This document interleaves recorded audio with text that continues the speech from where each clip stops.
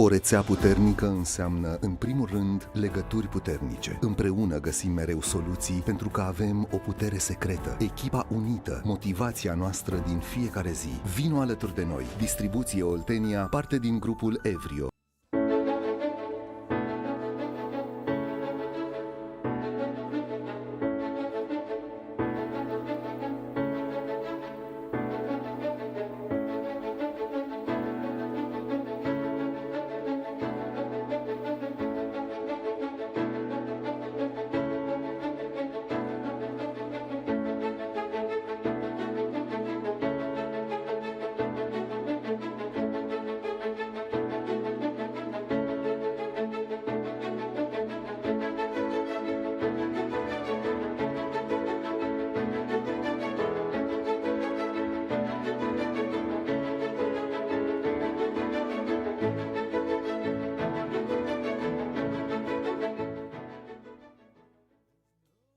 Sur les pavés inondés de pluie se reflètent les toits. Tu es si jolie, oh, oh, le bleu du ciel.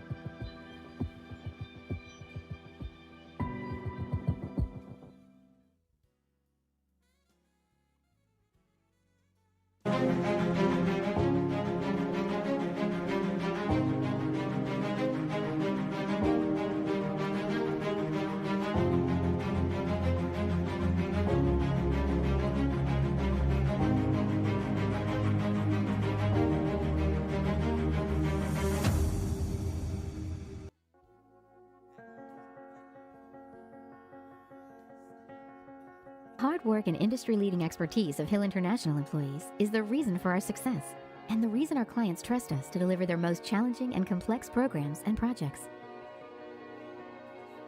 We'll continue growing our business and our global team of technical experts who consistently exceed expectations through collaboration with clients, suppliers, and stakeholders. We're Hill International, delivering the infrastructure of change. At ING, our destination is the future, and it's our job to get your business ready for a one-way journey to a hyper-connected, sustainable future. We can do this because we're global, but that's no use without also having local experts. So we've got lots of them too, and we're backed up by a big gang of nerds. Excuse me? I mean, sector experts. Thank you.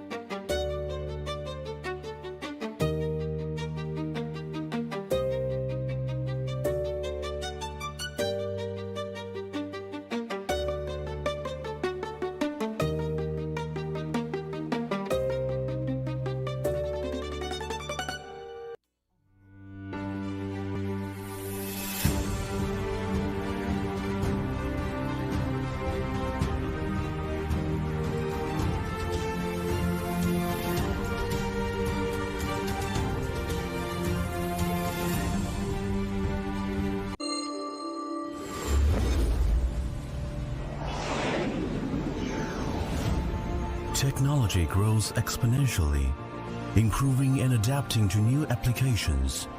Practically and metaphorically, we embrace the sunshine. From individual points to entire panels, we utilize the sun's energy, maintaining balance with nature. We will open up a world of possibilities for industrial smart manufacturing.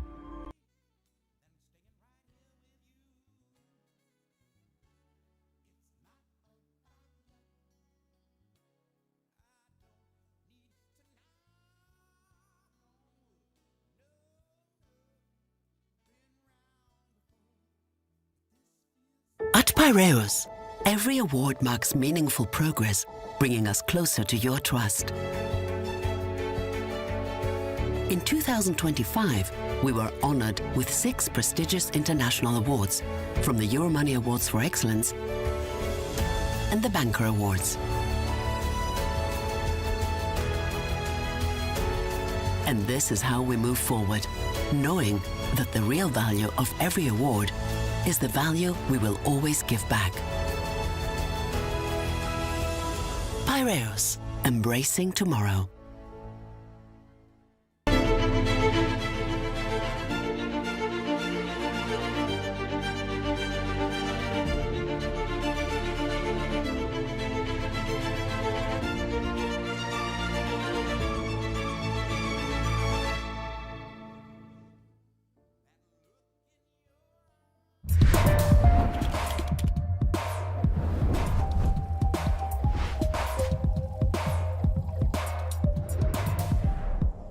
RFI.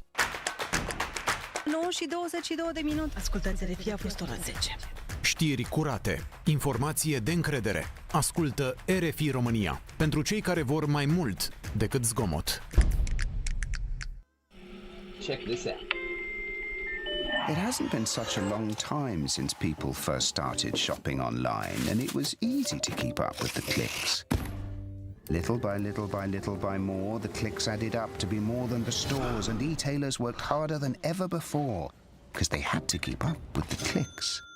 The clicks came from laptops, then tablets and phones, Monday through Sunday, office and home, 24 hours in every zone, and still they kept up with the clicks.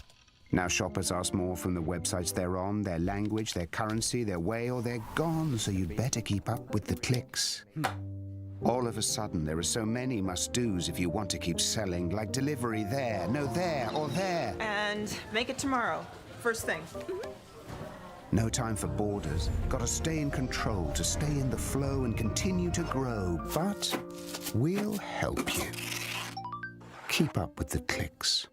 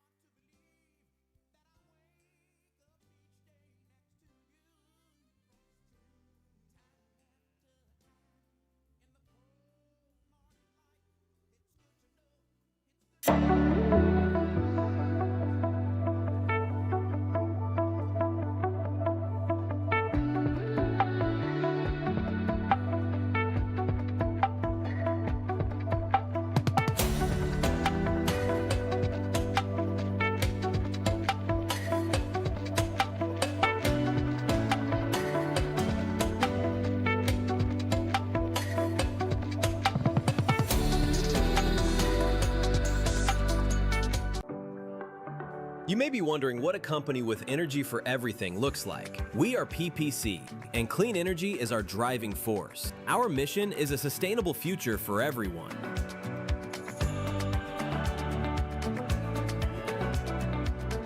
At PPC Blue, we are redefining sustainable mobility through accessible solutions for efficient and environmentally friendly transport. Our colleagues from Rețele Electrice are in the midst of a digital transformation, implementing an intelligent electricity supply system. Through PPC Renewables, we are leaders in renewable energy in Romania and continue to invest in the future.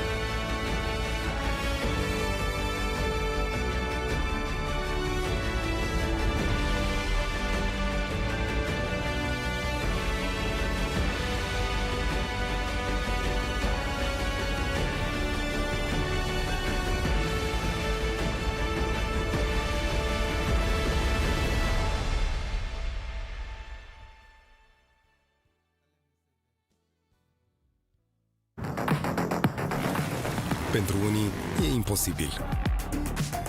Dar eu știu că se poate.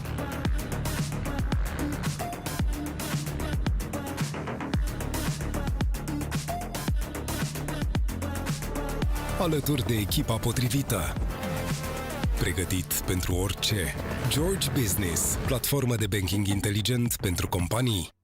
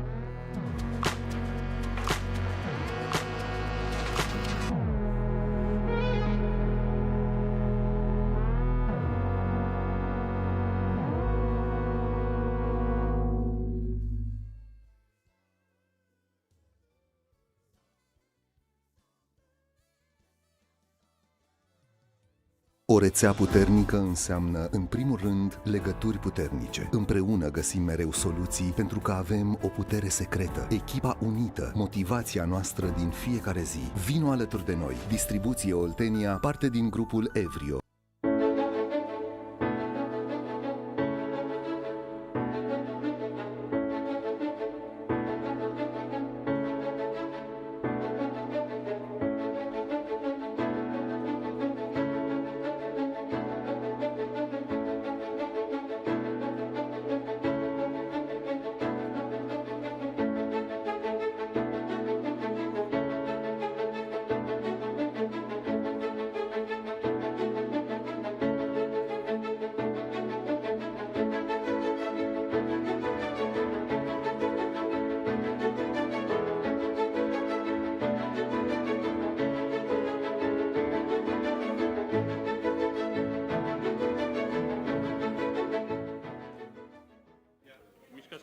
Sur les pavés inondés de pluie se reflètent les toits. Tu es si jolie, oh, oh, le bleu du ciel.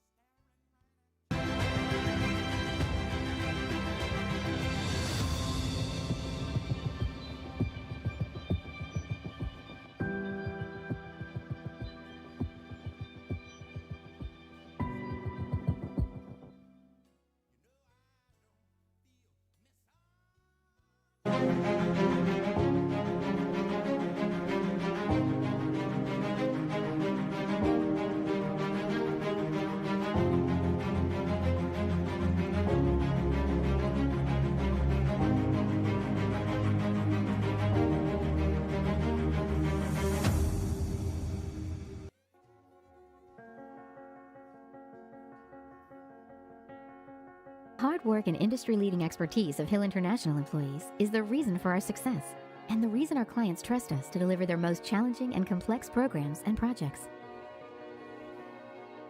We'll continue growing our business and our global team of technical experts who consistently exceed expectations through collaboration with clients, suppliers, and stakeholders. We're Hill International, delivering the infrastructure of change. At ING, our destination is the future.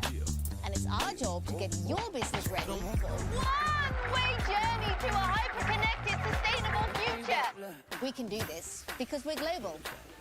But that's no use without also having local experts. So we've got lots of them too. And we're backed up by a big gang of nerds. Excuse me? I mean, sector experts. Thank you.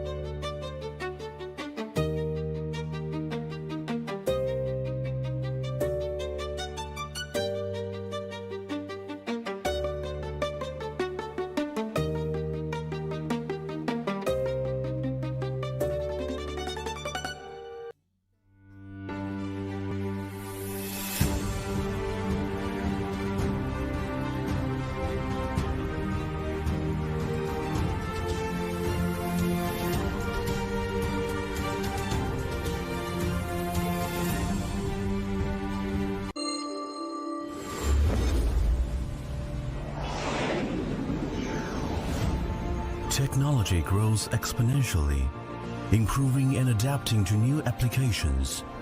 Practically and metaphorically, we embrace the sunshine. From individual points to entire panels, we utilize the sun's energy, maintaining balance with nature. We will open up a world of possibilities for industrial smart manufacturing.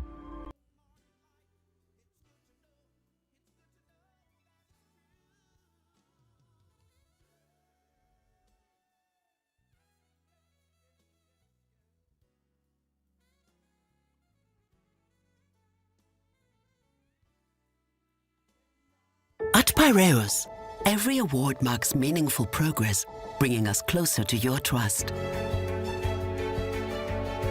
In 2025, we were honored with 6 prestigious international awards, from the Euromoney Awards for Excellence and the Banker Awards.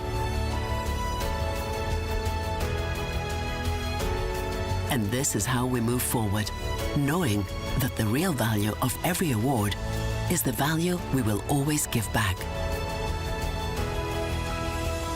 Pyreos, embracing tomorrow.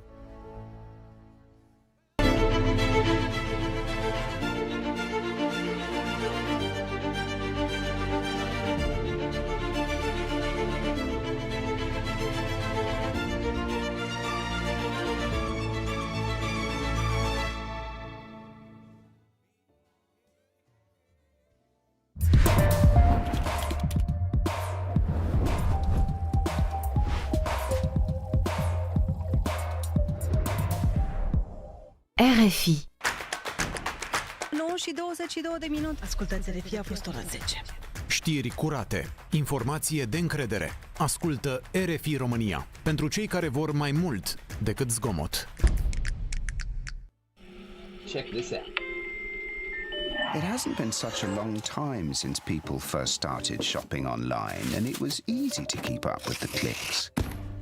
Little by little by little by more, the clicks added up to be more than the stores, and e-tailers worked harder than ever before because they had to keep up with the clicks.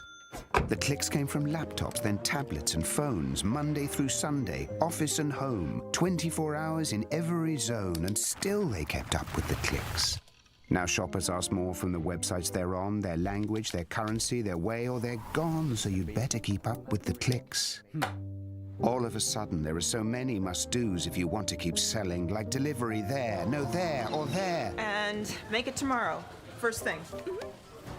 No time for borders. Gotta stay in control to stay in the flow and continue to grow. But we'll help you. Keep up with the clicks.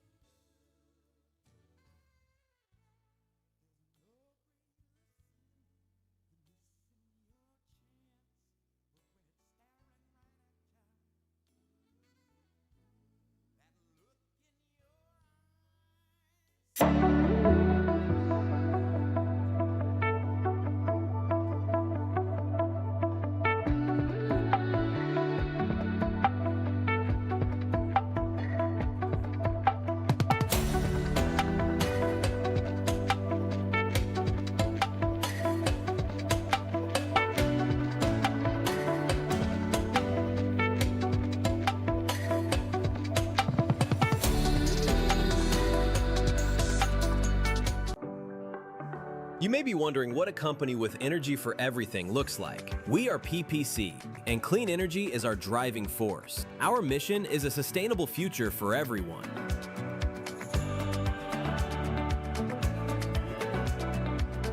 At PPC Blue, we are redefining sustainable mobility through accessible solutions for efficient and environmentally friendly transport.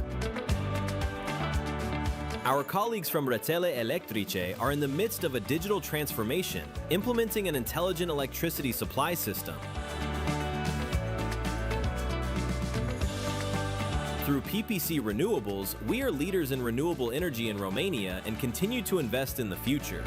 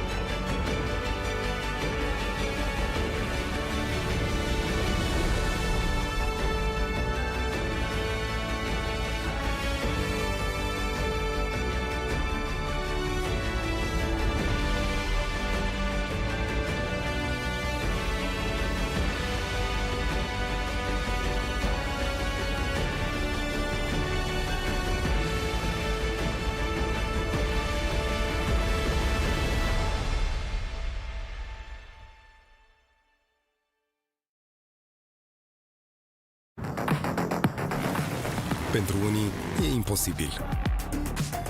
Dar eu știu că se poate.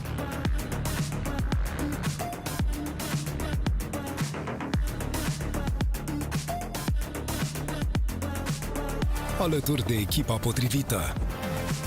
Pregătit pentru orice. George Business, platformă de banking inteligent pentru companii.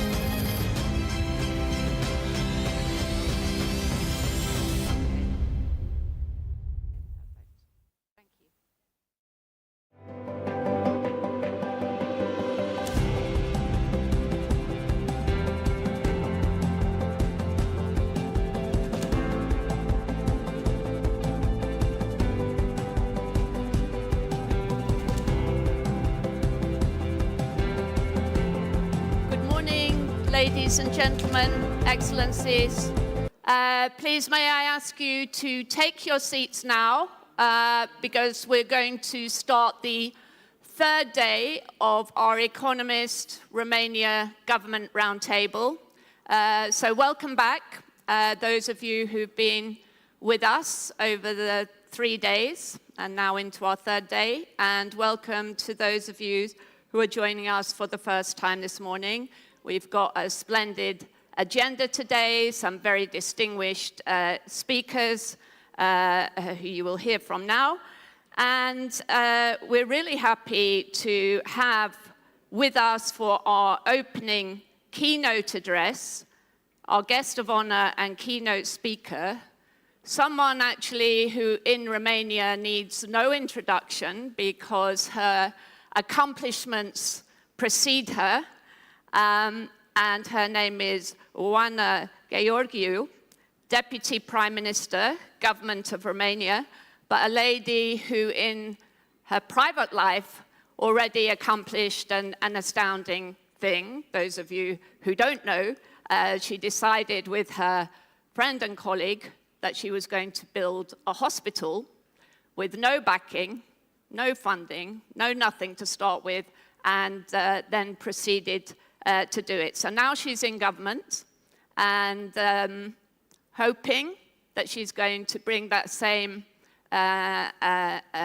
commitment and dynamism to the public sector and to the government. So welcome, Oana. Please join me on the stage.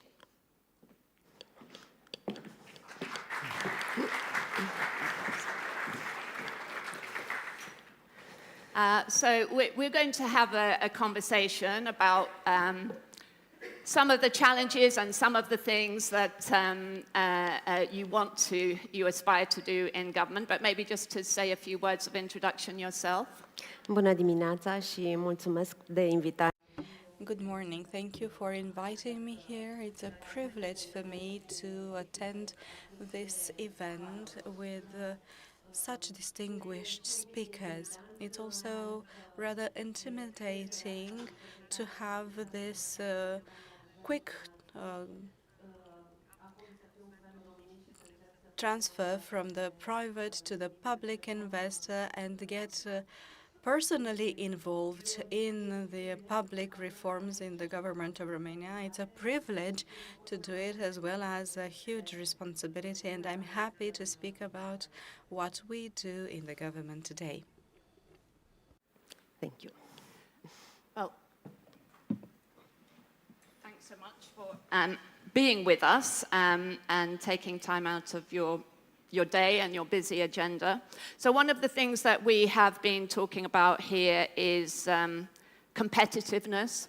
And yesterday we had one of the European commissioners here, and we started to talk about this subject. We talked about the Romania growth model, which in the past has been based on relatively low labor costs, strong growth driven by consumption, strong private consumption growth. There's also been a problem, as in many other countries in the region, with delays in this kind of structural reform agenda. But that model nevertheless delivered a lot of progress and convergence for Romania. But maybe that model, I think this is the discussion now in the region, not just in Romania, that model maybe has reached its limits. So what do you think it means from your point of view for Romania to move on from that to become more competitive, not just in the regional kind of landscape, but more broadly in Europe? România nu mai este cea. Romania is no longer what it used to be 10 or 20 years ago, not even what Romania used to be 2 years ago. Romania has made extremely huge progress as of the previous period. As regards the low labor cost or the European funds that we managed to attract and absorbed to a quite large extent, not also mentioning the funds submitted or sent by the diaspora at home. We have indeed reached our limits in terms of this development model, not mentioning also the conflicts and the crisis at our borders. And Romania, unfortunately, does not have any other option than to go through reforms, institutional reforms, which also means getting into better institutional leadership.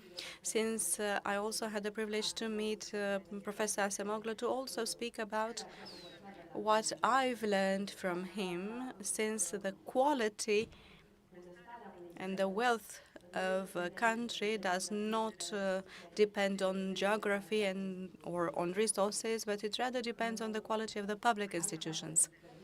This is where we need to continue walking. This is where Romania needs to take important steps further.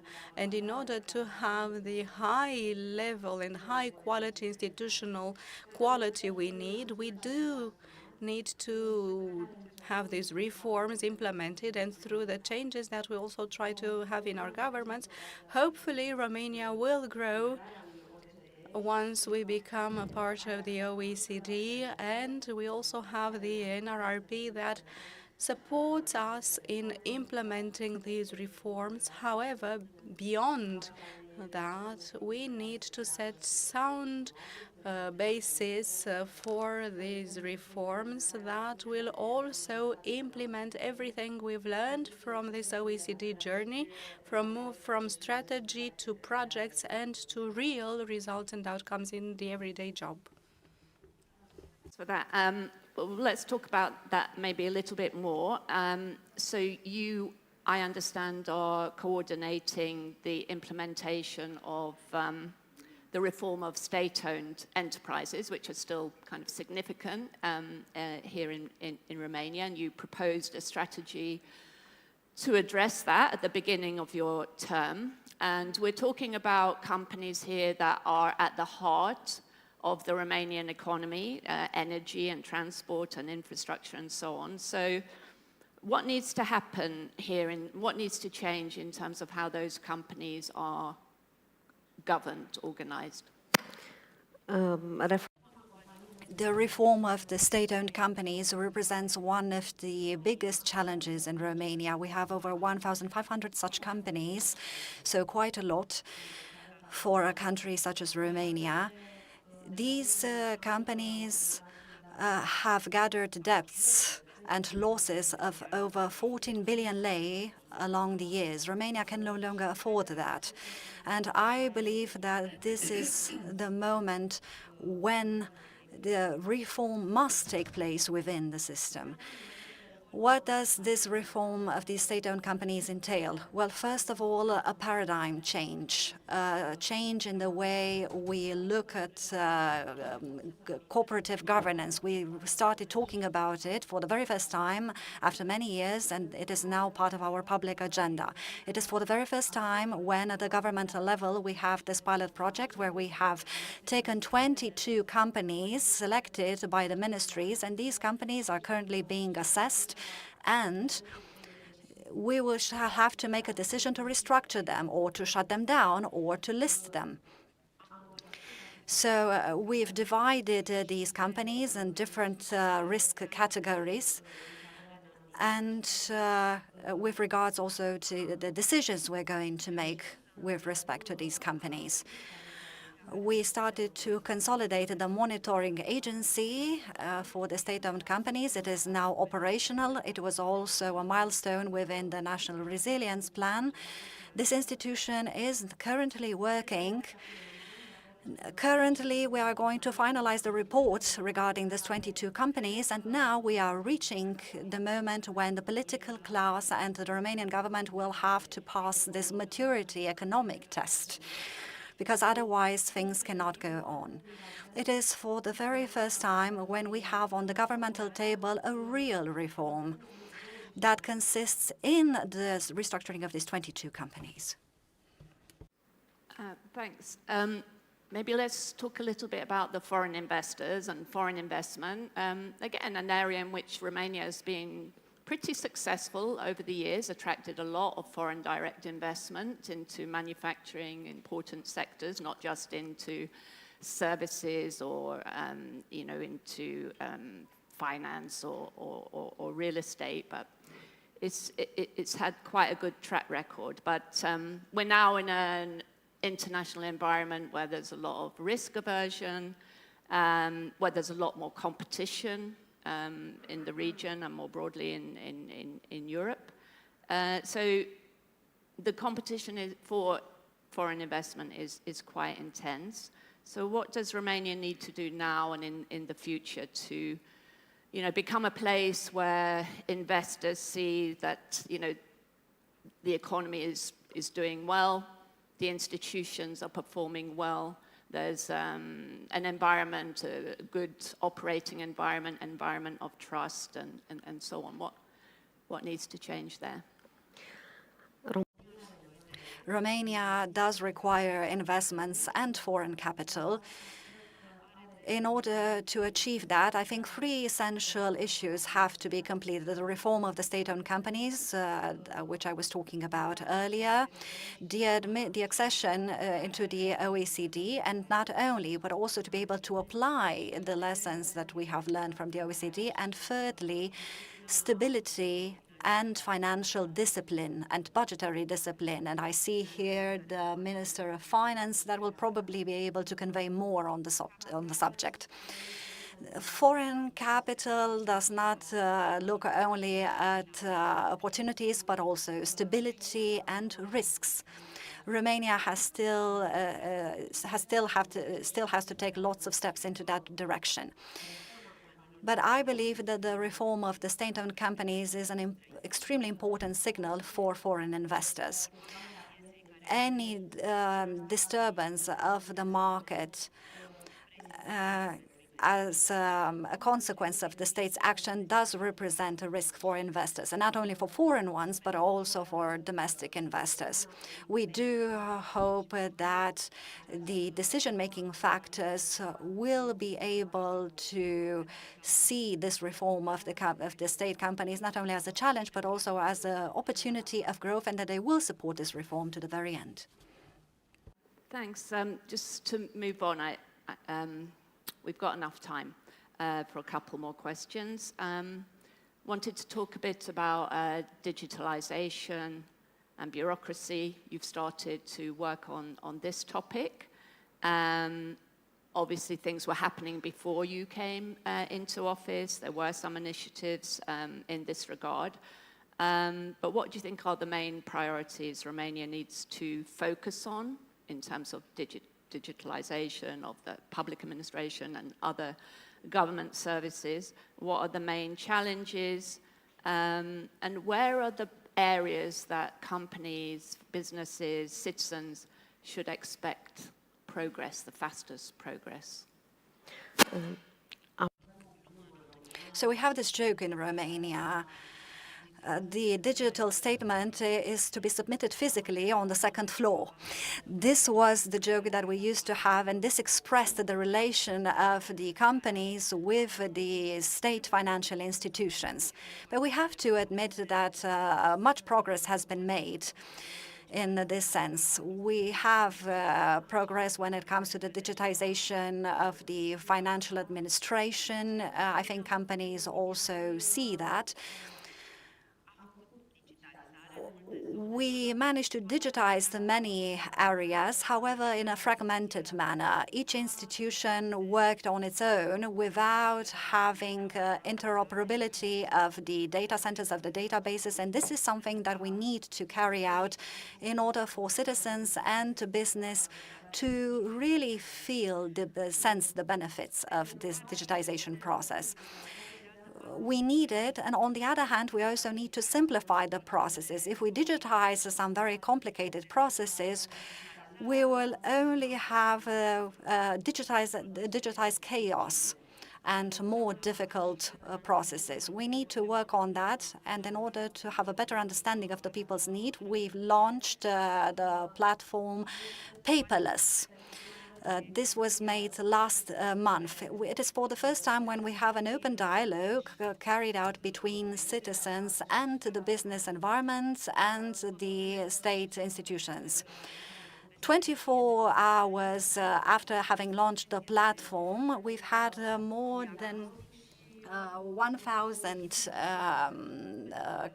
notifications, and this is how we are able to discover the main obstacles that interpose between citizens and the state institutions. We try to solve it one by one, together with our colleagues in the government. Thank you.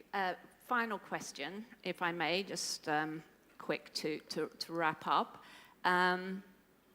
So we've been talking about reform of different areas of economic and political and social life in Romania. Obviously, reform depends, in the end, not just on legislation and regulations, it depends on political will. What do you think Romania needs to do to scale up this reform effort from just a few committed actors, such as yourself and others in government, to a more kind of system-wide structural shift? Nu e suficient să vorbim. It is not enough to talk about the reforms. We also need to implement it. And indeed, political will is of the essence. We are now confronted, as we know, with a permanent political crisis. This has to be said. Romania right now is like a ship on a stormy sea, also having a fire on board. And unfortunately, not all people of the crew on board are focusing on putting the fire out, but they are rather thinking on how to get a better image or to take the lead. And indeed, we do need this political will. I believe that politicians should understand that people are no longer content just with words or a simple kilo of sugar before the elections. They want to see reasonable political decisions. They need utilities, running water, roads, education, and other such things. And in order to carry out all that, political will is crucial. But on an optimistic note, I would like to refer to the words of Churchill. Success means to go from failure to failure, but without losing enthusiasm. So I do not want to lose my enthusiasm. I believe in Romania deeply, and I believe that it has everything it requires in order to succeed. It does have resources, it does have the people.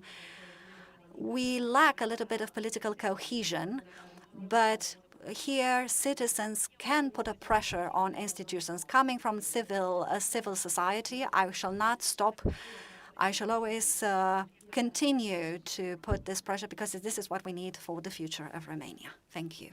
Thank you. Please join me in thanking the Minister. Well, that's refreshing, and maybe you'll become the example for other citizens in the private sector to become engaged in politics too, because maybe that's something that's lacking, not just here in Romania, but elsewhere in Europe too. So thank you very much for being with us this morning, and good luck with everything. I need Let's have a photograph before we go.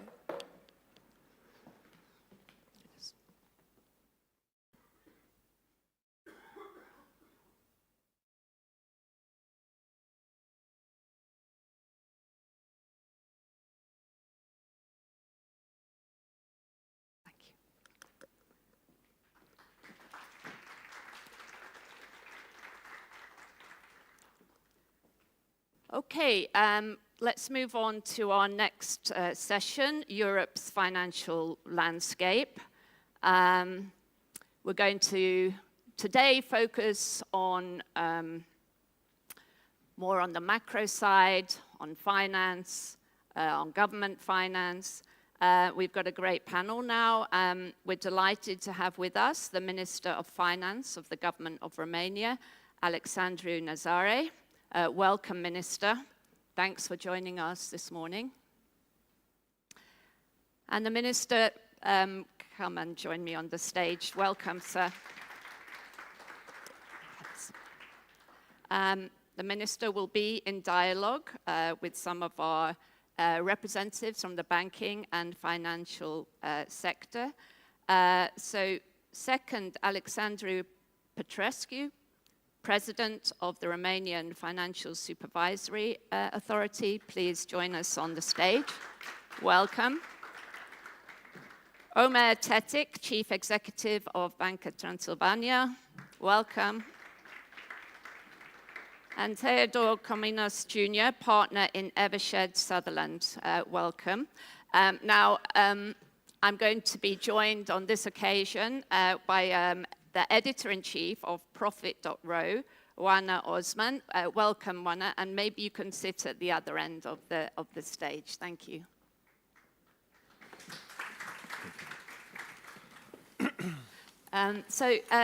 The format we have is everybody gets a chance to make some opening remarks, and we're looking forward to hearing from you, Minister, just for 4 minutes or so, 4 or 5 minutes.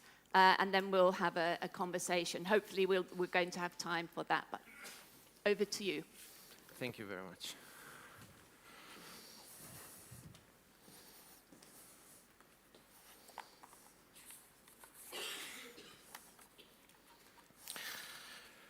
First of all, thank you for the invitation and for the occasion to address the audience in such an interesting format event. I had the chance last year to be with you, if you remember, the same panel, macroeconomics, different quality. I was member of the board of the National Bank. Now I'm in a different position, but we're addressing more or less the same challenges in a different context. I will go straight to the issue in the beginning. I think Romania's true test of economic leadership in 2026 is the ability to maintain the fiscal trajectory, the assumed deficit targets, while shielding its citizens and companies from major shocks and without falling again in the trap, in the populist trap, while advancing the target to exceed to OECD this year, which is critical, while advancing a proper implementation of the RRF in the final year, while increasing its attractiveness for FDI, for investors, while maintaining the credibility for external markets. These are the things that will be on the core of the credibility test for Romania this year. And they are not easy. They are not easy because we're not facing only a national-driven crisis like last year, which was just the fiscal budgetary crisis because of our own actions in the past. It's an overlapping new crisis, the energy crisis, which is basically a global European crisis, which comes from the second war, which started in Middle East.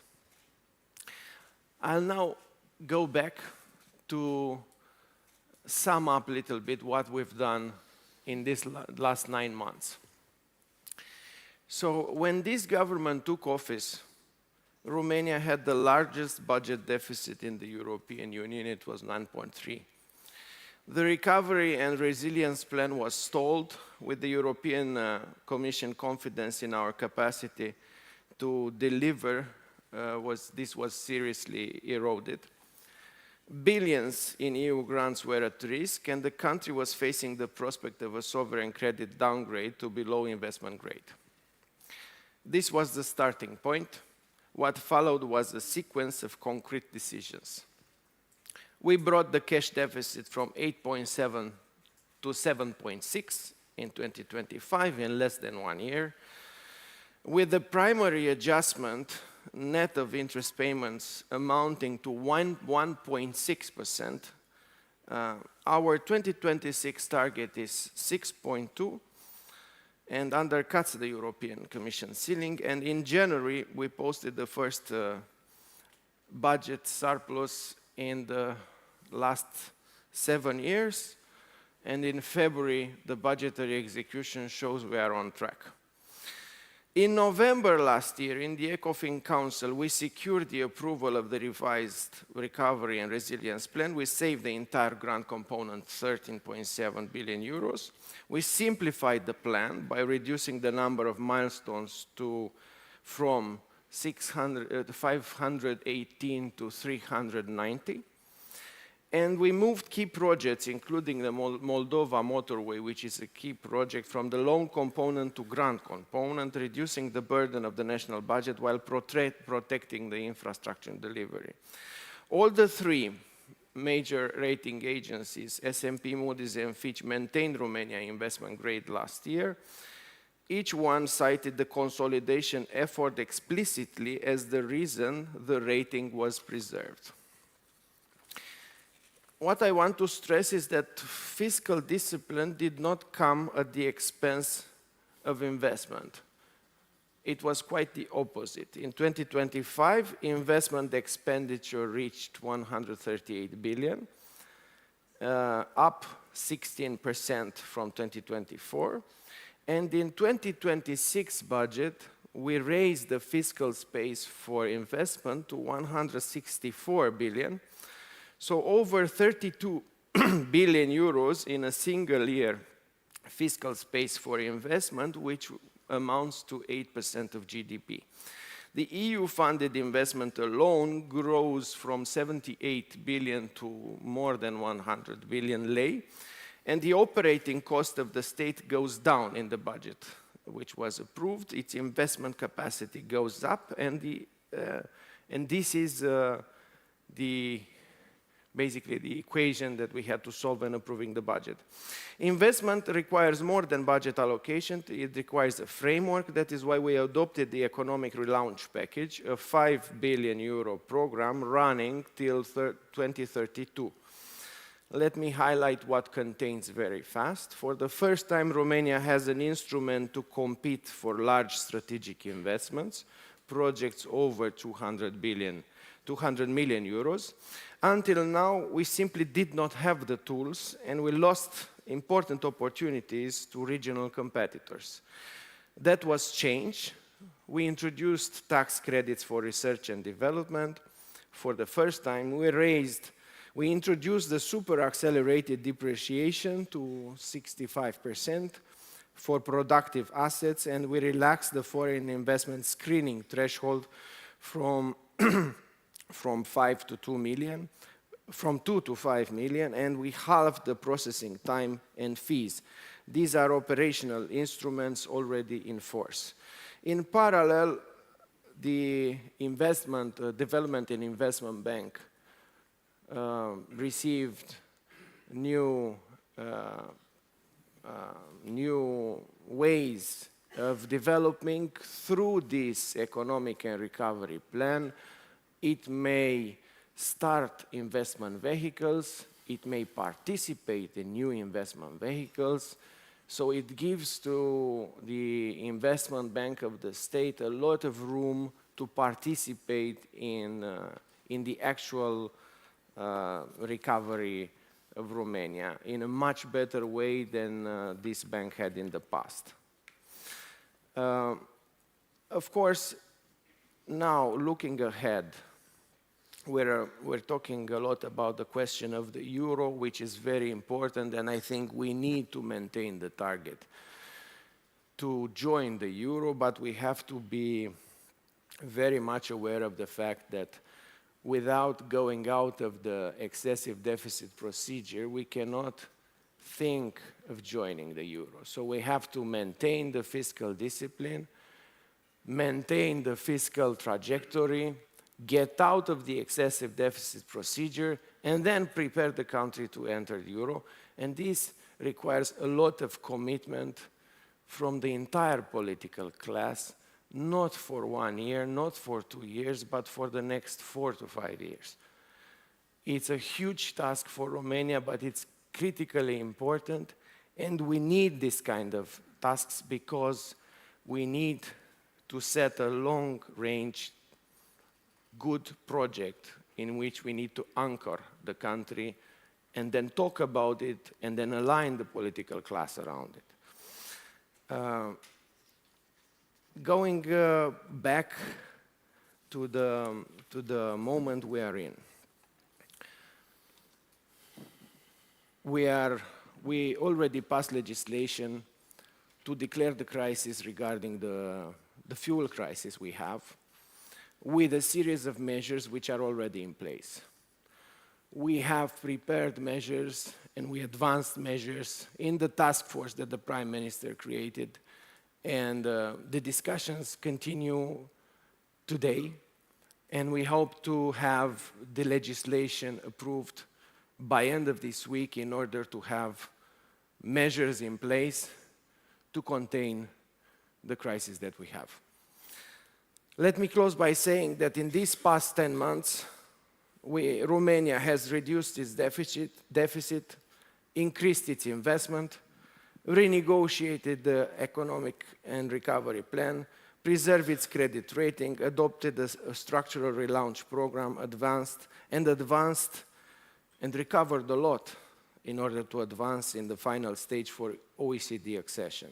We have chosen a path that is neither easy nor popular, but I think this is the right one. Discipline over drift, competitiveness over comfort, reform over rhetoric. That's the course, and that's the course we need to maintain. Thank you.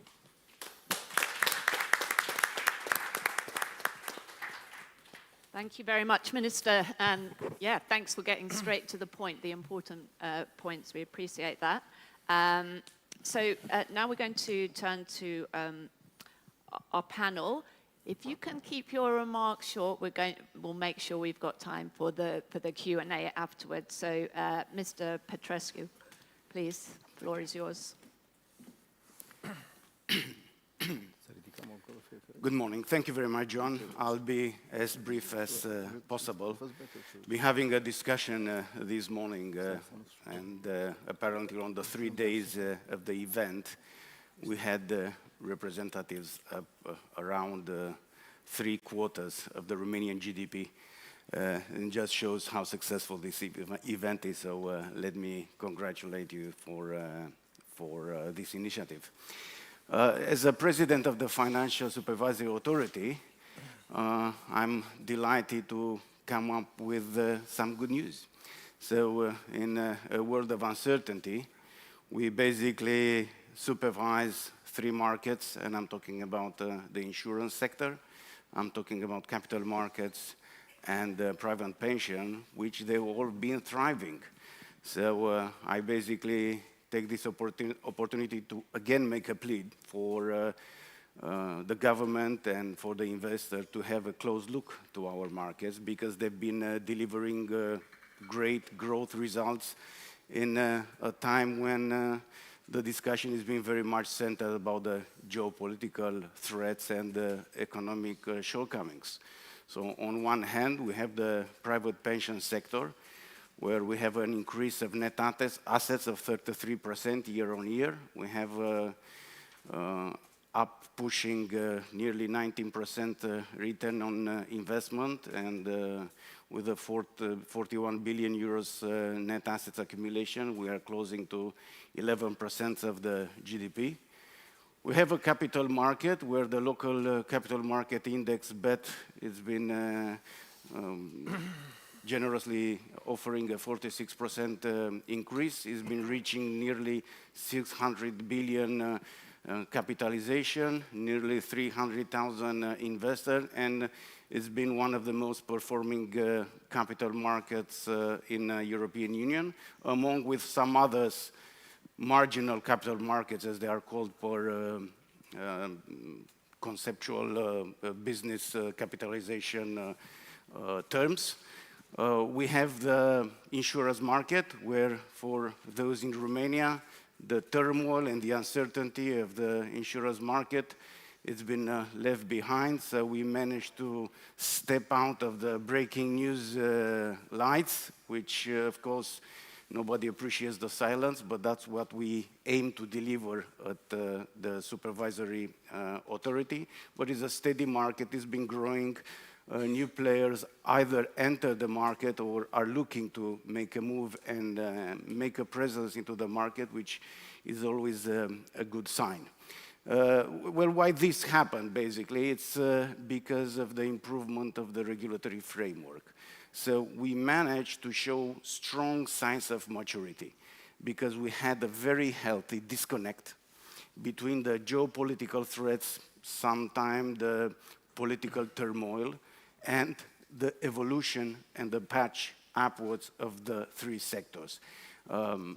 There is basically an anchor in a time where the discussions about uncertainty seems to be the central point.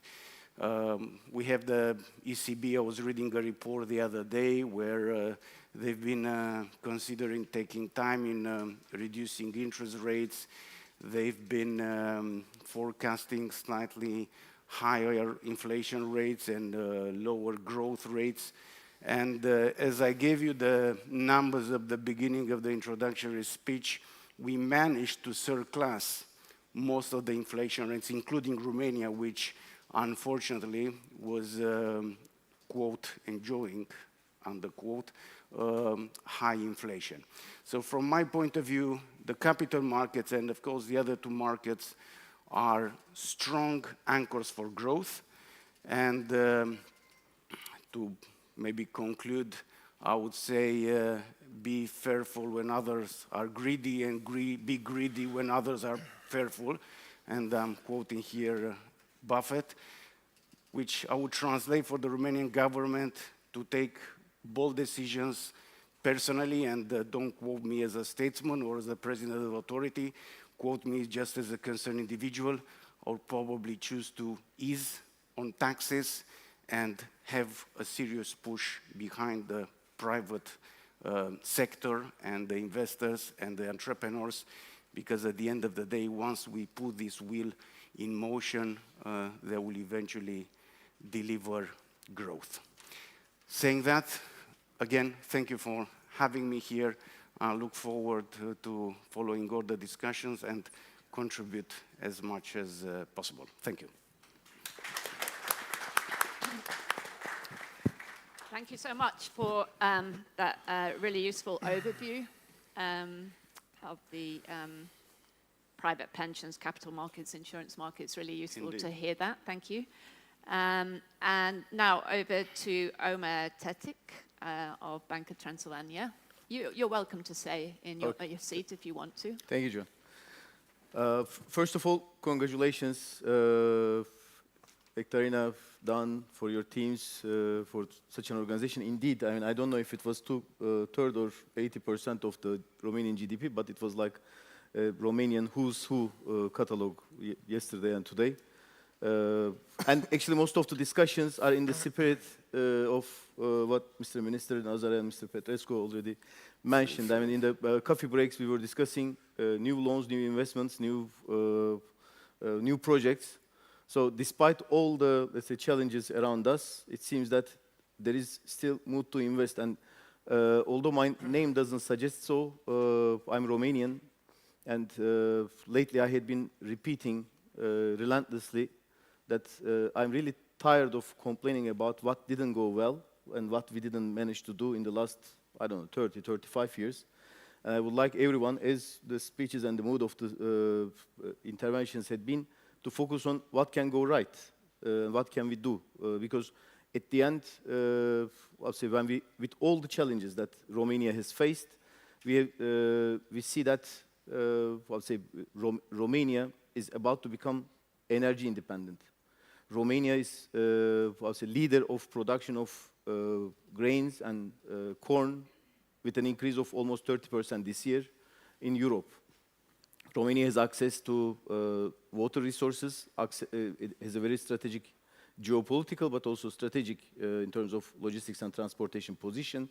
When, and hopefully soon, Ukrainian reconstruction will start, you cannot just jump over like a monopoly game over Romania, so you should really pass through and you should use the resources, companies and other resources from Romania. So we are, I think we should change the spirit of discussions when foreign investors are coming. We complain that they are coming and taking our assets and they are investing. When Romanian companies, Romanian banks buy international businesses present in Romania, we say that, okay, now foreigners are leaving. But meanwhile, Romanian companies, Romanian entrepreneurs also investing abroad. So I think Romania now having 3 car models in the top 10 most sold cars in Europe produced in Romania. I think we have a lot to be proud of, a lot to be self-confident about ourselves, see the potential and promote. I mean, I guess we are risking to complain about ourselves sometimes so much that we will make the investors to believe in us. So meanwhile, entrepreneurs are investing, private sector is growing with all the challenges. We also understand that there is no magic pill that with all the challenges created in several years, decades, with the budget deficit and high inflation, there is no magic pill that can solve it overnight. But it's also, if you open the newspapers or news portals, you see that private sector is not necessarily complaining about the taxes itself. We are looking for plans for growth, new investment plans, plans forward-looking, and the signs that, both the government in cooperation with definitely private sector has plans to bring Romania to the level that it deserves. Already, I mean, during all these challenging times, with pandemics, with the war at our doorstep, with energy crisis, it's actually almost second energy crisis in 5 years. Romania has reached 80% of European average GDP per capita. 10 years ago, 20 years ago, this was not even a dream.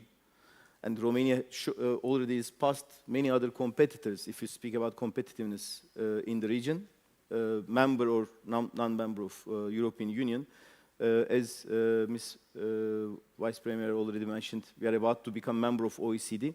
So I don't want to sound very naive. At the end, we are managing other people's money and we are in the risk management business. But I think we have a great potential. The gathering here shows also the fact that everybody is committed to Romania and looking for, let's say, clues of choosing the path to grow. On the other hand, as I know also from our investors, our shareholders, local or foreign or multinational investors, they want stability, they want predictability, they want plans for medium and long term. And I hope the current structure that is also presented by Mr. Minister will prevail, so that we will prove that Romania can offer this stability and predictability further, so that we will not be the country which offers security and stability of a developed country, but offering very high emerging market yields. Thank you. Thank you very much. Yes, I'm picking up a theme here, which is probably, this is not the kind of discussion maybe that many people would have expected when we're talking about the current situation in the context of the geopolitical volatility, turbulence, war, and so on, and obviously the challenge that that's going to present. So let's turn to our last speaker, Theodore Cominas Jr. Welcome, sir. Good morning, and thank you very much for having me as part of this panel this morning. I'm very proud to be here today representing the firm in which I'm a partner, Evershed Sutherland. For those of you who are not familiar with Eversheds, we're a Global 10 law firm, which makes us one of the 10 largest law firms in the world. And we're very proud and fortunate to have one of the most extensive office networks of any firm throughout Central and Eastern Europe, which we manage actually from here in Bucharest through our managing partner and CE, Mihai Guia. In terms of Romania, we've enjoyed a market-leading presence here now spanning over 2 decades. And during this time, we've been fortunate to have advised our clients on some of their most important and strategic foreign direct investments into this country and throughout the region. Perhaps one of the most distinguishing features about our firm is that of the thousands of transactions in which we advise every year, around the world, more than 75% of those cross two or more borders. And I believe that really speaks to the role that we play day in and day out as trusted advisors to our clients with respect to their foreign direct investments in tens of countries around the world, including very much this country. My name again is Ted Caminos, not Theodore, and I'm a cross-border corporate attorney based in our Chicago office. Like many of my partners and colleagues, I've spent the bulk of my career advising multilateral financial institutions, international companies, and global private equity funds on their foreign direct investments of all types and structures and sizes. And I've been doing that long enough now to have advised on deals spanning over 60 countries, including tens and tens of deals involving Romania, where I've been fortunate enough to have advised on a number of inbound investments, as well as the sale of scores of Romanian companies to U.S. strategic buyers, the likes of Microsoft, Oracle, Fitbit, Francisco Partners, Naspers, Amazon, and so forth. When it comes to Romania itself, I often find myself being a champion of the country when I'm speaking to my clients. I try to raise its profile when I can. I try to speak to its many great attributes when I can. And it really gives me great personal pleasure to be able to do that genuinely based on my own experience of having lived and worked here for over a decade at an earlier chapter in my life.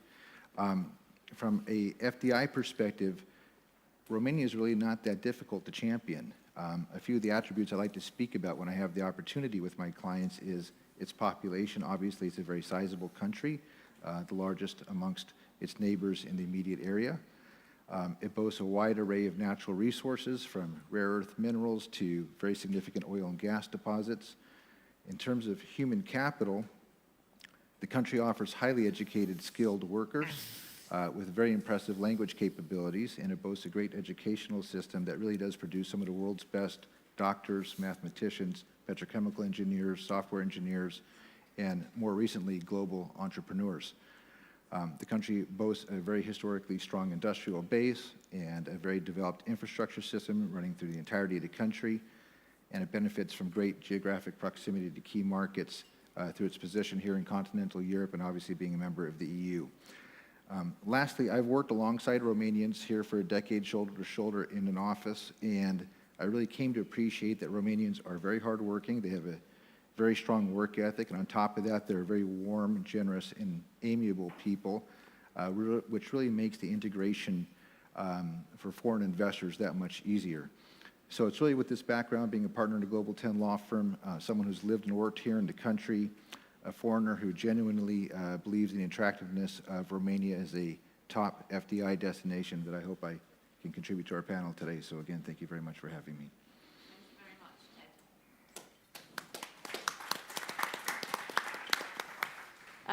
Okay, so now Juana and I are going to have a conversation with all our guests, and starting with the minister.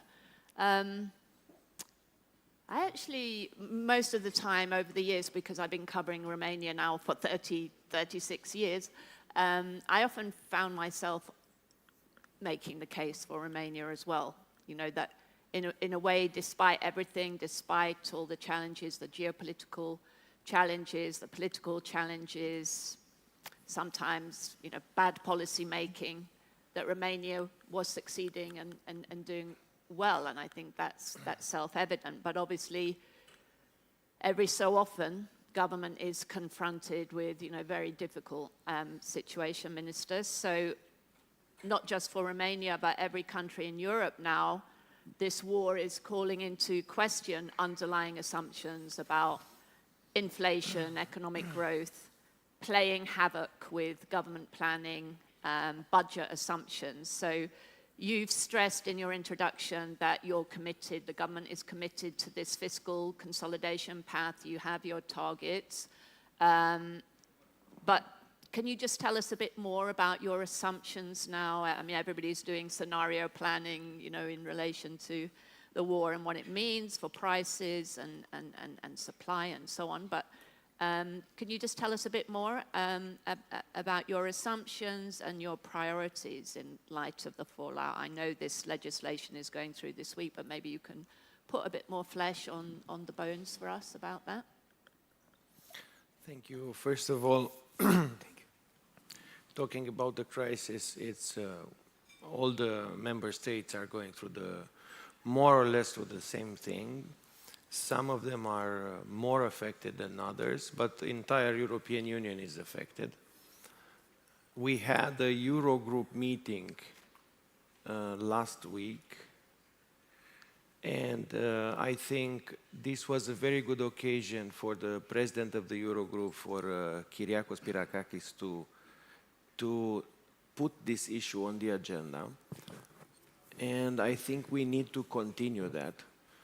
And what Romania put on the table in the Eurogroup meeting was the following, were the following issues. First of all, I think definitely we need more coordination within the European Union. So we need the Commission to come up very soon with a legislative framework that would basically design what is the room that member states have and what the possibilities are.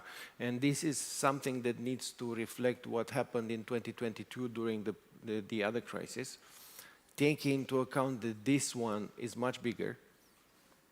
So we need instruments, we need coordination, then we need common councils, ECOFIN councils and energy ministers council will need to come together because it's a common issue and this needs to be treated together.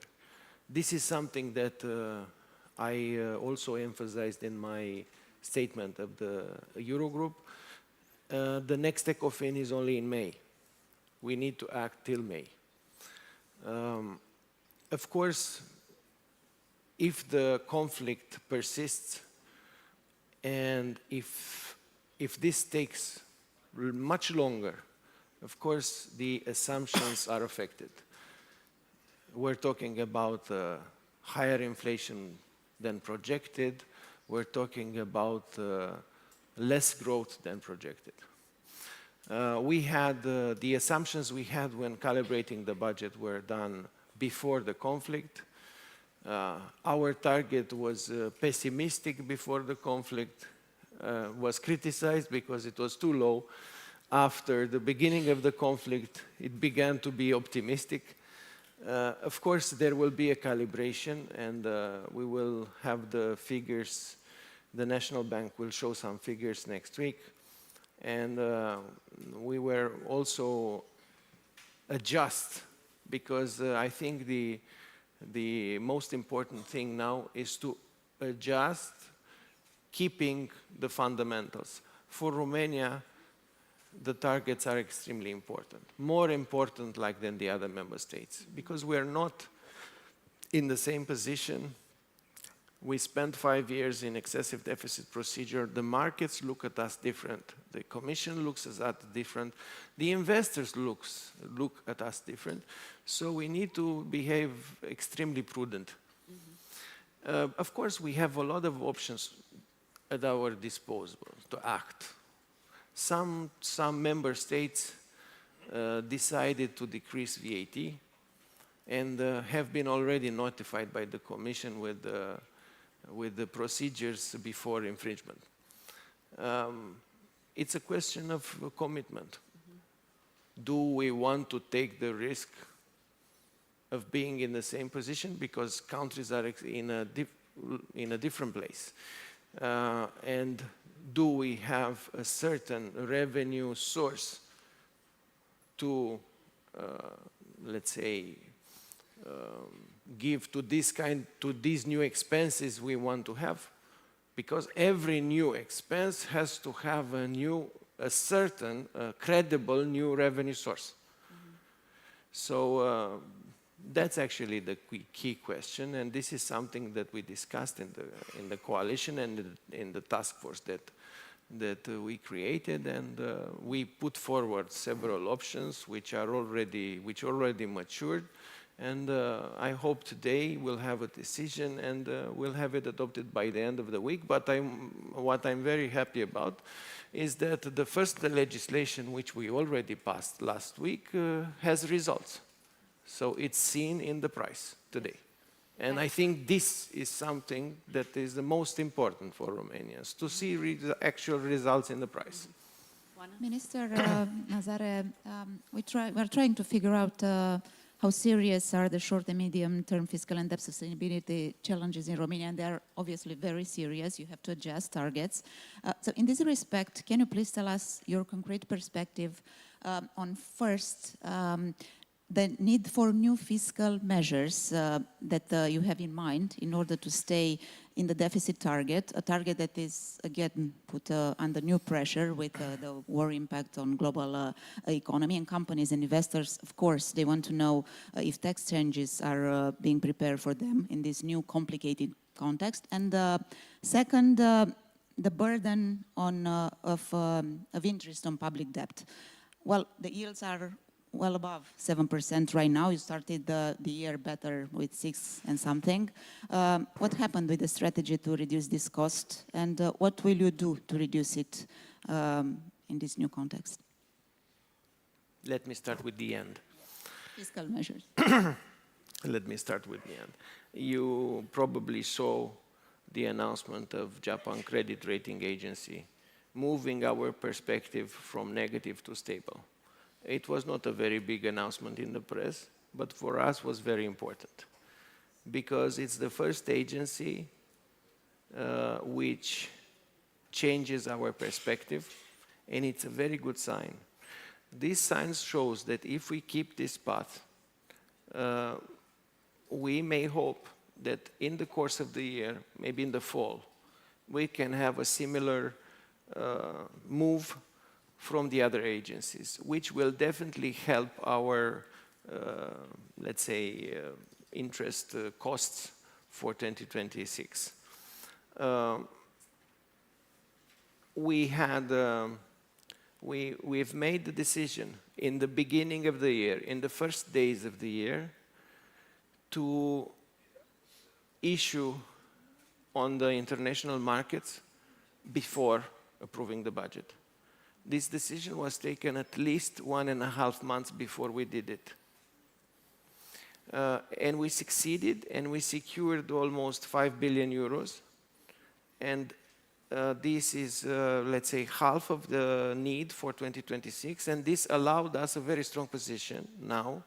There have been many occasions in which we prefer not to take money on the national market because we have secured this. And because we wanted to protect the curve, because we've been working on the curve for many, many months. It went down in January, less than 6% for 6 months and 1 year. And it's actually a pity that this new conflict somehow completely changed the direction, and the interest rates went up almost 1% for 10 years. So, till January, we managed to bring them down 2%, and in less than 3 weeks, they went up 1%. And this is happening when another shock, which is external, which we need to anticipate, and the rating agencies always said, you always have to be prepared for this shock. So now we're at 7%, but this doesn't mean that we have to change our behavior. New measures, the execution of today, of January, of February, even March, is not saying that these new measures are required. So the executions goes well. The deficit is half of what it was last year in February, 0.7 compared to 1.6. So in the first quarter, Romania is, let's say, is on the right track with the targets. But we have to pay attention and be very prudent because consumption is negative and will be negative for some months because of the prices going up for diesel. So we have to be prudent. And whenever we talk about new measures, because I've heard this very often, I have solutions. I have another solution. There are many solutions. This is good. We have many solutions. But these solutions, if we want to call them solutions, they have to be connected with the revenue source. If they are not connected with the revenue source, they are just ideas. Okay, it's fine to have many ideas, but it's not like tomorrow we can put in practice an idea and keep the track that we've been that we want to keep. Thanks so much for that. We're up against time, Juana, so I think we've got to give each of our speakers the chance for just one quick question. So maybe you want to put your question to Mr. Petrescu? For Mr. Petrescu, well, my question regards your strategy to encourage the markets in Romania, because Romania has a much smaller financial sector than its EU peers. What is to be done in your strategy to encourage the development of capital markets, of private pensions and insurance? Maybe you can share some news you might have about events that can contribute to market development and liquidity, like new IPOs, maybe, or new instruments that are lacking in the stock exchange, such as derivatives, where we have a delay. Well, what we do is basically supervise and regulate, and our contribution to steady markets and keeping a path for growth is better regulating. My personal perspective is simplifying. So we've been simplifying most of the time. Luckily, I have to say, we had a good blow in the sales because of our path to become a fully fledged member of OECD, and a lot of pieces of legislation that were somehow sitting in the drawers, they were brought to light in terms of conforming with the standards of OECD. And for the last couple of years, we've seen a lot of emancipation, modernization in the local capital market, either legislation or secondary legislation. And we do see the deliverables in the indicators I previously mentioned during the introduction speech. We'll continue to simplify, because that's the way we can address to the entrepreneurs and make them understand that sometime coming to seek finance on the capital market, it's much more advantageous than just seeking finance on the banking system. Do apologize for my remark, but that's my belief. I'm sure you have your place in the system, but I do believe that should be an increased interest from the entrepreneurs for the capital markets. For those that already did it, the results are speaking for themselves. It's not just about securing the finance, it's about getting also the exposure. And in terms of new companies coming for free floating, we have a good interest from a number of private companies. Unfortunately, I'm not in the position to anticipate who's coming, but you will see a rather more diversity, not just energy and banking as we traditionally have on the local stock exchange.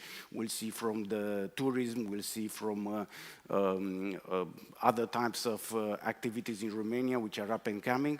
And I also know, and been following the message of the Ministry of Finance, Mr. Nazare, that there is also an interest from the government at some point, hopefully in the near future, to have more listings from the state-owned entities. And that will definitely fuel the interest, increase the depth, the liquidity of the stock exchange, and will basically deliver benefits 360 degrees for everybody. Thank you. Well, the first... Just to say, we're really up against time, so I'm just good. Yeah, that question. Yes, and, yes, Thank you. I will answer yes or no. No, we want a proper answer, but yeah. Also maybe. We'll see with one question for Yes. each speaker. Since fiscal imbalances and huge public debt are the elephant in the room, well, that nobody can ignore anymore in every debate, even on banking topics, and bankers care about these imbalances. What are your biggest concerns about the fiscal measures the government might take to correct deficits? And also, since you finance the government deficit, what are the risks to the Romanian banking system arising for its great exposure to government securities? I mean, we have the greatest exposure, the largest exposure in European Union. Johan, you need to cancel the next panel because I will speak a lot. I will start with the second part as regard to the government. That because indeed, as compared to European Union average, Romanian banks' exposure is higher in our balance sheets. But on the other hand, it is also something structural coming from the fact that in the last 10 years, the liquidity in the banking sector increased a lot, also partially thanks to wage inflation. I mean, loan-to-deposit ratio in 2008 crisis was 170%, if I'm not wrong. Now it is below 70%. So, the Romanian businesses, households started saving and taking measures. So this is actually a good thing. On the other hand, the fact that the Romanian banking sector, with strong liquidity and capital position, I'm not saying profitability not to give an idea about the banking tax, with strong capital and liquidity, we are assuring stability because we are not, Romanian government, Romanian state is not exposed only to foreign investors as it was before. And it's an intermediate investment. Plus, another factor, maybe it's too technical, but the duration, the average maturity of the portfolio is quite low as compared to other developed countries, so it's being replenished. In short term, fluctuations cause, let's say, changes in our equity reserves, maybe, but they're not significant, and we are not necessarily scared, as you said, or concerned. We are trying this risk. Definitely, there is also the legend which says that Romanian banks don't want to finance businesses and they want to finance the state. It's not so. I mean, we are doing all our networks, mobile banking applications, all our investments and stuff, not to finance the state. It is a fact that we are making more money from financing a business in terms of fees and commissions and cross-sell. But this is an alternative for the extra liquidity that we have. Coming back to impact, I mean, we are looking carefully at some certain sectors like the restaurant, catering, HoReCa businesses we call, service sector, construction, transportation, a bit of agriculture. This year, the very good harvest, unfortunately, will be decompensated by the higher cost. But I mean, Romanian small and medium-sized enterprises, especially, they are having more than 70% of the number of employees in the economy, but they also showed resilience. So it is, in the last couple of years, also with the help of state-funded programs like SME Invest, IMM Invest, Agri Invest, and so on. I'm sure there will be more to come, and hopefully more to come, but still, we see only a slight increase in the cost of risk or NPL generation, which is when we speak about emerging market, developing market with all this multi-crisis, omni-crisis environment. I think it is not good but normal, but on the other hand, it is also digestible. Plus, again, reiterating, not only BT but the whole banking sector is willing to lend and willing to grow. Our lending growth to customers, non-governmental, that had been a multiple of GDP growth every year. That's why I think also we will manage our, let's say, NPL ratios also through the growth. Thank you. Thank you very much. We should let Ted close out with something, because we've gone over our time a fair bit, so maybe just a final quick question and response from Ted. Microphone, Oana. Microphone. Oh, sorry, the microphone is here. Ted, for you, how does geopolitical instability affect the economic and financial landscape in Europe? Your perspective on this would be interesting. John, I'll try to keep it to a minute for you. So, you know, that's probably in many ways the question of the day, I think, particularly in these times. And my response to that is going to try to turn that query on its head just a bit. Without doubt, geopolitical instability, when it occurs, it affects all of our economies. And we're living in this real time today with considerable shocks to the pricing of energy. But I believe these moments actually oftentimes tend to result in a net positive in the end. I see these moments as sort of a wake-up call for us. They tend to alert us when certain unfavorable economic or financial conditions have crept into our countries, oftentimes without much notice. maybe evolved over time with a bit of apathy or degree being responsible for not paying attention to it.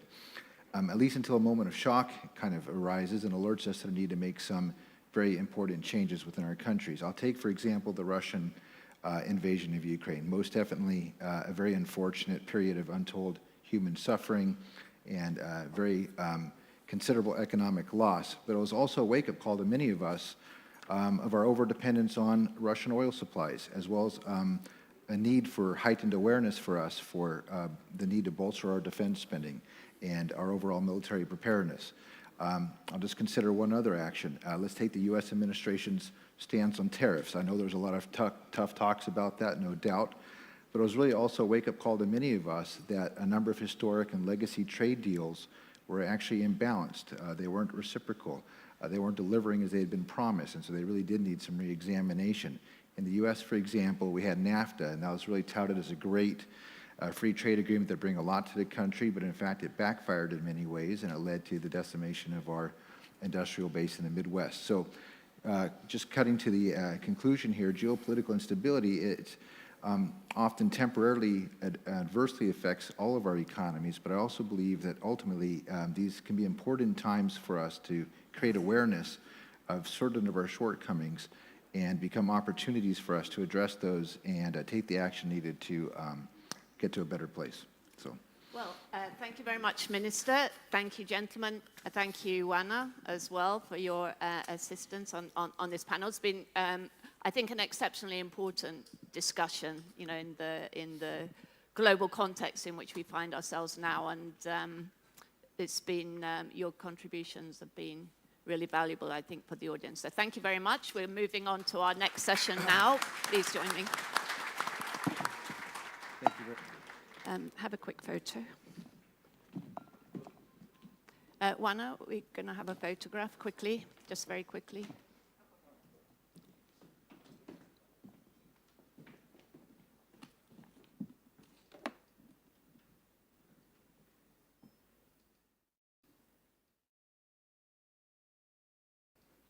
Thank you. Thank you. Thank you.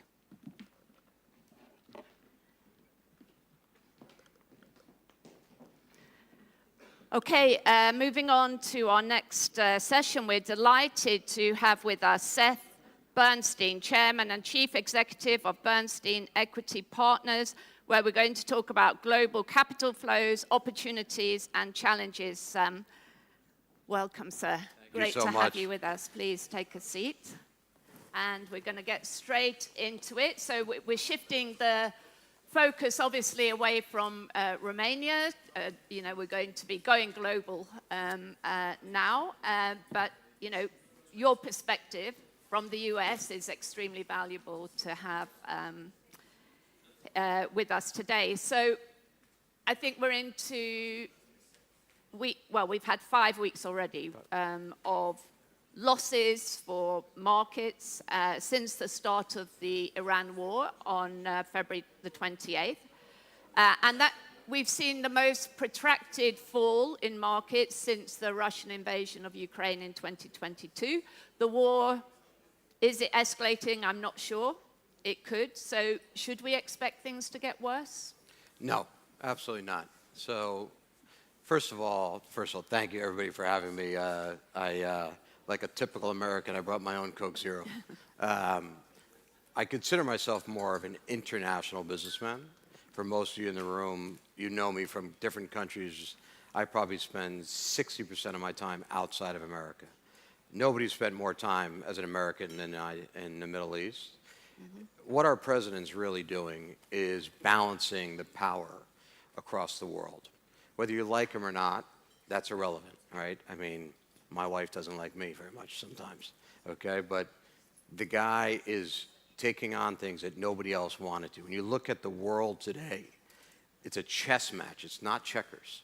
So if you look at a 3 or 4 or 5 week cycle, you can't look at it investment. The problem is the analysts don't understand the global economy.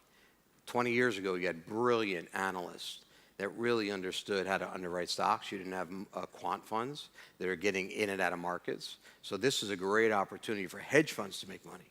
long-term investors, okay, if I'm Coca-Cola, if I'm Romania, if I'm Minister of Finance, I think said it beautifully, bringing foreign direct investments into this country with airports and toll roads and things like that. You know, these are things that are going to be around 5, 10 years. You've got to take a long view. Absolutely. So by opening up Venezuela, by opening up Syria, you saw the leader left right away when Trump came in. By going after and focusing on Iran, what are you doing? Is you're looking at balancing a power of oil, which is really a balance of power across the world, where not one country can really have a toehold on another country. And you've seen that with Russia, with Europe. So I think, you know, candidly, this president has done an incredible job of balancing power and taking risks. Most presidents are focused on midterms. He's not. He's focused on doing what's best for the world today. And so in the next, to answer your question directly, it's not going to get worse. Things are going to end soon, very quickly. We're ahead of schedule. And what people don't know is what's going on behind the scenes. Sure. It looks like a very rash move. I've heard some very ignorant statements as I've been around the world, visiting with President Prabowo, who I find one of the most, you know, brilliant leaders, in my opinion. I think this guy's going to change the entire Asian region, and especially Indonesia. I think it's going to be second to none. If I were an investor, I'd be in Indonesia, Romania, Greece. These are markets I'm spending a lot of time in. Why Romania? You've got a very smart minister of finance who really understands the markets. You've got a strong leader in your prime minister who's not afraid to take risks and do great things. So to answer, a long answer to your question would be, I believe things are going to stabilize, and this is where opportunities happen. So if you look at 2008, forget about 22, it was a really rare, you know, it was a country move, and then everybody's trying to play favoritism. It wasn't a geopolitical play. This is a geopolitical play. So you look at the market collapse in 2008, more financial firms and more people made money from 2010 to 2020 than ever in history. So this is a great opportunity to invest in the markets because this is a very, very short-term problem.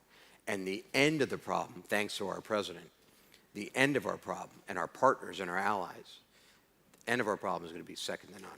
And the Europeans, and I don't mean to be critical anybody, but I just would ask for people to be, you know, when you see a beautiful movie, you don't know how it's going to end.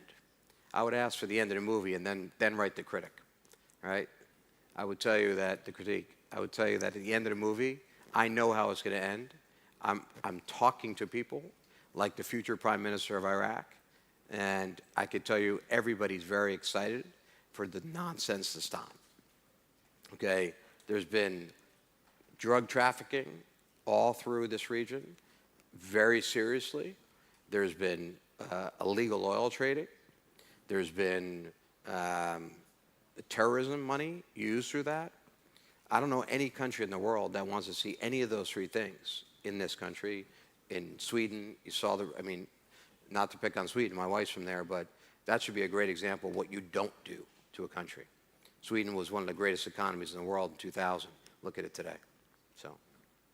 Well, yeah, it's great to get that perspective because I guess for many of us, we seem to be living in very confusing times, and obviously the old world order is gone. It's been unraveling for decades, actually, and it's not clear in which direction we're going. So I guess people find it hard to get an anchor on, you know, what is going on, because I think everybody realizes we're in this era of intensified great power, rivalry, and competition.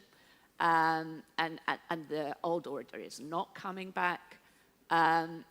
So then it's a question of trying to work out. We're not privy to the, you know, internal strategic discussions that are going on of what is the objective here. So at least it's good to hear the other perspectives from somebody who, you know, more of an insider on the rationale for what's happening now in the Middle East and following the Venezuela. But we'll try and stick to markets rather than geopolitics, even though we can't avoid it.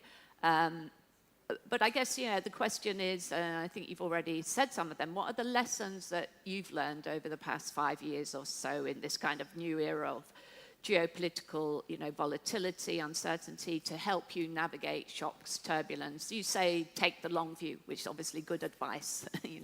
Don't get too carried away by the short term, but take the long view as investors. So any other lessons that you can share with investors? Is it look for the opportunities, hedge? What are the kind of main takeaways? My recommendation is to go to places people haven't gone. Yeah. So if you look at traditional investors, private equity, 20 years ago was only, you're talking 3, 4, 5 firms that could write serious checks. Here in Romania, the airport, the port, the toll roads, you're talking $3, $4 billion checks. Very few people can do that. I heard a gentleman, I understand the thought behind it, but if you look at Mexico, you look at Poland, you look at many of these countries, which I'm very close to, the largest industry leaders, Carlos Slim. Carlos is the richest man in the world, but the country, the shareholders are not benefiting as much. He's worth $150 billion. The shareholders haven't gone up. Floating a company on a stock exchange, especially a state-owned business, the best thing is to bring in a private equity firm, not a country. A great example is, and I'm not, these are partners and good people, Abu Dhabi, Saudi, et cetera, but when you have a very prominent private equity firm, you have 37 countries' money. So you have pension funds from Canada, US, Mexico, Norway, Sweden, Saudi, Abu Dhabi. So when they invest in an airport or a port in a country, you have 37 countries behind you and protecting you. And floating a company where the very small liquidity with a 60% share owned by the government, I could show you the math. PPC, 3.5 times EBITDA. That company should be an 8-time business. The Athens airport, 7 times EBITDA, should be trading at 10, 11, 12, 13 times EBITDA. So when you float something with very little liquidity, the EBITDA goes up, the share price stays the same, so the multiple goes down. So I think the opportunity for an investor, in my opinion, would be to look at markets that people didn't traditionally invest in. Yeah. I'm very bullish on here in Romania, on infrastructure. I'm very bullish on Greece. Strong prime minister, very, very brilliant minister of finance, big fan. Strong leaders, and people that don't have so much from an international view. Remember, I travel the world, and I'm with prime minister presidents around the world and leaders around the world every day. I haven't been home in 6 weeks. I'll be going home for my 50th birthday tomorrow. So, or else my wife and kids are going to kill me. So I think going into Indonesia, nobody would ever thought to go Indonesia. Turkey, 70 million people, 60 million people. You got the airport. If I would have told you 20 years ago that you'd have 130 million people coming through Istanbul airport, I would have been laughed out of a room. Today, it's the most successful airport in the world. It's going to pass Dubai this year. It is an incredible, not short of anything, but an incredible story. So where I'm going with that is, nobody would have ever thought to go invest in Turkey in an airport. Nobody would ever thought to come invest in an airport in Romania. That's why I like to get ahead of the markets. So my advice is, if you're going to do the same thing over and over again, you're competing against 10 people. That means you're going to either lose the process or you're going to overpay. If you go into a market and partner with the government properly, the government goes up, tourism goes up, people in their country feel better about going in and out of an airport, they feel protected by the port, more tax revenue comes into the port and into the country, it's safer, you have United States people that are helping out. We really like to help out around the world. So my advice as an investor would be looking into markets that you traditionally wouldn't be investing in. Okay. I mean, there used to be probably much more of that in the old days when people looked at frontier markets where others weren't going, not venturing. There seemed to be in the past more appetite for that kind of risk-taking in a way. Seems to be less of it these days. So, I mean, in general, risk appetite seems to have declined. So it's reassuring that there's still people out there taking on risk. Not in a, obviously weighing up market size, quality of the political leadership and so on. Those things are important, you're saying. So let me just comment on that because I think it's important. There is absolutely no risk to invest in Romania. None. It's actually the most... No, not here. I'm talking about others. Even Indonesia, Turkey, Greece. These are great opportunities. You got to look at it as the next America, right? And having foreign direct investments, and this is where lack of the international markets. What the world wants to see in these countries is foreign direct investment. That's what, if I was a Minister of Finance of any country, I'd be looking at FDI. Because how do I get money in, reduce my debt to GDP, and how do I get money coming into the country to actually underwrite long infrastructure projects and using my own capital? And I love when I go to countries that say, well, we're only paying 3% debt from the local banks. And I say, great, that means the country's giving away money to you. That's the worst thing you do. Bank of America would never give Boeing a 3% loan, ever in history. So, U.S. is much more advanced when it comes to the financial markets. Obviously, just because of time and how many people now thought they've been investing in. But, I think this is very low risk and very big opportunity, especially right now. And if you look at, the war, it's a short thing. We're looking at, I would bet my life this is going to be over in the next 4 weeks. Okay. What about sectors? Are there particular sectors, do you think, that are a kind of surefire kind of win place to go or not? So there's no magic bullet in the world of sectors. So I'll give you a couple examples of just the way I think and the way we've put several $100 billion to work. When everybody was chasing e-com, I wasn't buying anything at 30 times EBITDA. So everybody's coming with all that, and they've made great money. Amazon, they've done incredibly well. But that's where there's risk, when you're paying such a high multiple. But what I said was, wait, you can't put a dollar bill into a phone, right? So what did we do? We bought a lot of credit card processing at 8 times EBITDA. The market, because the volume went up to 20 times EBITDA, and then we exited at 20 times. So it's really looking at where's the opportunity for advancement. If you're looking at stability, infrastructure, toll roads, concessions, ports, airports, you're going to get a 9, 10, 11, 12% yield. You could help build the country up. Country by country, it varies. The problem with most private equity is they forget where you come from. I grew up dirt poor, welfare, had zero my whole life. I don't forget where I came from. So just because you're flying around in a jet and you're living in a big home, and if you forget where you come from, you don't know where you're going. And you look at Indonesia, for example, you've got 80% poverty.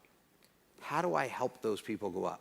Because if you can get the lower income to middle income, it changes the whole economic environment for the country. So a simple thing like gift cards. Gift cards are not a gift. It's a prepaid card. And people are cashing their checks or using a wallet and money moving at 10, 11, 12%. If I make $400 a month, that's $40 out of my pocket. If I do put it on a card, a prepaid card, I'm saving $40 that's going back into that person's pocket, which means what are they going to do? That's disposable income that they're going to go spend money on, and tax revenues go up and they go up. So it's as the old adage our parents and everybody else tells you, it's not how much you make, it's how much you save. So I think there's opportunities market by market, region by region. In Greece, I think there's a huge opportunity in infrastructure. That airport could also, it's an hour and a half away. Why is one 130 and why is one 25 million? And you saw the impact on Turkish tourism. It's gone through the roof. The Minister of Tourism has done incredible. Yeah. You have the same opportunity here with building one of the most unique airport tied to a logistics center, tied to a toll road going to the port. You create a whole eco-cycle, and you could become one of the largest logistic regions by far. You're right. I could throw a football. That's what I played football in college. I could throw a football to Ukraine, right? So it's the most valuable opportunity, in my opinion, here in this country. Okay, we're probably out of time, but just final word, maybe more looking to the future. Anything you might share with us in terms of how you see things panning out over the next few years in terms of, global capital flows, where they're going to be going, what's your feeling about? I think you're next going. 5 years? Yeah, I think, you've seen way too many people pivot to private credit. And I think the reason is, candidly, the lack of ingenuity and the lack of hard work ethic. So it's very easy to go write credit at, underwriting debt instead of at 6% at 10%. Private equity is heavy lifting, and investing is heavy lifting. So I think where you're going to see the market change, me personally, Ares by far was the first person, followed by Mike Milken, who invented private credit. Ares came up with private credit in 1993. Tony Ressler was years ahead of this, 30 years ahead of this. Now everybody's following a model. Would you go build an Amazon today? No. They were the first to market. So I'd be looking at more of structured equity, where you have a floor and a ceiling.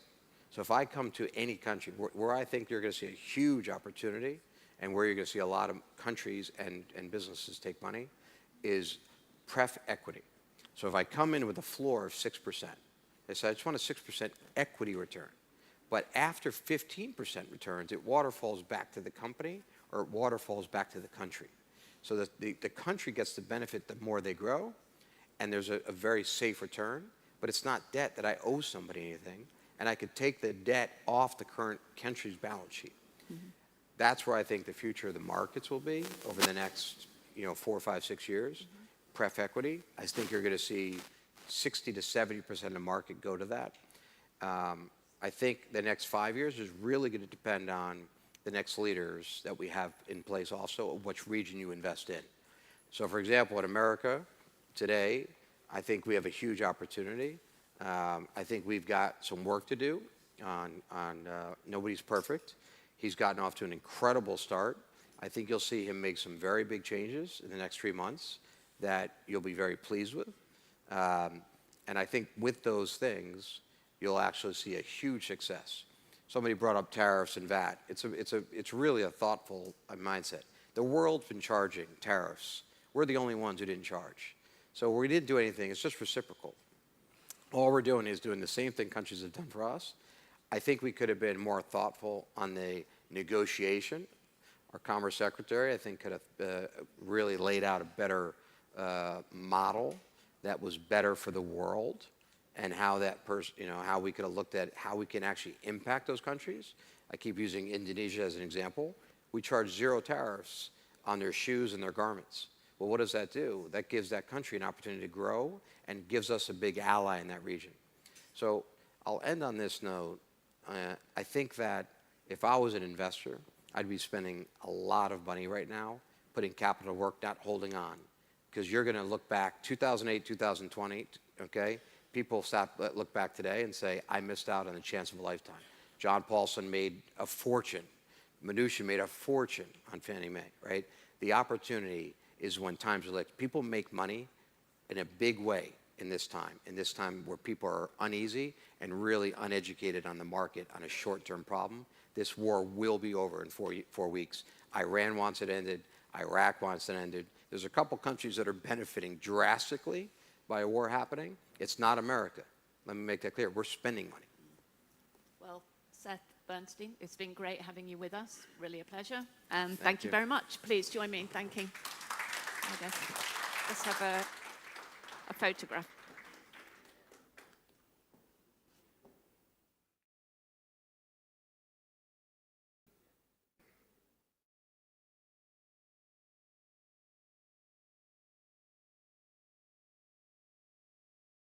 Okay, thanks again. Cheers.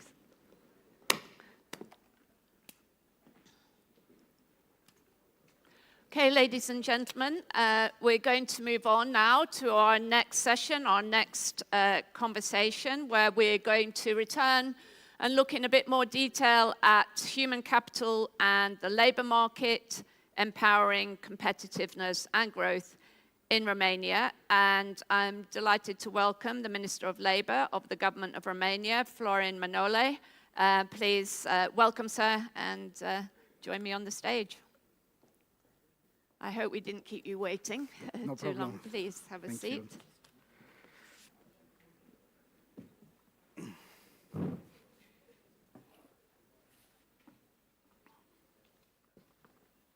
Okay.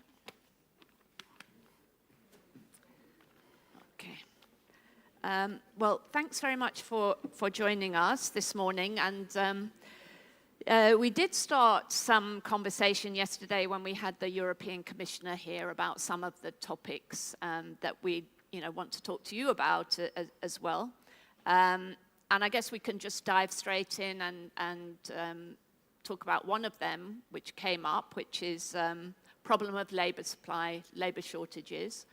In Romania, which is obviously a result of, well, on the one hand, it's a positive thing that, there's a demand for labor, but we've had a lot of emigration in the country, population aging, low labor market participation rates among some in youth, women, older generations. So, can you just say a bit more about that? Which sectors are particularly affected? What's the government doing to address that issue?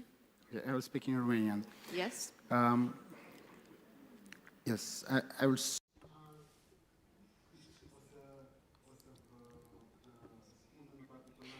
I'll talk to you in particular related to this topic about a program that the government is now developing. We have a European fund program with over 170 euros allocated to fund the first job for the youth.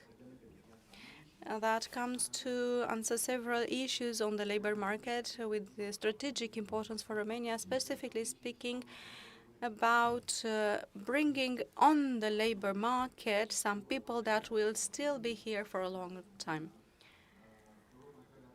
In Europe and in Romania, we have this great issue of unemployment for the youth. Our response to this issue, in line with the European Union, would be to subsidize the jobs for the youth. And what about trying to improve participation rates for others? For example, female labor force participation rates are low, in common with many other countries in this region. That's quite difficult to tackle because we know of some of the traditional roles that women are playing as carers for older generation children and so on. So it demands quite an investment of resources from government to childcare and so on to try and change things. But is that something that the government is addressing too? Because that could be, very significant a change if you were able to manage to increase the female labor force participation rate would make quite a difference. Dacă nu mă If I'm not mistaken, you have an extensive experience with Democracy Index. And this discussion could also be seen as a parallel in between democracy and the labor market. What are the groups that are underrepresented in terms of democracy? Women, minorities, children, the elderly. I'd also include the minorities because, for instance, the Roma minority is the most numerous and the most neglected one of the minorities. Its economic support was highlighted by a lot of studies and surveys. But going back to the women on the labor market and in the democratic system, we have an underrepresentation of certain categories. That could make us think of Europe that works in two gears, and actually it works borderless and stateless-wise. There are groups of citizens, there are social categories in Europe that live through the AI revolution. We also have in here, in Europe, in Romania, social categories, minorities, vulnerable groups that fight poverty. They have been doing it for 20 years because that's exactly why we need an anti-poverty strategy in the EU, because this issue still lingers without any outcome, any positive outcome. So let us look at the under-participation of these categories in a wider perspective. We have a democratic deficit of access to various rights, including the right to education. Therefore, we also have this under-participation on the labor market. This makes us think about a solution that should be seen wider than just from the labor market. We should also involve the Ministry of Education alongside the labor ministry and the health ministry within the European context, because poverty migrates. We've had this experience in Romania and elsewhere in Europe, actually, where groups of citizens that had lower access to the labor market, that were more affected by poverty, they migrated across the borders. So we only moved the issue from one place to the next without a proper solution. Yeah, absolutely. I suppose that brings us to another area related, very closely related area about skills mismatches, if you like. Yes. And this is obviously a big challenge, and it's relevant for all these groups that you've just been talking about. So the question is, how can government, how can businesses help to mitigate this gap between the employer needs, workforce capabilities, and in the process, bring more disadvantaged groups into the labor force. So what's happening on that front with vocational or technical training and so on? Is that something that the government can really contribute to, or do you think that's more for the private sector to be involved in that sense?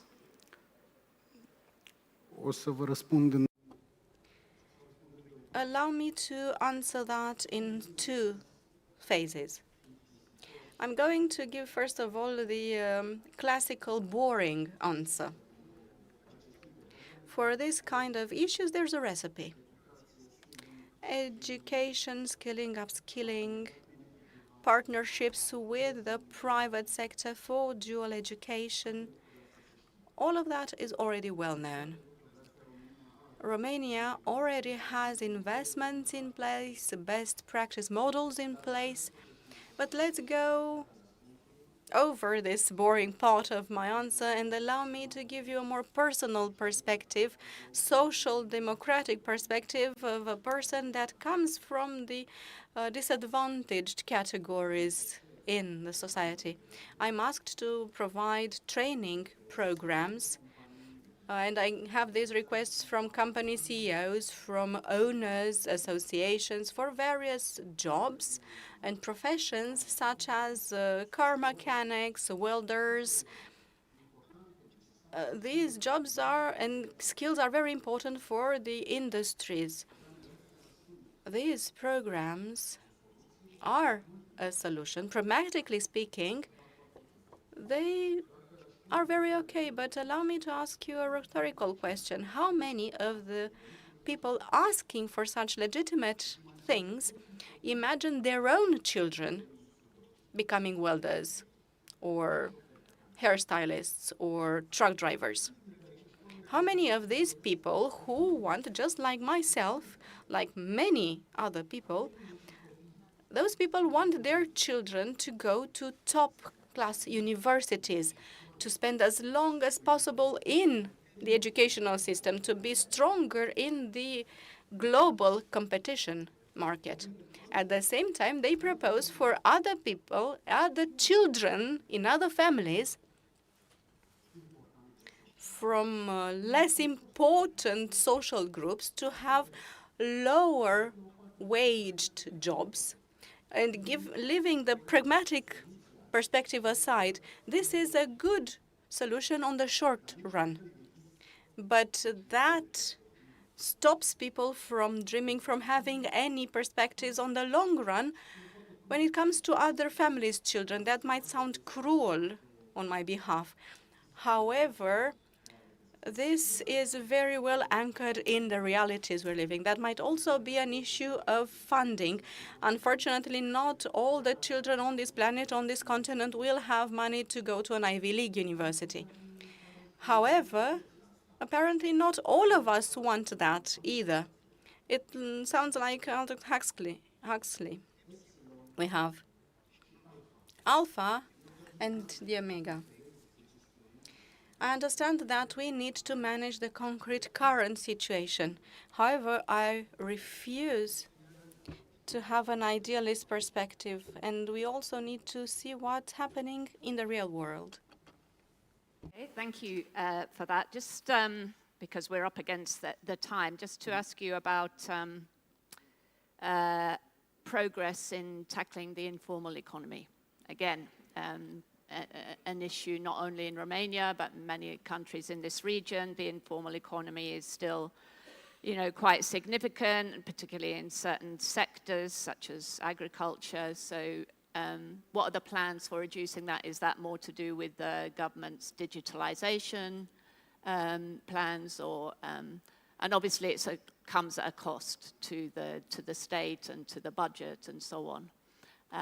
So can you just tell us a bit more about that and what is happening? Two initial comments, first of all. So the first comment from my side would be that the informal economy is manifesting according to statistics and according to the results of our checkups, also in the field of digital economy. We would have expected for progress and working on platforms to entail less fraud, to entail less informal work. But unfortunately, it is not so. The greatest cases of informal economy have been found for workers working on platforms. So this indicates that fraud does not take into account the level of the sophistication in economy. So from agriculture up to working on digital platforms, we face the same challenges. Of course, each sector comes with its own specificities and challenges. However, the answer to this problem is also related to legislation. We need to implement the directive that regulates working on platforms, and we shall do so probably in the weeks to come. And above all that, we need a labor inspection that operates efficiently and fast. We are the country that in its own capital, in Bucharest, where we have the biggest number of employees and employers, we have a decrease in the number of work inspectors with 50% in the last 20 years. That means that we have a 50% deficit of people safeguarding our rules in the economy as compared to 20 years ago. And because things are evolving to worse, we are requested that we have a 10% additional cut. So that means that in reality, in Bucharest, no serious company, no Romanian entrepreneur can expect that the labor inspection might catch them when they break the rules. This is very bad news for the economy.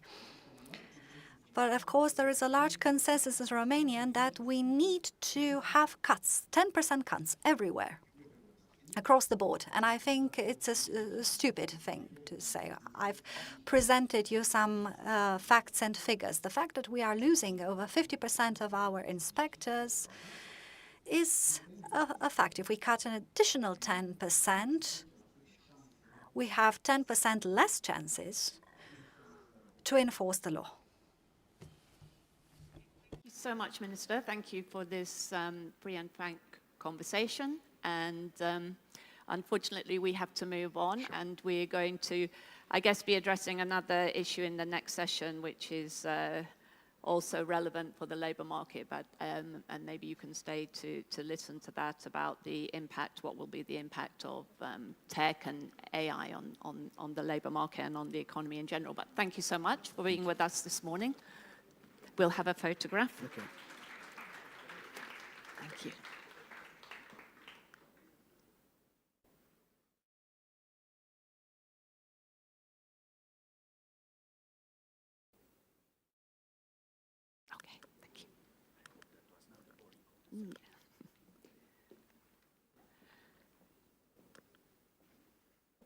Okay, ladies and gentlemen, our next session is moving on to look at the technology transition and enhancement of international cooperation in that regard.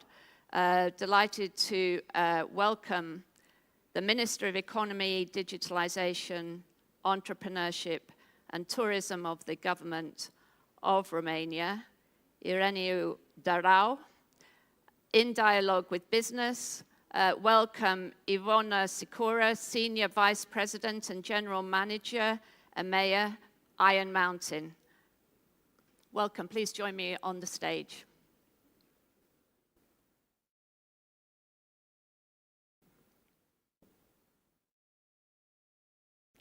Welcome, Ivona. Thank you. Welcome. Take a seat. Okay, sorry we kept you waiting. Maybe we can move this chair forward or this one back a little bit so you're on the... Okay. Okay, very good. Yeah, I hope we haven't kept you waiting too long. Let's get straight into it. I imagine you want to start with some opening remarks, just some short opening remarks, and then we can have a good conversation. So over to you, Minister. Thank you. Hello to everybody. Congratulations and thanks to the economists that you are organizing such an important event where I think a lot of brains and a lot of energy gather together to change valuable ideas. Ladies and gentlemen, distinguished guests and partners from across Europe, thank you again for convening this vital dialogue. When we discuss the technological transition today, we must look far beyond cables, servers and code. We are in fact discussing the economic survival, the industrial sovereignty and the fundamental redesign of how our nations interact with their citizens and allies. In Southeast Europe, we are racing to adopt the technologies of tomorrow while simultaneously fighting the bureaucratic legacies of yesterday. We face the urgent societal challenge of upskilling our workforce and the economic pressure of keeping our small and medium enterprises competitive in an era of rapid automation. Yet, I firmly believe these challenges present an unprecedented leapfrog opportunity for our region. If there is one lesson Romania can offer from our recent strategic acceleration, it is this: technology can no longer be treated as an isolated sector. Our vision is to treat the technological transition as a unified ecosystem where digital innovation, green energy, industrial policy and defense are deeply intertwined. To achieve this, we are acting on three core fronts. Firstly, the state must stop funding the past and start mandating the future. We can no longer afford to inject public capital into the market without demanding innovation in return. For instance, through our upcoming SME Ecotech program, a major 288 million RON funding instrument developed with the vital support of Swiss funds, we have instituted a strict paradigm shift.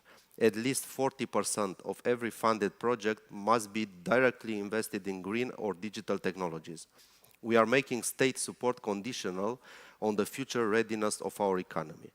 Second, we cannot demand that our private sector digitize while the government remains analog. We are working every day to tear down the traditional view of the state as a bureaucratic hurdle and rebuilding it as an agile partner. We are laying the groundwork for the European Digital Identity Wallet, which will fundamentally streamline how citizens and businesses interact with authorities. And most importantly, it will open up the digitalized public services to the public and to the private sector. To directly serve our business community, we are working to deploy AI-driven virtual assistants to provide entrepreneurs with instant, round-the-clock guidance, cutting through the red tape that has historically slowed them down. Finally, we must recognize that technology is the ultimate currency of international cooperation and geopolitical security. In today's climate, digital resilience and sovereign industry are inseparable. Romania is stepping up to become a strategic anchor for the European Union. By reactivating critical raw materials projects, we are taking decisive steps to secure the European supply chains of the future. The technological transformation is the defining test of our generation's leadership, and if we secure our strategic supply chains, embrace innovation responsibly, and move forward as a united regional bloc, Southeast Europe will not just adapt to the future economy, but we will design it. And the final consideration, it's a bit related to other panels also, and especially to the last one. I also think we need a more holistic approach, because I think one of the most challenges, the biggest challenges now is exactly related to human capital. So we are speaking a lot about technology, about digitalization, about artificial intelligence, but I think we need a workforce, but also a population which is ready to adapt to all these new technologies. And it's very deep. It goes cultural, it goes to the education, it goes to continuous education towards, during the life, to basic digital competencies, but also autonomy to learn during the lifetime and through all these challenges. Also, it's related to critical thinking. And so I think it will be even harder and maybe a bit slower to adapt the human capital to this technological revolution than to adapt the technology or the, I don't know, institutions, the bureaucracies. So what I would also say is that we need to find in Europe and in Romania a way to, and I heard it in the opening speeches of Monday, a way to become fast, attractive for experts and for capital from outside Europe. And I think our ambition through these times should be that high. So we shouldn't just speak about a slow transition and adapting to the new technologies. We should really ask ourselves during these times why the capital and sometimes the human resources also rather go to other parts of the world. And I think when we ask this question, when we try to answer it, we will think of methods which are fundamentally different from what we have done until now. If not, the risk is that our roots are too deep into the status quo, and given the rhythm of all the others, the gap will widen, even if we are struggling to recover it. Thank you. Thank you so much. We're going to dig into some of those issues in a moment. Let's just give Ivona a chance to make some opening remarks. Thank you for hosting me today. And I fully agree with the Minister. Kind of a few things that I would like to definitely add to it is, you know, for European Union is really to kind of how do we build that competitive advantage is really kind of operating together. Operating together is about kind of creating that digital corridor between the countries. And there are like three kind of main pillars about that digital corridor.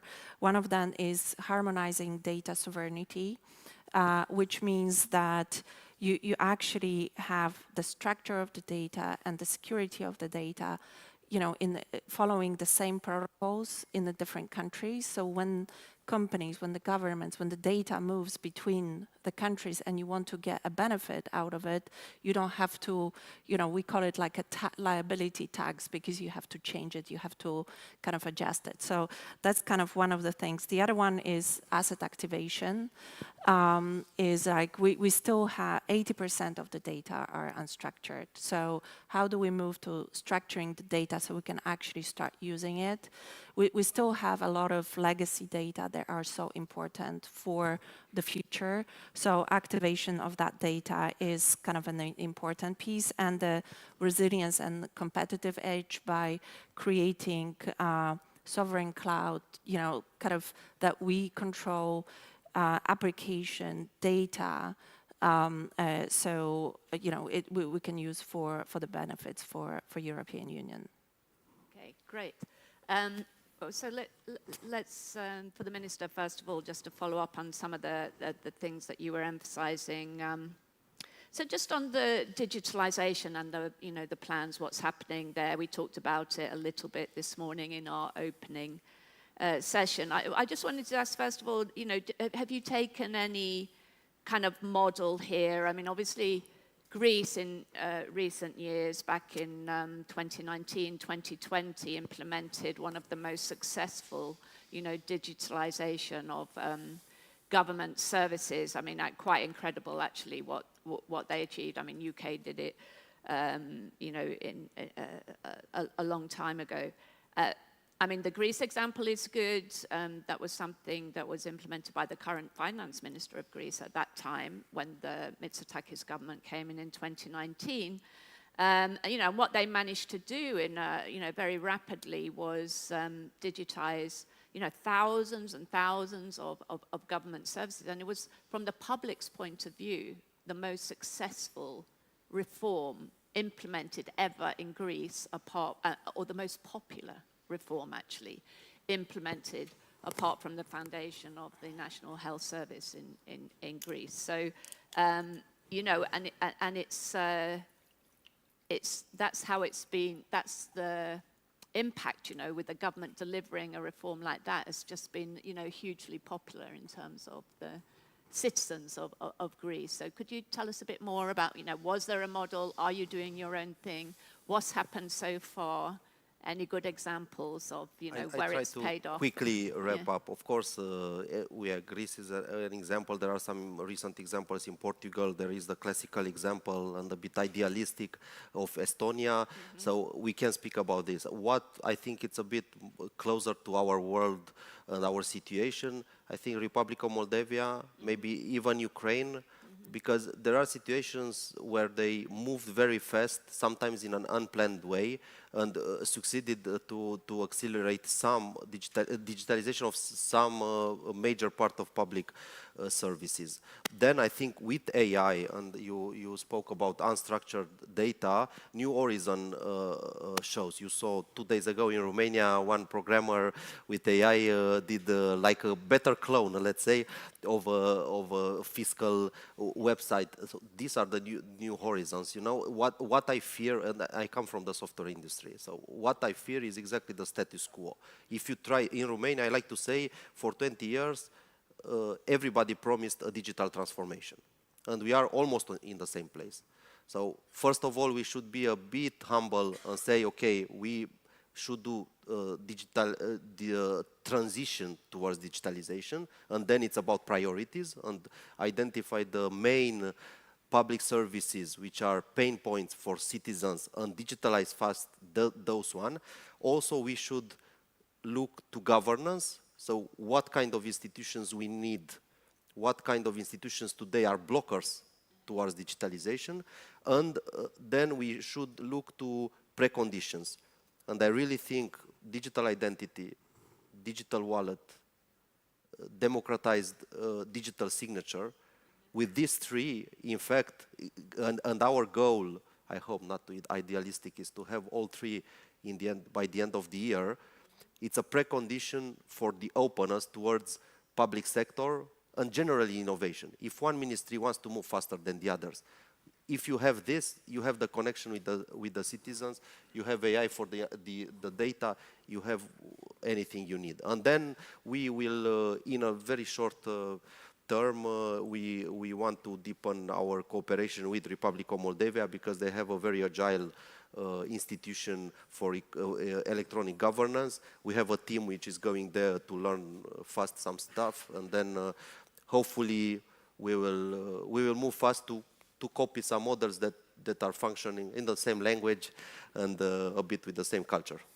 Great. Ivona, you can provide probably also some regional perspective because this is your field, this is your area, and you're operating across the region. So obviously digitalization, AI, they are reshaping how countries are operating, innovating, growing.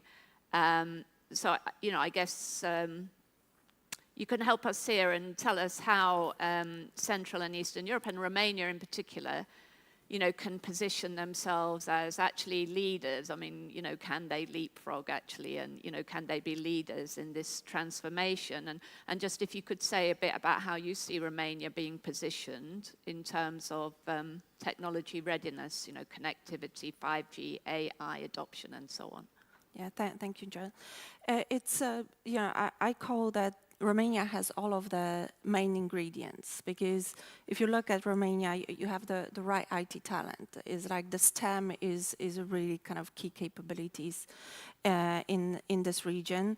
In the past, it was like sort of like a back office for simple services, but it's becoming a back office for more complicated work around the AI as well, and the different models. So, talent, for sure. Second thing is, as you said, the whole network, the 5G. Energy. We know today that in the world of AI, energy is extremely important, and Romania is one of those countries that could be actually kind of self-sufficient in that space. So there are only kind of a few countries in Europe that can actually say that, and especially in today's situation, that's kind of a kind of important ingredient. When you have this, it's like, when we have the discussion around how do you leapfrog, like stop thinking about how do you just transform and transition. There are certain things that you will have to transform, but there are certain things that you have to almost like build from the scratch. So Romania has everything kind of in place. It's just kind of activating it and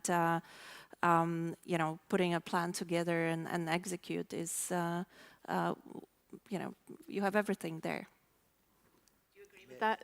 Yes, and I would add, if we are narrowing down to leapfrog and what it means and what could be possible. As I said in the beginning, we need to do some things fundamentally differently than until now. And I am a bit obsessed of this idea of attractivity. And I just wonder what we need in Europe, what we need in Romania for a researcher, for an IT expert, or for a venture capital owner to come and to invest, even more than in other countries. And one thing I think we need in Europe, and we can start even faster in Romania, is to define, to design some sandbox, but in a larger extent than today is in Europe. And a sandbox should mean fiscal rules, different and easy, regulations which are easier, and also some dedicated instruments for mobilizing capital. And we don't have this today. If we put an IT and an innovation, a startup, an innovation company or a startup to pass through the bureaucratic hurdles which are for everybody, it's slow. Yeah. And also what I think we lack in Romania, and there are some models even in Europe, we lack at least one what I call technopole. We have some group of companies around big cities, but we have never intentionally developed, even geographically, a place where universities, research, AI, startups, capital meet, brains meet in the same place at the same moment, and we develop such a thing. Maybe I'm a bit subjective because I have lived in the south of France for 10 years. I worked there as a software consultant, and there is a very good example, Sofia Antipolis, in the south of France, where in 40 to 50 years, they created 40 to 50,000 jobs from scratch. So it's possible, and it's a model which fosters innovation and mobilizing capital. If I may add on this one, so I think it's part of the kind of one of the programs that European Union is working on is those kind of AI factories, Euro HPCs. So if kind of, creating something like that, that's a, then you have an access to the compute, working on the AI models and making sure it's a kind of a properly spread around Europe. There is a plan to build like 15 of those kind of around Europe, making sure one is in Romania. You can actually start really attracting, because you have the infrastructure that you can actually work from. Yeah, and just to follow up, Ivona, we're talking about, what needs to be done, but also just trying to pinpoint, what are some of the bottlenecks or, as well, that are holding back the region's digital potential. I mean, what would you identify? I mean, the minister's already kind of talked a bit about regulations, fiscal rules and so on, but how do you see it? And conversely, what are the kind of advantages, if you like, or strengths of the region that could enable them to lead rather than just follow, what's already happened in Europe? Yeah, I always say it's about the capital, but capital is not just money, I also call data as today's kind of capital. So, these two ingredients are actually extremely important for, innovation and the growth. So, we talk about, constantly, like AI models help structure data, but there's still a lot of dark data that can actually bring a lot of innovation. I can give you an example out of the government. We are working with McLaren. You would say McLaren is very innovative, top-notch company, but we've been doing kind of digitization for them of all of their assets for the last 70 years, because there is a lot kind of sitting in their kind of old data that they can actually use for the innovation and unlock that. So this is what we are helping organization, and it's also kind of for the government. We had the Minister of Labor, is how do you process pensions? You need to have the previous data. So I think that's the biggest kind of bottleneck, how to structure it, how to organize it, how quickly, you make a triage, but also data is, how do you keep it safe? Especially in today's world is, cybersecurity threat is just enormous, and it's only getting bigger every single day. So how do you have the right data, but do not you don't have too much data, because that actually creates kind of an additional threat. So that data governance is extremely important. And we talk about the capital markets, obviously for Europe, that's, I would say never dying subject, which we need to figure out, and hopefully, maybe between the 6 countries that are talking about that, we can have some progress for it. So, and I think for Romania, as I mentioned, like creation, kind of that data hubs, kind of creating that kind of strong governance, so you can actually allow the data to come in and then attract the talent to process it here and build the models, and the economy around digital will help for sure. Thanks, Ivona. So we're out of time. We're at the end of the session, but just to give the final word to the minister, and Ivona was talking about capital of different types, but just to bring it back to human capital and in Romania, obviously there's talent here that is important with this, your software engineering tradition, and I think everybody recognizes there is incredible talent here, but more broadly then, there is the challenge of obviously reskilling much more broadly in the population to have a workforce that is able to participate in this transition that we're going through. So just maybe a few words about that. I think some trustworthy, important public services which are fully digitalized, and with your identity card you can sign all the papers that yesterday you signed on paper. It would be a very good starting point for all the population to trust this transition. And for the human capital, which has already expertise on software, new technologies, and so on, it's just gathering them together and, of course, find solutions to fund them also. And we will try to reconceive a bit the way of we are allocating state funds, state ads, because I think today we are rather financing either very big companies or just the initial phase of the startups, but we should have like a middle term in the life of startup and innovation that should be directed with some state funds targeted on innovation and with clear measurements. Well, thank you both very much indeed. Please join me in thanking our two speakers. It'd be nice to carry on the conversation for longer, but we need to have a break now, and there's going to be a 15-minute break now for coffee and refreshments. Please enjoy that and come back in the room. But please join me in thanking our two guests. Let's have a photograph.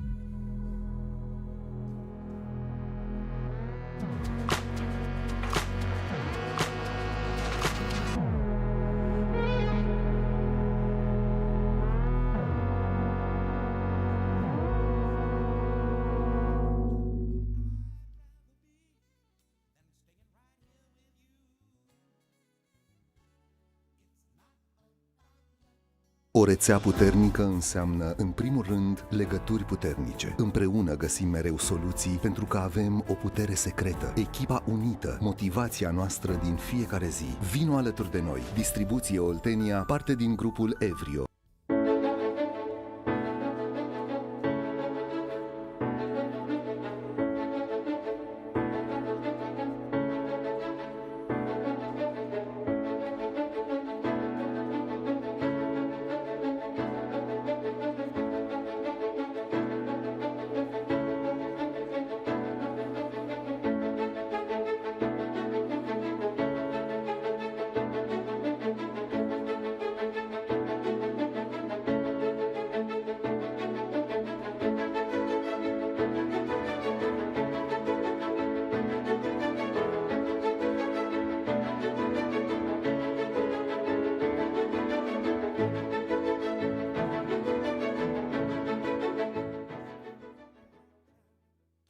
Sur les pavés inondés de pluie se reflètent les toits. Tu es si jolie, oh, oh, le bleu du ciel.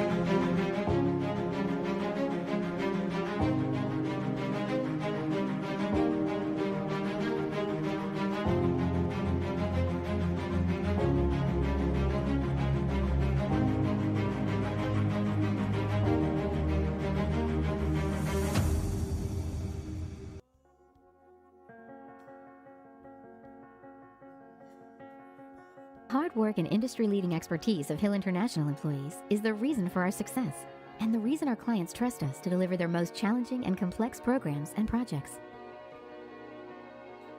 We'll continue growing our business and our global team of technical experts who consistently exceed expectations through collaboration with clients, suppliers, and stakeholders.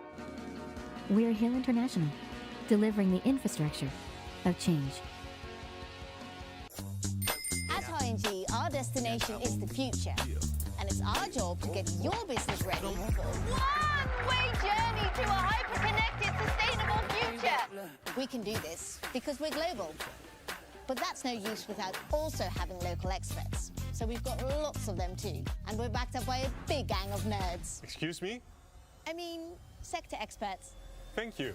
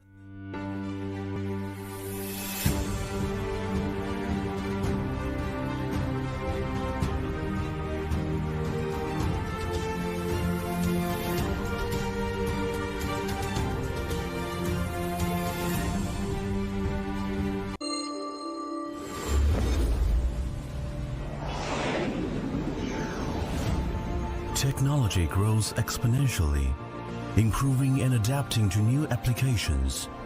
Practically and metaphorically, we embrace the sunshine. From individual points to entire panels, we utilize the sun's energy, maintaining balance with nature. We will open up a world of possibilities for industrial smart manufacturing.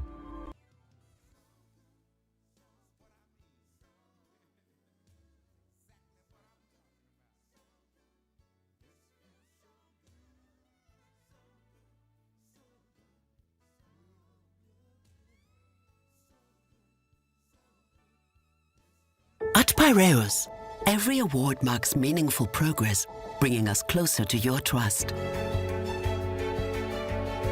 In 2025, we were honored with 6 prestigious international awards, from the Euromoney Awards for Excellence and the Banker Awards. And this is how we move forward, knowing that the real value of every award is the value we will always give back.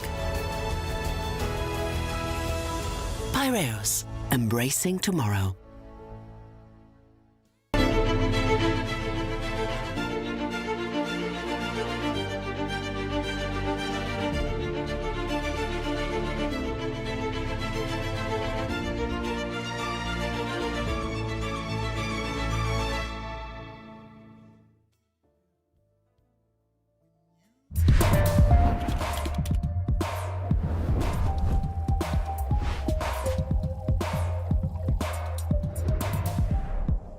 RFI. 9 și 22 de minute. Ascultați RFI, a fost ora 10. Știri curate, informație de încredere. Ascultă RFI România. Pentru cei care vor mai mult decât zgomot. Check this out. It hasn't been such a long time since people first started shopping online, and it was easy to keep up with the clicks. Little by little by little by more, the clicks added up to be more than the stores, and e-tailers worked harder than ever before because they had to keep up with the clicks. The clicks came from laptops, then tablets and phones, Monday through Sunday, office and home, 24 hours in every zone, and still they kept up with the clicks. Now shoppers ask more from the websites they're on, their language, their currency, their way, or they're gone, so you'd better keep up with the clicks. All of a sudden, there are so many must-dos if you want to keep selling, like delivery there, no there, or there. And make it tomorrow, first thing. No time for borders. Got to stay in control, to stay in the flow and continue to grow. But we'll help you. Keep up with the clicks.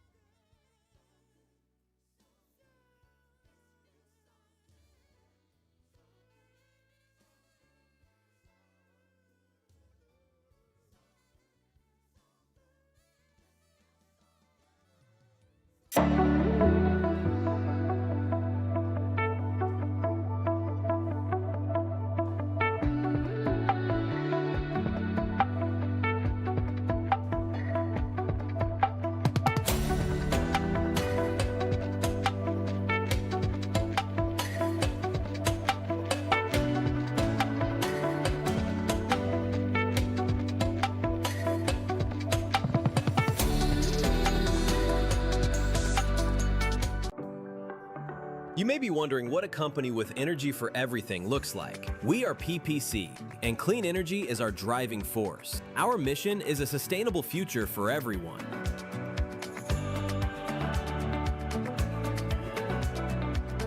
At PPC Blue, we are redefining sustainable mobility through accessible solutions for efficient and environmentally friendly transport.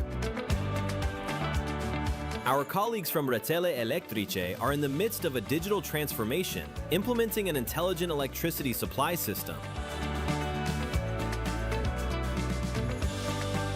Through PPC Renewables, we are leaders in renewable energy in Romania and continue to invest in the future.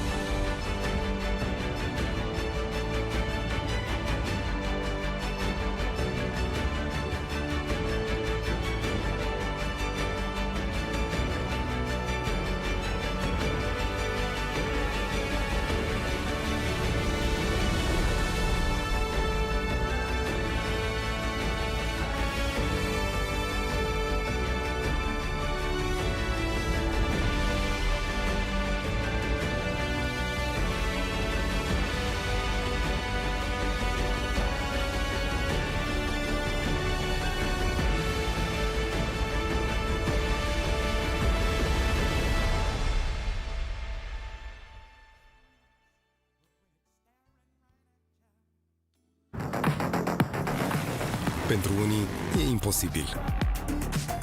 Dar eu știu că se poate.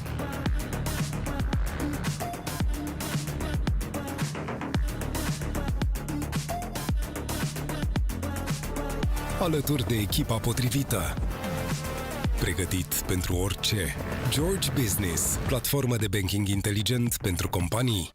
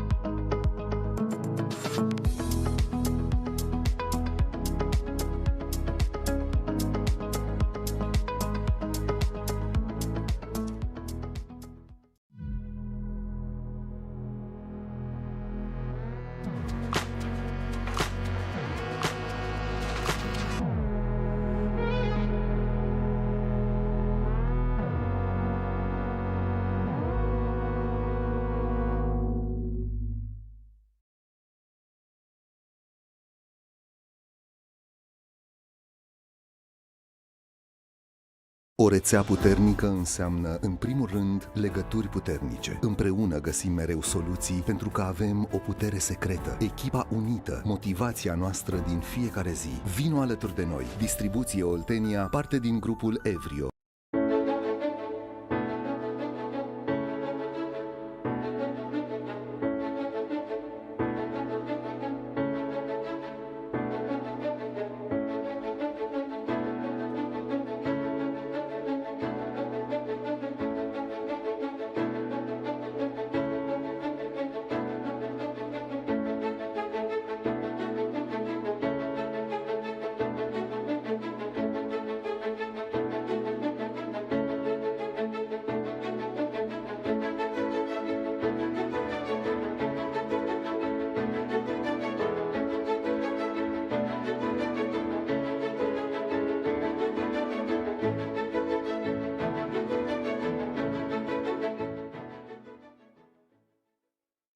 Sur les pavés inondés de pluie se reflètent les toits. Tu es si jolie, oh, oh, le bleu du ciel.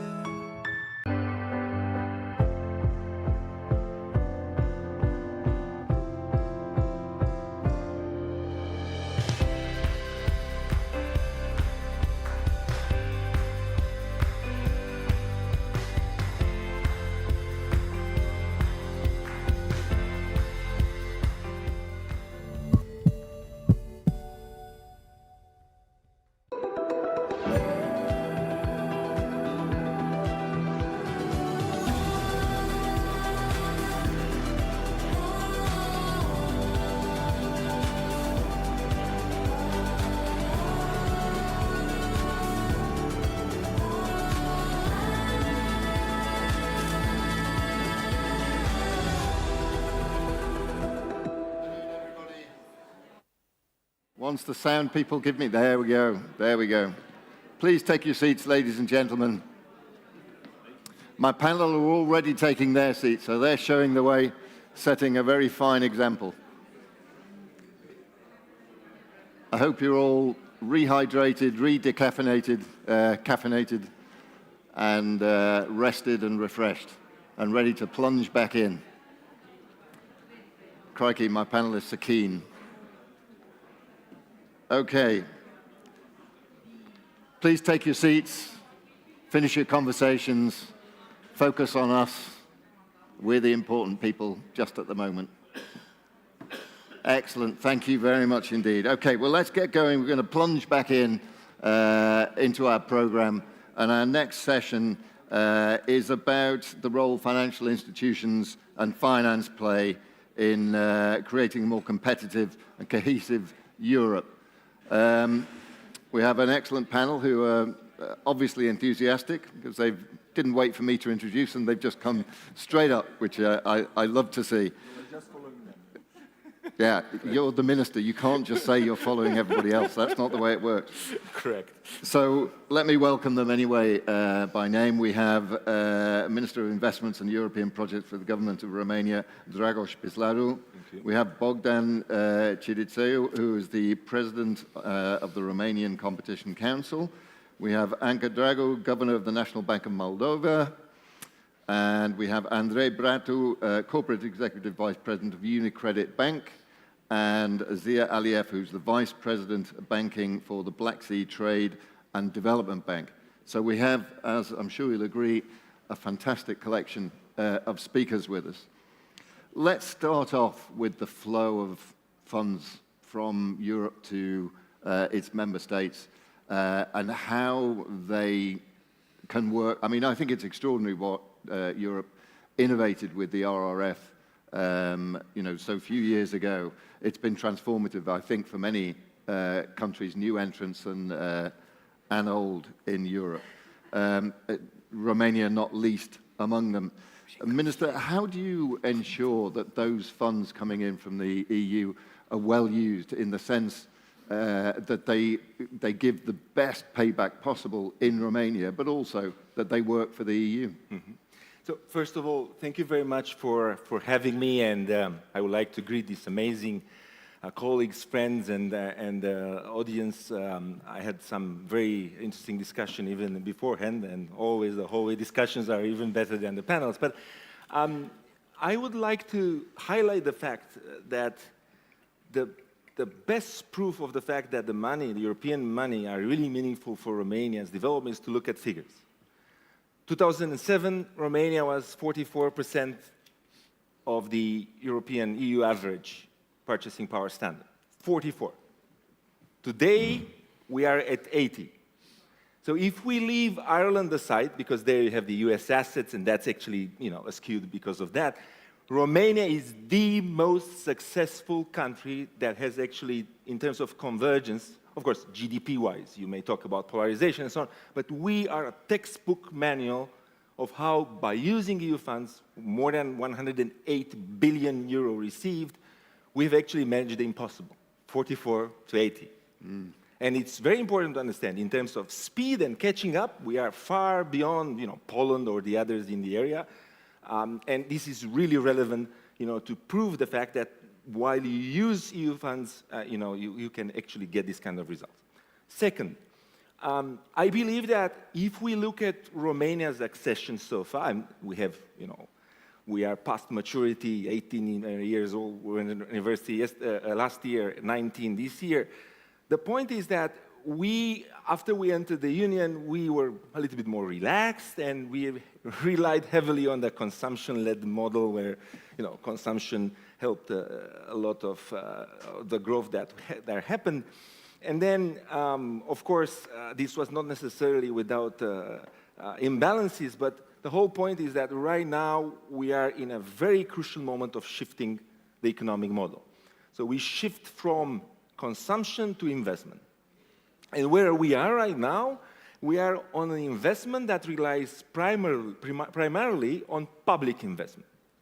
And this is shown the fact that we are finally finalizing the highways, finally finalizing the railway system, finally modernizing the sewage, water systems, and so on. And this is happening right now. So this is a living proof that we do deal with basic infrastructure.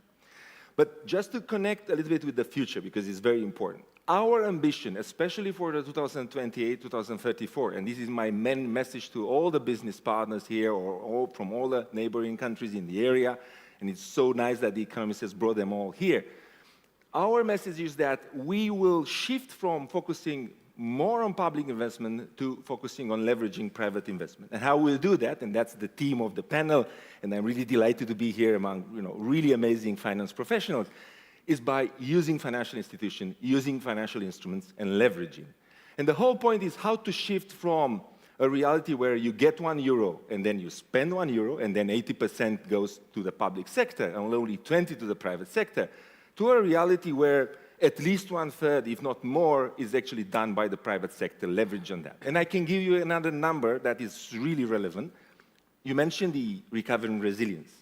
There we have actually tried to push for financial instruments, and we invested 400 million through the EIF into equity funds. So the news that I'm having for you is that the multiple of that money that we already have is 5.8. So we managed to get 2.3 billion invested out of 400 that were put through the RRF in the equity market.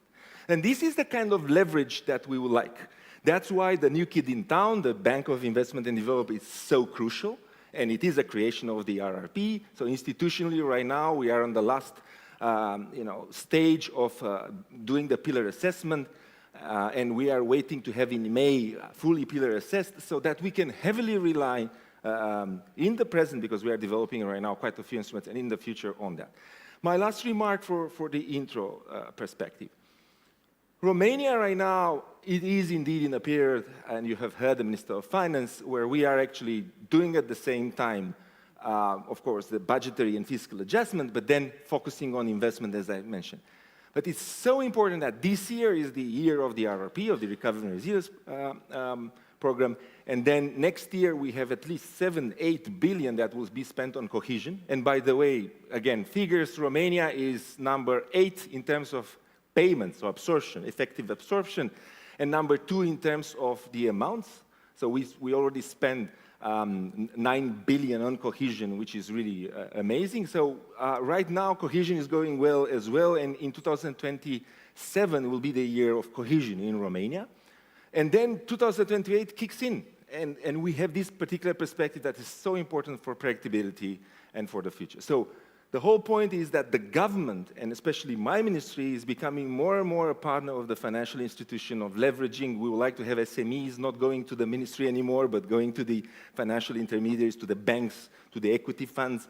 And by doing that, we are envisaging, just to understand the order of magnitude, 60, 70 billion euros that will be mobilized through financial markets, through strategic projects for the period 2028-2034. So I really would like to invite everyone to join in this particular vision to leverage, to increase the sophistication, the ambition that we have on financial instruments and financial institutions. And this is completely in line with Enrico Letta's report on the single market, with the Savings and Investment Union and everything. And then, of course, with Draghi report that says we need to push more money into private sector competitiveness and this particular agenda. And this is the only way we can actually breach the middle income trap that, of course, is right now felt by Romania and by some other neighboring countries as well. Excellent. Well, thank you very much. Thank you very much for that. Perhaps we can keep our introductory words relatively brief, if possible, and we can get to Q&A. As always, we're fairly tight for time. Let me move on to Bogdan Chiditoiu from the Romanian Competition Council. Your thoughts, please, on this area of the role of financial institutions in assuring competitiveness and cohesion in Europe and Romania. Thank you very much. I know my name is a challenge.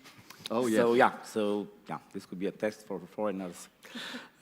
Every time I introduce you, I'll pronounce it differently, so at some point I'll get it right. Well, I'm not a minister, so it's okay for me to follow. And I'm 100% behind what Dragos was saying earlier. This is the debate in Romania that we think we've done badly economically. Actually, we haven't done badly. We've done quite well. We've been growing largely by consuming imports. Now there's more and more talk that actually we have to change this economic approach and to invest more. The government is investing more, so. And hopefully together we could help the private sector also to invest more. Because we are not growing anymore. That's my only, Dragos is a cheerleader, he's very optimistic, at least in public speaking. Yeah, I'm normally more, not pessimistic, but let's say a bit skeptical, So what I don't like is that for the last 2 years we haven't been growing. So obviously what I'm saying, whatever maybe it was good in the past, but obviously it's not working anymore. So not getting into the political debate if the old model was good or bad, I think it's no longer sustainable. So numbers don't show it. So again, I'm with Dragos here. There are two things. Europe needs to change. I'm very much on this Letta Draghi. We had Letta earlier. Here, I think Draghi is supposed to come soon. No, we have in Timișoara an event. So I'm fully paid on this idea that Europe has to improve, and I think Romania should also help Europe improve. That's one thing that I don't think we do in this country. We don't try to play a role in the EU policy making. But secondly, Romania has to improve because we have a very stable banking system, and I think that's the glory of. This is the glory of the country and of our regulator, one of a few countries who did not have to bail out banks when the crisis hit. On the other hand, this very stable banking system, it's rather expensive, I would say. And definitely, it's not addressing all the companies in Romania. So I think we have the lowest. If you look at the assets of the banking system, we have, as percentage of GDP, we have the lowest percentage in Europe. So obviously, a lot of Romanian companies do not use the banking system. Maybe some of them don't need. Maybe multinationals could access funding from their home countries.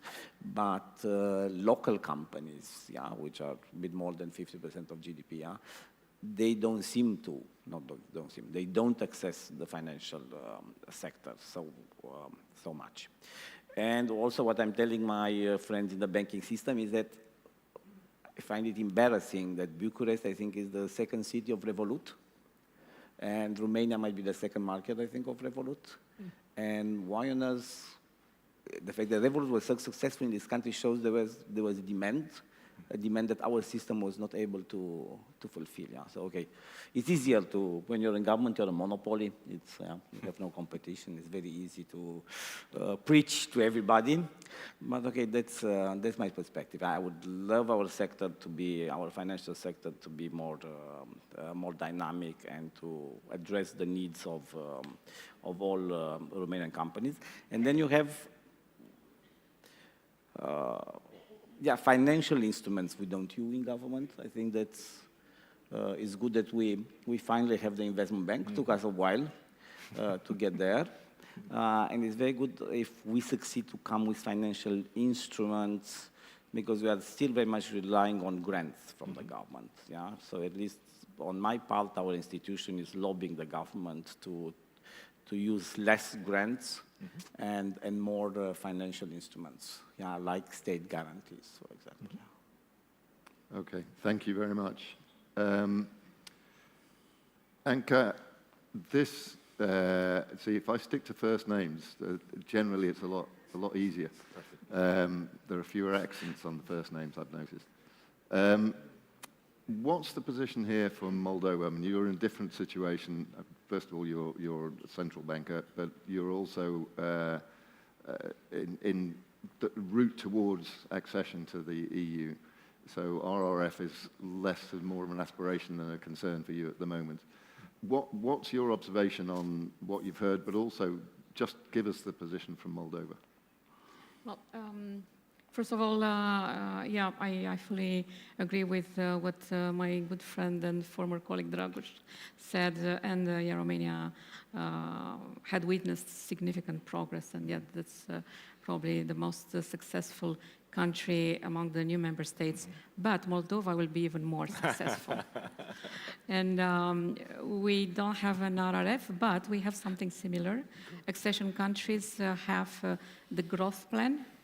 And our growth plan is over 10% of GDP, so significant amount of money. That's 1.9 billion euros, also for 3 years period of time, and the combination of reforms and investments. With this package, we are going to boost potential output and real output over the next years. And a recent IMF report shows that Moldova will have the highest cumulative growth in the next 5 years. So from this perspective, I think we are doing pretty well. As a central banker, of course, our job is pretty complex and complicated, I may say, especially nowadays. And we are looking, first of all, at our main objective and mandate, ensuring price stability. So far, we've been doing pretty good, this task, although we had 2 energy crises over the last 4 years. Nowadays, our inflation, it's within the inflation target corridor. And in terms of financial stability, we also fulfill this objective, while the banking sector is very robust, solid, with good quality investors, and figures look very fine. We are also very much looking into sustainability, and we developed this strategy for sustainable finance, while also paying attention to inclusion and financial education. And I want to really highlight this angle on financial education, especially nowadays in the context of innovation, AI, and so the societies in general are exposed to different challenges, and this is in our mandate financial education, that's a prerequisite, and this is what we are doing in Moldova. Okay, thank you very much indeed for that. I'd like to come back later on to some of these questions of, you know, this isn't just, particularly for Europe, this isn't just a financial issue. It's not just about generating growth. It's about generating inclusive growth, sustainable growth. So we'll come back to that, I suspect. But let's move on to Andrei Bratu, Corporate Executive Vice President at UniCredit.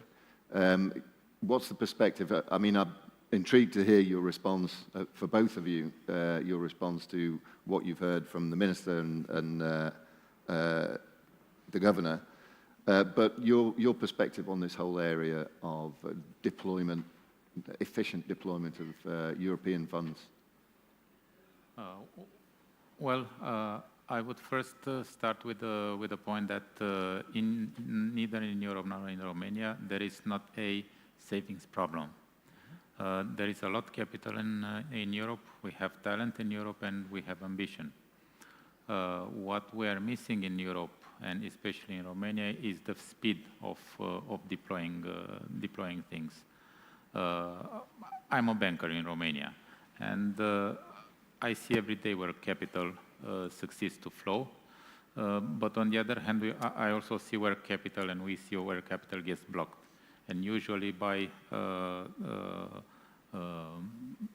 processes which are quite slow, by fragmented regulation, and in a nutshell, by regulatory drag.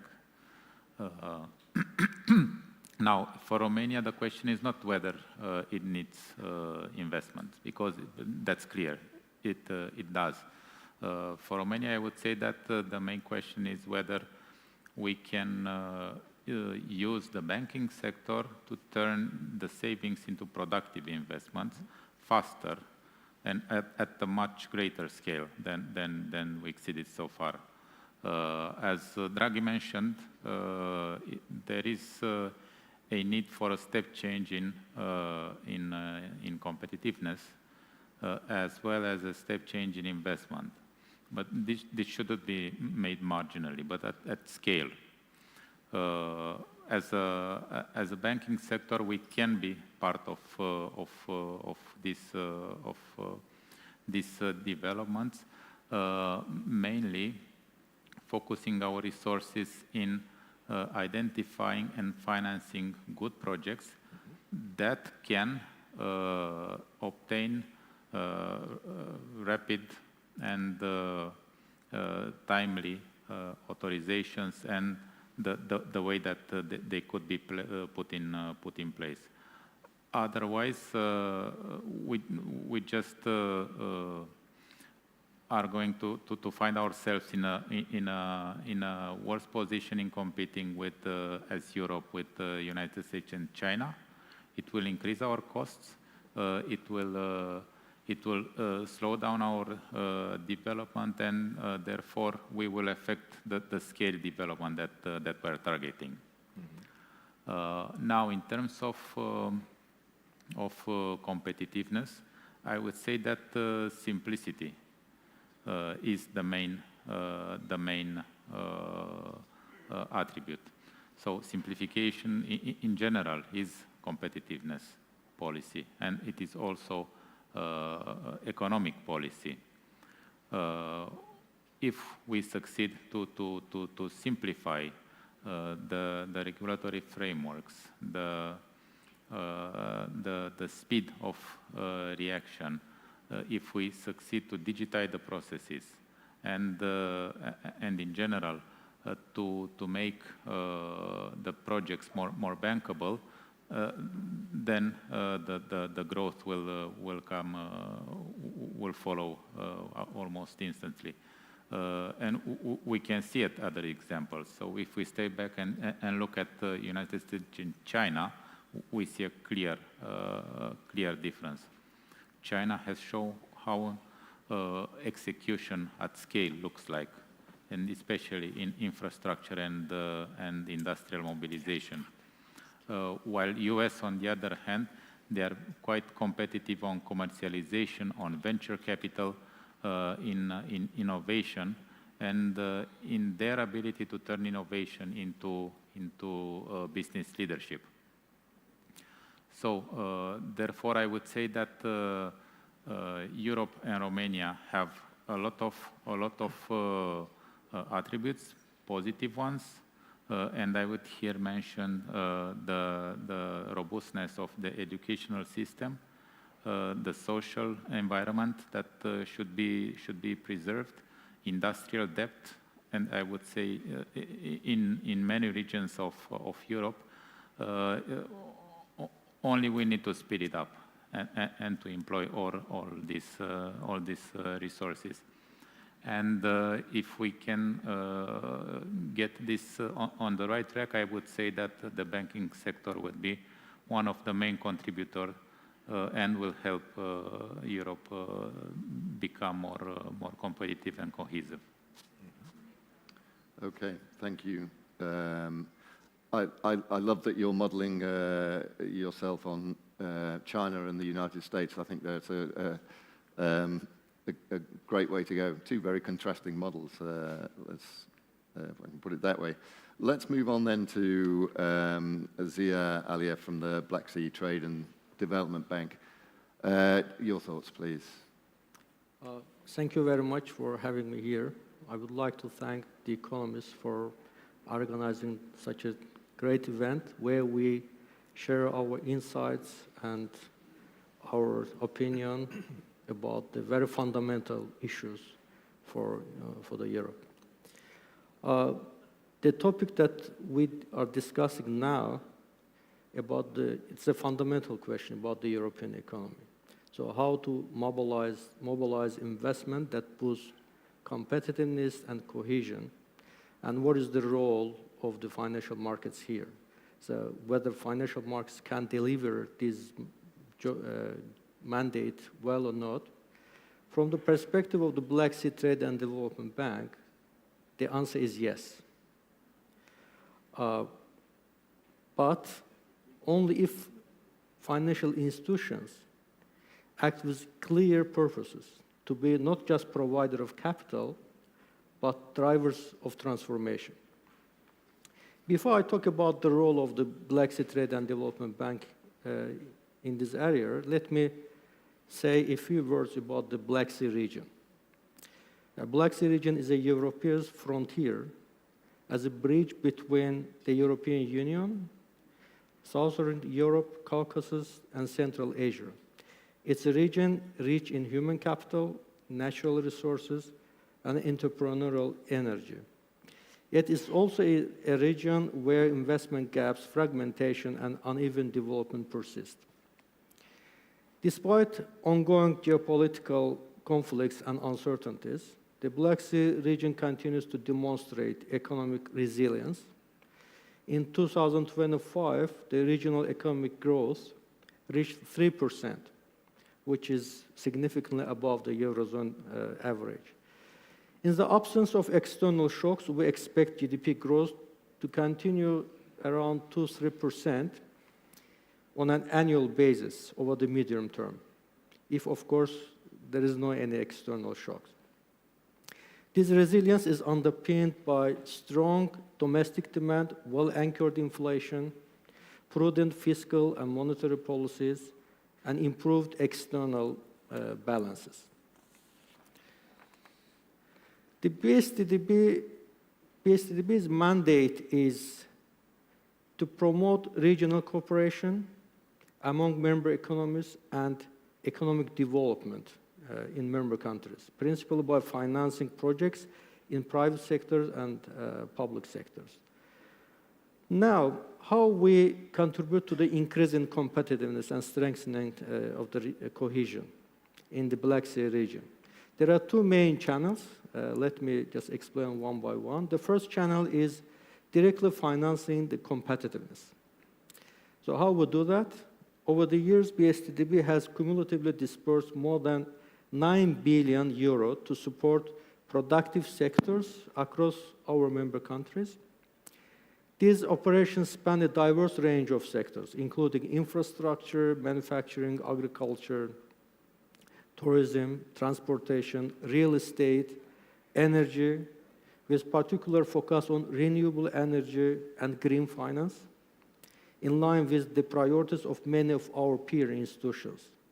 Support for SMEs also stands very high in our priorities.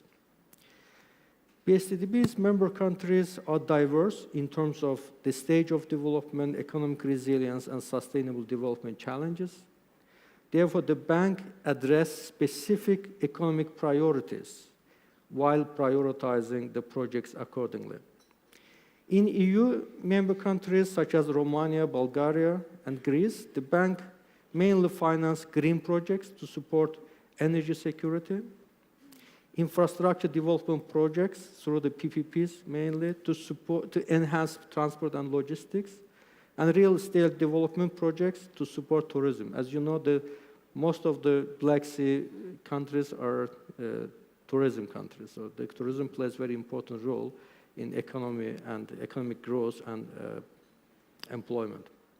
In Turkey, one of the largest member countries, we have supported transport development projects through the PPPs to increase the competitiveness of economy as well as industrial companies and mid-sized companies that helping them scale production and strengthen their integration into European value chain. In Ukraine, the focus is on providing support to keep SMEs functioning, helping key exporters to develop alternative export routes, and supporting energy sector development and resilience. We have financed corporate projects on our own and the large infrastructure operations in cooperation with EBRD and other European peer financial institutions. Now the second channel, how we promote cohesion across countries and within societies. Development in our region is not uniform.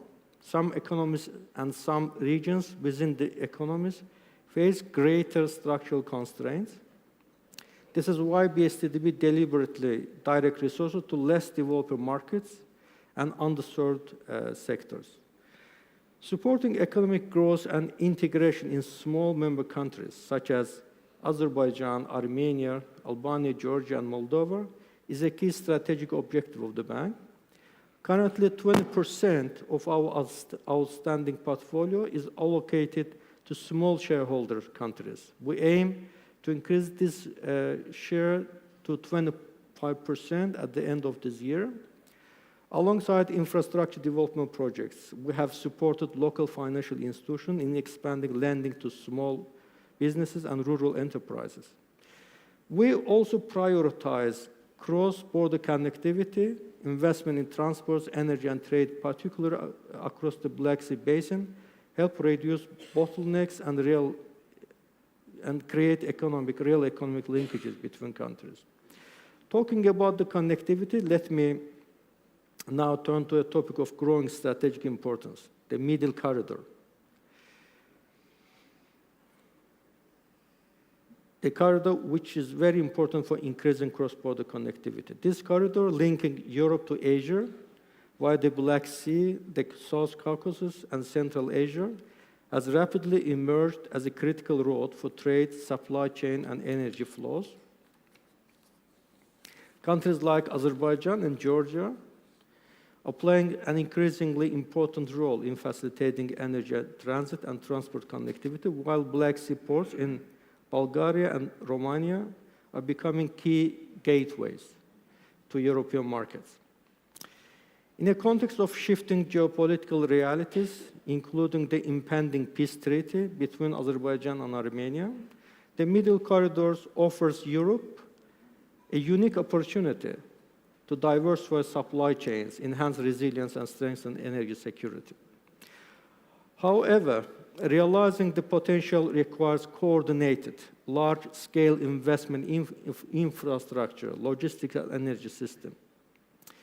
Here, BSTDB has a distinct advantage. So as a regional institution and a part of the European financial architecture, with deep knowledge of local markets and strong relationship across member states, we are unique positions to help lead and coordinate the efforts of international financial institutions. so we can structure projects, mitigate risk, and mobilize capital, serving as a bridge between regional needs and global investors. Finally, as a third channel, so BSTDB acts as a catalyst. Every euro we invest is designed to mobilize additional capital. Therefore, market additionality is a key eligibility criterion alongside economic impact when selecting projects for financing. Through co-financing and risk sharing, we work closely with international partners such as European Investment Bank and EBRD, as well as with other private lenders to scale up the impact. We also promote strong governance and ESG standards, ensuring that investments are not only profitable, but sustainable and aligned with Europe's long-term objectives. Of course, challenges remain. Geopolitical uncertainty, fragmented markets, and persistent investment gaps continue to weigh on the region. Addressing these challenges, we require financial institutions to be more innovative, more collaborative, and more willing to take measured risk. So thank you very much for having me here. So this is it from my side. Thank you. Thanks very much for that. I mean, I'm very interested in and would love to have more time to discuss the other nexus for Romania. We've been talking here, this panel really is about European cohesion and Romania's place within that.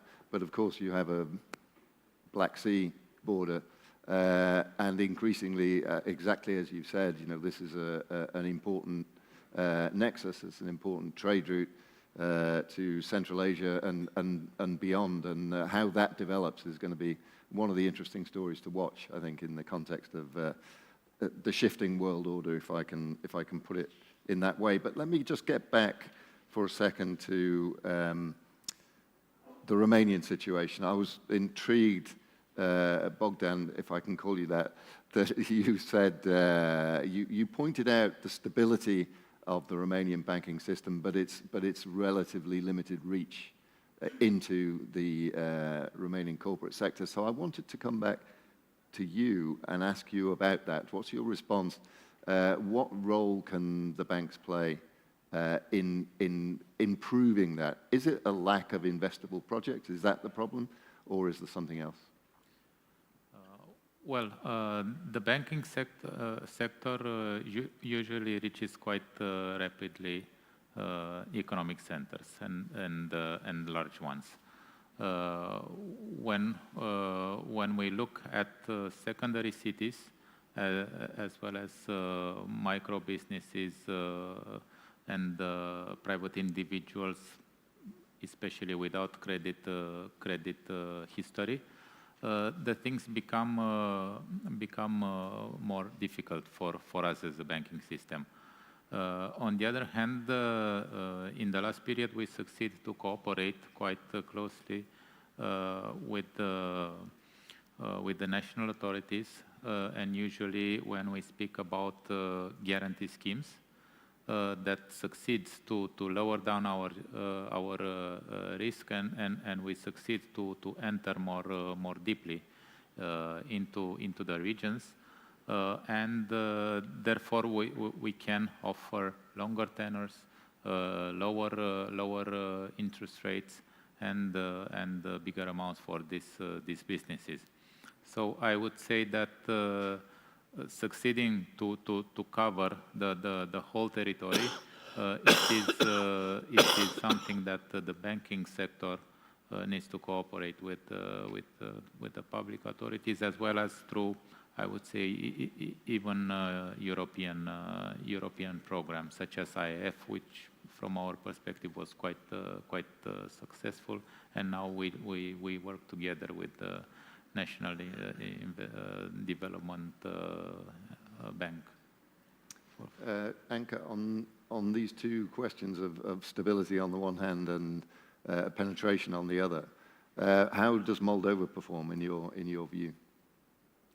Well, a couple of years ago, private credit as a share of GDP was like 23%. a similar figure like in Romania. Nowadays, it's almost 30%. So that's a significant increase in only 2 years. Well, I think it's the biggest increase in the region. And it shows, on one hand, the trust in the economy. And also what we see is increasing demand from companies, especially SMEs. Yes, all over the world, we have this issue of access to finance of SMEs that is somehow limited. But what we've noticed over the last couple of years, especially over the last few months, increasing demand from the SME sector. We have had discussions with all banks in Moldova. We have at the beginning of the year, and they present their business strategies. And I was very happy to see that all banks show and considers and forecasts a good expansion of economic activity for 2026 and ahead. And and that's a combination of good macroeconomic conditions, good financial stability, also a clear political path. This anchor, EU anchor, of course, matters a lot for increasing the investment appetite, and also what we do as central bank. We pay attention to infrastructure. We are also in charge of the payment sector, the payment system, and we are very happy to see that instant payments launched a couple of years ago are of huge success in the country, and almost 60% of people with bank accounts are using instant payments, while business, also companies are using on a larger scale. Also recently, Moldova became part of SEPA, of a single euro payment system. And this boosted payments with the EU and SEPA countries while reducing costs. For example, cost for transfers decreased by 94%, 94.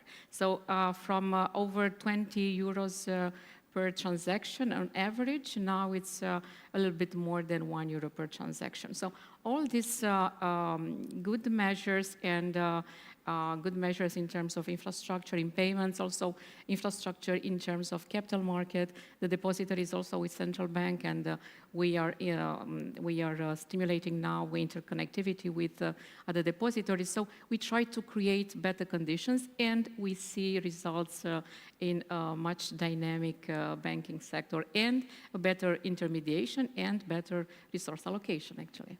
Fantastic, thank you. Clearly, innovation, fintech, and new technologies are potentially transformative in this sector. And in terms of many of the issues that we're talking about, this is an opportunity. As is often the case, the more progress you need to make, sometimes you can leapfrog people who are way ahead of you by adopting these technologies. Unfortunately, that is the topic of another panel. So we're not going to dwell on it in this one, but thank you for raising it, because it's clearly important. Minister, I want to come back to this cohesion question, because of course, we can get excited about the flows of money, investment, lending going on, but there's a secondary purpose, very important one from the European perspective, that these funds need to achieve, and that is to improve and increase cohesion across the region. How does your proposal for how you're going to deploy these funds deliver back on this target? So it is true that polarization is still a reality in Romania. Interestingly enough, I think that if you are to live here with one important feature, is that inter-region polarization is not as much as intra-region polarization. So in each region, you have pockets of poverty and, developed cities. And that's the concerning part. So it's not, if you use that, just the regional yardstick, you do have the Northeast region as being one of the, let's say, less developed regions in the EU. But if you compare the disparities among regions, they are not as much as you have within the regions.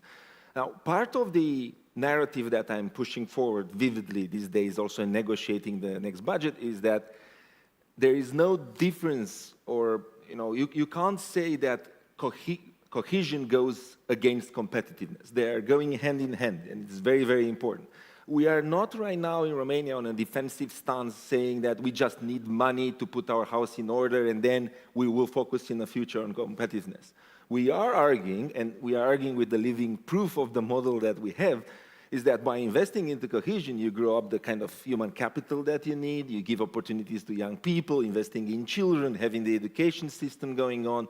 And of course, when we talk about the basic infrastructure, if you would like to address the issues that are in terms of poverty or giving opportunities and access to, let's say, the eastern frontier of Europe, I mean, building highways, certainly helps, and connecting regions, thus, it's very important.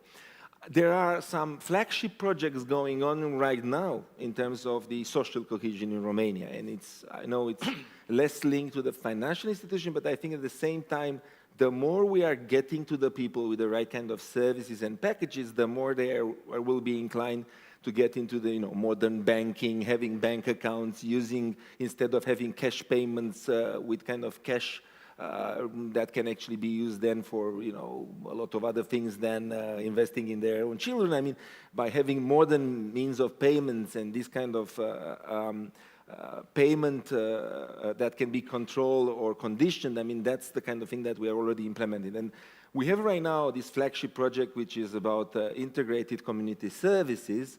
So we are shifting from helicopter money, giving money to people, which by no means I will say that transfers are not important. They are an important tool of getting people out of poverty. But we are adding a layer of customizing, having case management, and reaching out to children, young people, persons with disability, and so on. And we have 800 million for these backbone projects in all the rural communities in Romania. And that will actually be something felt. And the most important thing is sustainability to keep that project going on. And it's interesting because we've planted the seeds through the meals, hot meals in school that Anca Drago at that time was Minister of Finance, and she was concerned on that. So there is a link and a vision in between. If you like a society that is sophisticated on financial instruments, financial market, financial literacy, and investing in these kind of things. I will just, if you give me a very short moment to try, for the sake of the debate, to add a little bit to the growth problem that was raised by Bogdan, because I felt motivated to come up and convey some things. I wonder why. Yeah. So in my view, I mean, just to understand, when I was saying that Romania grew from 44 to 80%, I mean, we've done that with half of the highway system, or less, 1/3 of the arable land not used, 1/3 of the young people not used. So things that, I mean, honestly, if you talk about economic terms of Pareto optimality, and you look at a society such as Germany or any society that is structured, you don't have this kind of potentiality. I mean, right now, finalizing the highway system, investing, in human capital, putting some rules into the cadastre, because we didn't have, this kind of digital system where you can facilitate then transfer of property, so do you have cultivated arable and so. So we are unleashing amazing things. And this is business as usual right now. If you add on top of that Neptune Deep, with the fact that we will be addressing directly the energy problem, the SMRs, which we were doing with the Americans, the fact that finally we are actually shifting from coal to gas, projects that were long overdue, but we are finalizing them. I mean, just to mention Mintia or Iernut. The whole thing that I remember in 2016, we've been talking about Tarnica. I mean, finally we are actually having right now this natural battery with Tarnica. I mean, leaving this aside and adding on top the SAFE program, which actually has a lot of offset and domestic production, which will give a big boost for industry in the next period. And of course, this is opportunistic in the sense that there will be investments related to the defense needs, but I mean, you have the money flowing, I mean, you have the priority, and right now the model, as everyone in the audience knows, it's not just about, cheap producing anymore, it's about resilience and the geopolitics behind it and so on. Defending the eastern flank is very important. If you add on top of that, just to make the connection with the Black Sea, the fact that Romania is actually, and I would kindly ask you all to support this diplomatic endeavor, is actually a leading applicant for the idea of having the maritime security hub in the Black Sea. We are right now looking at Mangalia as a strategic project on top of Constanța, so developing our participation in harbors. We have Giurgiulești, and we are trying to reach out to Moldova and Ukraine on that. So all these kind of things are layers over layers of things that are not anymore just opportunities on paper. A couple of years ago, these were nice ideas. Right now, they are actually taking shape, which is, I think, quintessential in terms of how things are going. And if we shift to a model where instead of, having SMEs, entrepreneurs going to the ministries and waiting 2 years to get funds, to a model where the banks would actually have this kind of blended finance where they have interest rate subsidy, they have guarantees and then the capital rebate, in a model that will be very similar to what the US has done with the Inflation Reduction Act. So you come, you have a strategic project, you get 20% out of it if you've done it. For the SMEs, you go directly with your projects, because waiting 2 years with a business plan these days, I mean, it's not anymore the thing. So I don't want to be overly optimistic, but, just do the math, put the things one on top of the other. I mean, if we will provide, and that's a key factor, political stability, just political stability. I know it's much to ask, but still, I mean, just political stability, and we just play by the rules and putting our house in order with the public finances, all the other things will be condemning us to growth.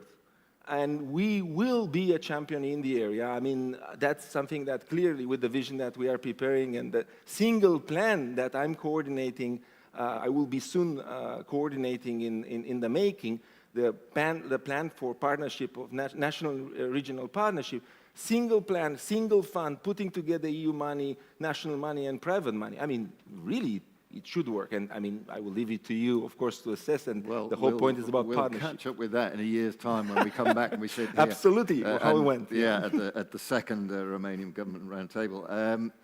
I'm sure that if things don't work, it won't be for lack of enthusiasm. So thank you very much for that.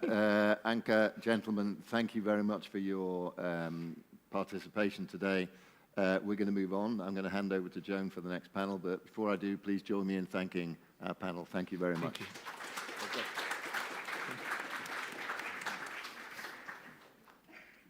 Thank you. Let's assume the position for a quick picture.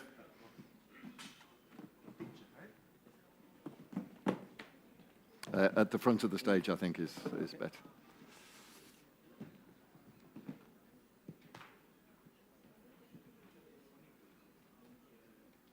Okay, that's enough of that. Thanks very much. Thank you. Thanks a lot. Thank you. Thanks very much. Thanks. Thank you. Thanks. How do you pronounce your name? How do you pronounce it? Chirițoiu. I wasn't far. Oh, Chirițoiu. Okay. Yeah, I'll remember that.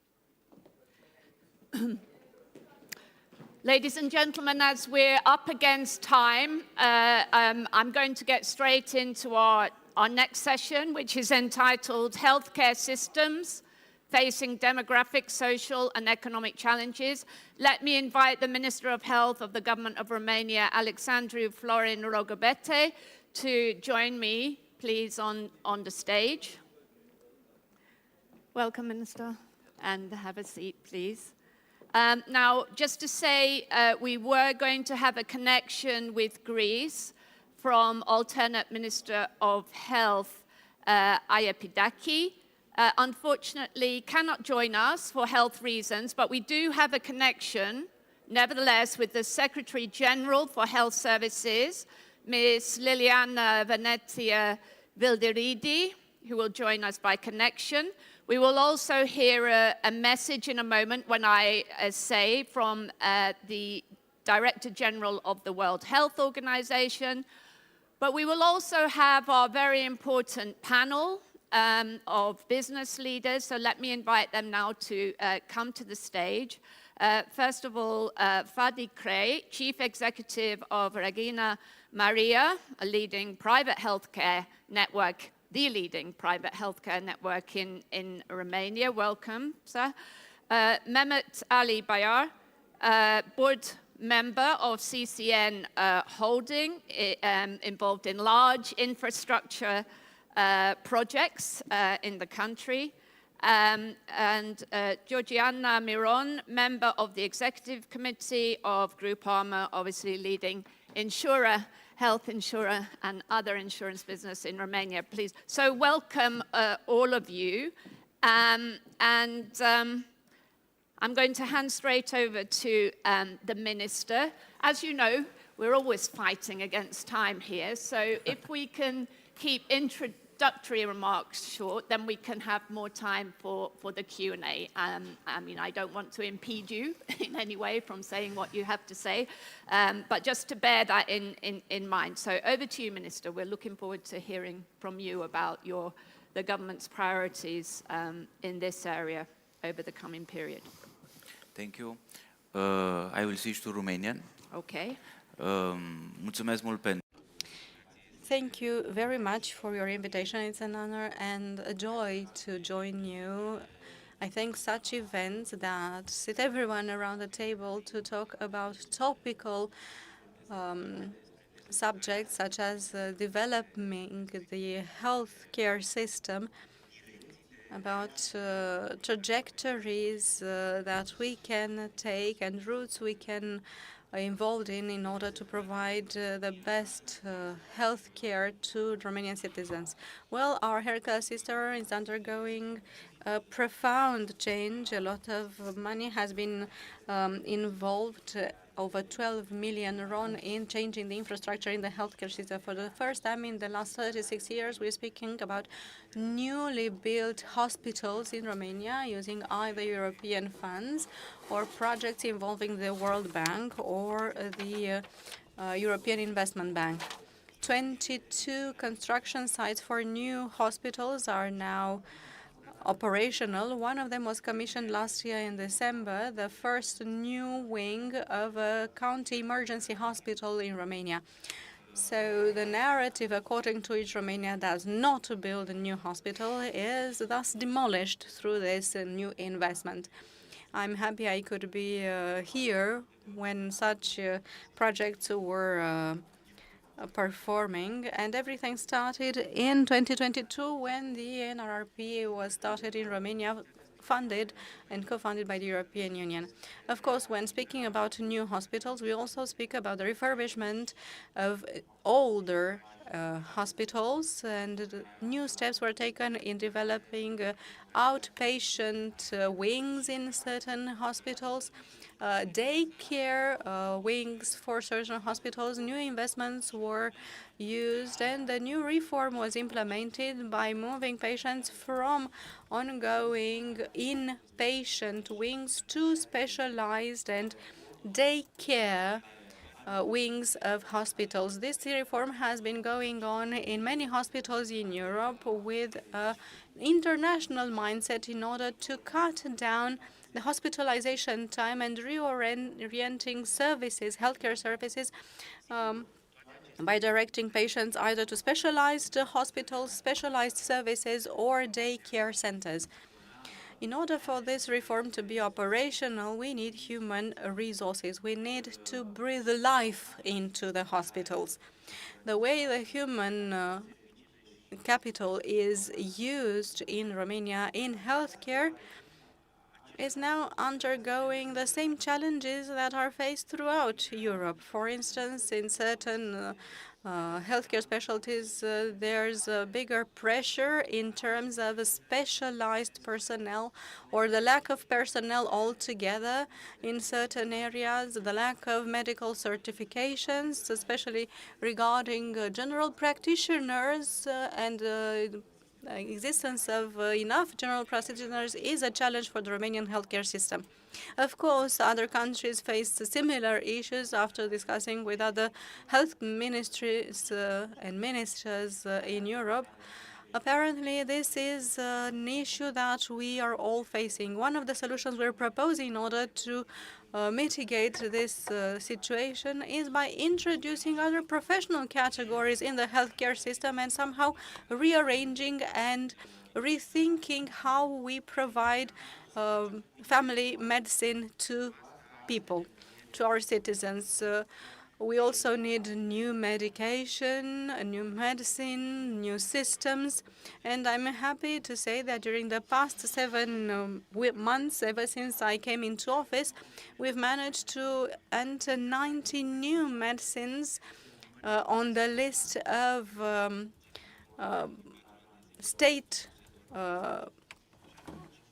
reimbursed medications by using European funds, by using the existing infrastructure, by using the pharma industry, not only by introducing new prescription drugs on such compensated list, by developing the specialized outpatient wings of the hospitals. Well, everything is important. The digitization of the healthcare system is important, as well as a fair, honest partnership, transparent partnership with the private sector is also important. For years on end in Romania, we've been discussing about the public healthcare system compared to the private healthcare system. Well, this comparison, this versus has been damaging to all of us. We have actually just one healthcare system with several components and forms of organization, publicly funded, privately funded, and why not in a public-private owned system. This constant communication that I personally, alongside the team within the Ministry of Health, have with the private system, we want to develop new programs together, like screening, prevention, outpatient systems, and as well as continuous healthcare system. I think I've exceeded the time you've allocated me, but I'm going to stop on one final comment. I think it is important, besides the sole insurers such as the National Health Insurance Fund, we should rethink how to fund healthcare services by introducing also other insurance, either complementarily or through a PPP or in parallel. I have no idea yet. This is a debate that I've opened responsibly within the Ministry of Healthcare. I also asked for the support of the World Bank in this endeavor, and hopefully we'll have a better healthcare system in Romania and beyond. And above all of that, people need trust. They need to trust the healthcare system, which is essential. And I think trust makes us all feel better. Thank you. Well, thank you very much, Minister. No, you didn't really, I think you were extremely disciplined, but managed to get through all the kind of key issues. So obviously we're going to come back to those, I hope, in the Q&A to discuss further, because lots of good ideas here, I think. We're now going to have our connection with Greece, and we have the Secretary General for Health Services, Liliana Venetia Vilderidi, on the line. Welcome. I hope you can hear us and that you were able to follow the Minister now. So I'm just handing over to you for an introductory few minutes to say what's happening in Greece. And of course, if there's any parallels with what's happening here in Romania, it's also good to hear that. Thank you. And thanks for joining. Thank you, Your Excellency, esteemed speakers, guests. It's truly a great honor to participate in today's discussion, and I would also like to thank the economists for bringing us together at such a critical moment for our health systems. As already mentioned, I'm participating on behalf of the alternate Minister of Health, Dr. Irini Agapidaki, who had intended to be here, but due to unforeseen and unavoidable circumstances, was regrettably unable to attend. Across Europe, we are undergoing a profound demographic and epidemiological transition. Aging population, chronic diseases are increasing, and health systems still largely built around hospital-based reactive care are undergoing pressure to adapt. In Southeast Europe, these challenges are even more acute. Rising demands for services, persistent social and geographical inequalities, and fiscal constraints are placing significant strain on our health systems. In this context, the central policy question is clear. How do we design health systems that are accessible, efficient, and high quality with realistic resource constraints? So allow me to briefly outline 4 key policy priorities drawing on the Greek experience. First, strengthening primary healthcare and investing in prevention. Until recently, Greece faced many of the structural challenges common across the region. A fragmented hospital-centered system where prevention was largely opportunistic, dependent on whether a citizen happened to seek care. So we made a deliberate choice to change this model. With a strong political commitment and a clear public health vision, we developed Prolambano. It's the first organized universal prevention program in Greece. Today, Prolambano provides free population-based screening regardless of income, insurance status, or geographic location. The scale and impact are quite significant. Over 5.9 million citizens have already participated, 1.1 million women screened for breast cancer, 800,000 plus cervical cancer tests, nearly 1 million colorectal screenings. So building on this foundation, in 2025, we launched our most ambitious initiative to date, which is a national cardiovascular screening program targeting 5.9 million citizens aged 30 to 70, which is one of the largest population-based cardiovascular screening programs in Europe. Now, already, to give you some numbers, we have 2.8 million screenings which have been completed, 60,000 citizens which have been referred for further evaluation, and 12,000 which are undergoing specialized diagnostic testing. So behind these numbers, of course, are not just statistics, but tangible outcomes, lives saved, strokes prevented, and families protected.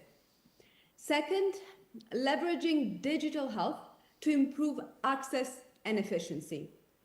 Technology is a powerful enabler in addressing geographical inequalities, particularly in countries like Greece with a large number of islands and remote areas. We are currently completing the National Telemedicine Network, which significantly expands access to care in underserved regions. At the same time, we are systematically addressing inefficiencies within the system. 2 flagship digital reforms illustrate this approach. Firstly, the electronic patient tracking system, which enables real-time monitoring of patient flow and waiting times in emergency units. As a result, nationwide waiting times have been reduced by 55% within a year, reaching an average of 4.3 hours in February 2026 across 36 hospitals currently using the system.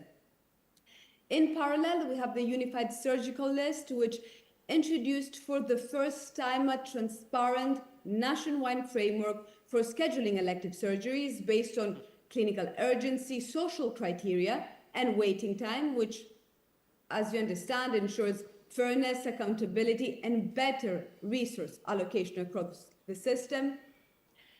Thirdly, we're investing in health workforce. Human resources remain the backbone of any health system. Across Southeast Europe, the outflow of highly skilled professionals combined with persistent staffing gaps, especially in rural and remote areas, represent a major structural challenge. In Greece, addressing this issue is a top priority. We have adopted a data-driven workforce planning methodology using staffing indicators to identify gaps and needs across regions, but also for specific specialties and shortage. At the same time, we introduced a comprehensive package of incentives, both financial and non-financial, to attract and retain health professionals in the public system, particularly in underserved areas. And fourth and last, improving efficiency through evidence-based policymaking. And I think this applies to all. In an environment of constrained resources, better use of data is not optional anymore, it's actually essential. And we are trying to strengthen governance through systematic performance monitoring, transparency, and accountability. And a flagship initiative in this area is the introduction of the National Patient-Reported Experience Measure System. So since July 2025, patients receive a digital questionnaire via SMS following hospital discharge, allowing them to evaluate their experience across 35 structured questions. To date, more than 48,000 patients have participated. Response rate is actually quite good, 21%, although we're doing efforts to increase it even further with campaigns. This provides for the first time a continuous nationwide data set on patient experience, offering valuable insights that directly inform policy decisions, aim at improving access and quality of care. So, Greece experiences one example of the ongoing efforts across the region to strengthen health systems. Of course, an effort which is still evolving and requires continuous improvement. But surely no country can do this alone. For Southeast Europe, the path forward requires stronger European coordination, sustained investment in digital health and data interoperability, and of course the development of shared indicators and evaluation frameworks. Because the policy choices we make today, we will shape not only the performance of our health systems, but also the resilience of our societies in the years to come. Thank you very much. Well, thank you very much, Secretary General.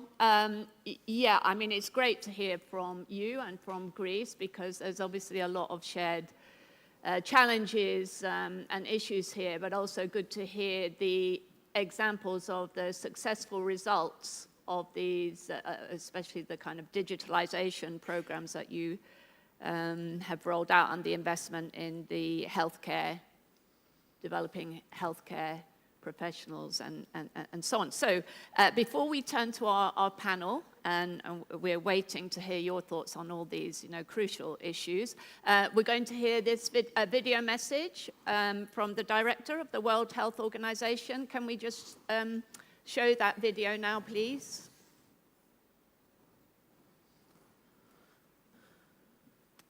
And hear the sound, if possible.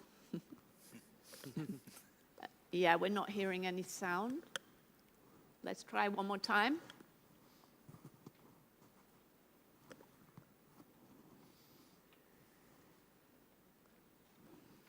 If not, if we're having a technical problem, let's come back and hear that message maybe at the end of the session. I think, best not to waste time.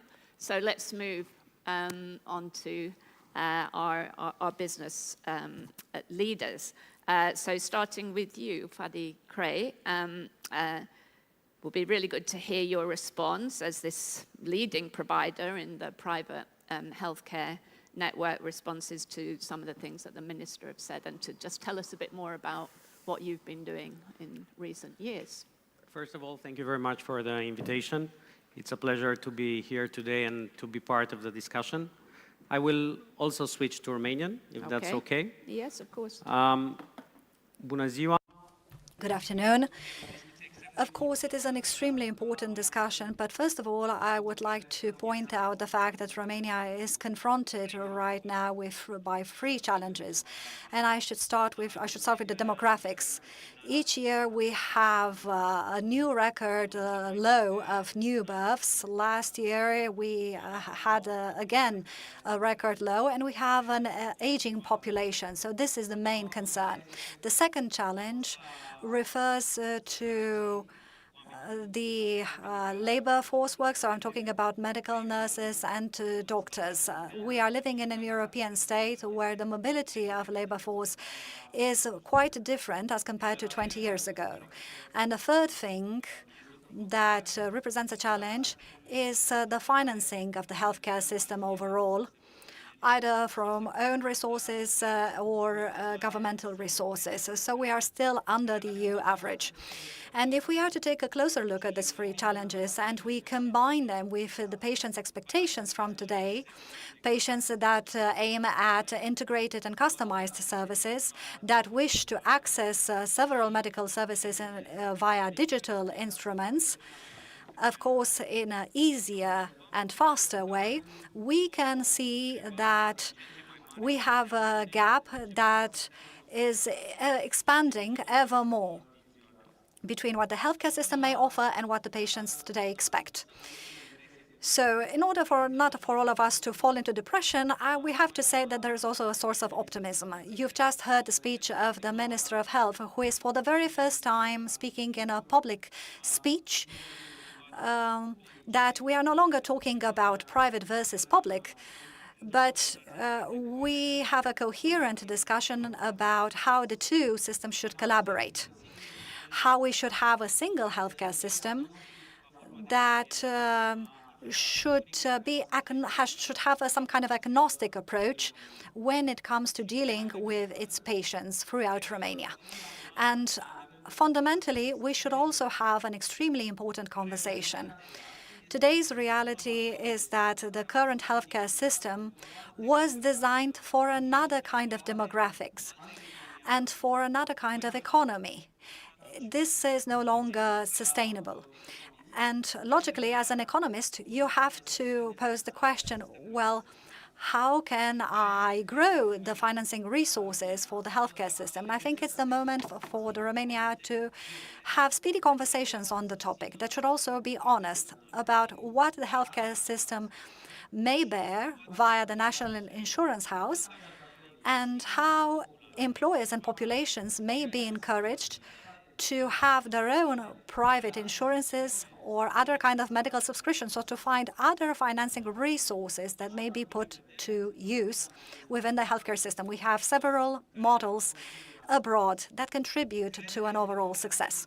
I believe that right now in 2026 for Romania to really start thinking about what its endeavors are regarding its patients. So we have an ever-aging population with ever higher expectations. So in that context, what kind of financing resources can we bring to the healthcare system others than the ones that are already provided for from the budget? We're going to come back to all these once we get into the conversation. But let's first of all hear from Mr. Ali Bayar from CCN. Thank you. You're welcome to stay there or take the podium, whichever. No, I'm fine here. Yeah. I wouldn't want to do that after my dear friend Dimitri Avramopoulos taking the rostrum and making that speech. I wouldn't dare to replicate it, so I leave it to him, to that honor. Thank you so much to RCI Holding, first of all, and the Romanian government for their very kind hospitality, good friend Dan Stratton and the team, everyone, and not least John and Alistair. This has been exquisite. It's been timely, and we hope to return many years to come. And thank you for the panels, and Mr. Minister, such an honor. CCN, my company, I stand here to represent them, is one of the biggest healthcare construction, finance, and operation company in the world. I'm proud to display this. This is Turkey's healthcare system's grand jewel. It's a state hospital, financed by us, built by us, and it's been operated by us under the PPP scheme. This is the largest hospital in the world. Yeah, we need some of this in the UK too. Well, I was going to come to that, actually. Why not? Because there is a news about that. I don't know if you've heard, but the British government just announced that in Manchester and Southampton, there will be two new PPP hospitals since forever. I mean, it's a brand new, it just dropped. This is a 1.4 million square meter closed area, equal at that day to the 7 airport closed areas. remains to be the largest hospital built under one contract. There are two more larger, but ramped up over 20, 30 years, but this is built at once and it became the largest hospital. And in fact, one of the members of the government who dared to launch this incredibly ambitious project, none other than my dear friend, Mr. Egemen Baş, who was then the state minister at that government, he's here. It's a very nice touch that he's here when they made the decision and he is the end result. This is a very controversial topic, the PPP. Turkey stands resilient and Turkey stands proud that proven that PPP worked. It needs ups and downs, it needs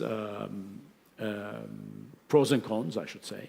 However, we've been on the learning curve. And there is another picture, if I can show. This is our one hospital. We have another one, similar, almost similar to that, but 1/3 of the size. Is there can we show that? Well, you know, if they have time. If we have it. Yes, that's in Mersin, the southernmost city of Turkey. It's sprawling and booming industrial, commercial, financial, one of the financial centers of Turkey, near Syrian border. And this is, when this was built, in fact, it was the very first PPP hospital financed and closed before the big one. We finished this 24 months earlier than the contract period. It was a 36-month contract, and we finished it in 24 months, in fact, 12 months earlier. So my company remains to be, and the Bilkent, the previous one, remains to be the admiralty ship of our program. It's a $28 billion project overall. And we were the admiralty firm, leading firm that did the big ones. That brought us some reputation and some credibility in terms of financing and operating and constructing it. All of a sudden, from all over the world, people are coming to, the governments, private people are coming to see these hospitals as showrooms. And as a result of that, when we heard the Romanian government embarking on one of the most ambitious and large-size healthcare investments in Europe, of course, we were the natural people to be interested and to be of interest. And now we are, and I'm proud to say that our company won 4 public procurements here. We started Gerota Hospital, in Dr. Gerota Hospital in Bucharest. We are so proud because Dr. Gerota, in one of the biggest legendary names of world history in healthcare and health science. And in fact, his landmark work, Écorché, on anatomy is being displayed in the Athenaeum where we had the opening. So such a nice touch, and for the young people to go and to see, and I myself visited, and so it's an incredible, I think it was done in 1907 or something like that. So we are proud to be the first in this huge project, and we are determined to finish them with honor and turn it over to the Romanian government. Turkey's project is a 28 billion, close to 16 or 17 hospitals like this. My word of advice from someone who's been involved with the project from the very beginning, and my dear friend Burak Vardan, another member of the board, and he is actually our representative in Romania, that unless you take advantage of the scale once and at one time, start with the huge scale, you would have many ups and downs as Britain had.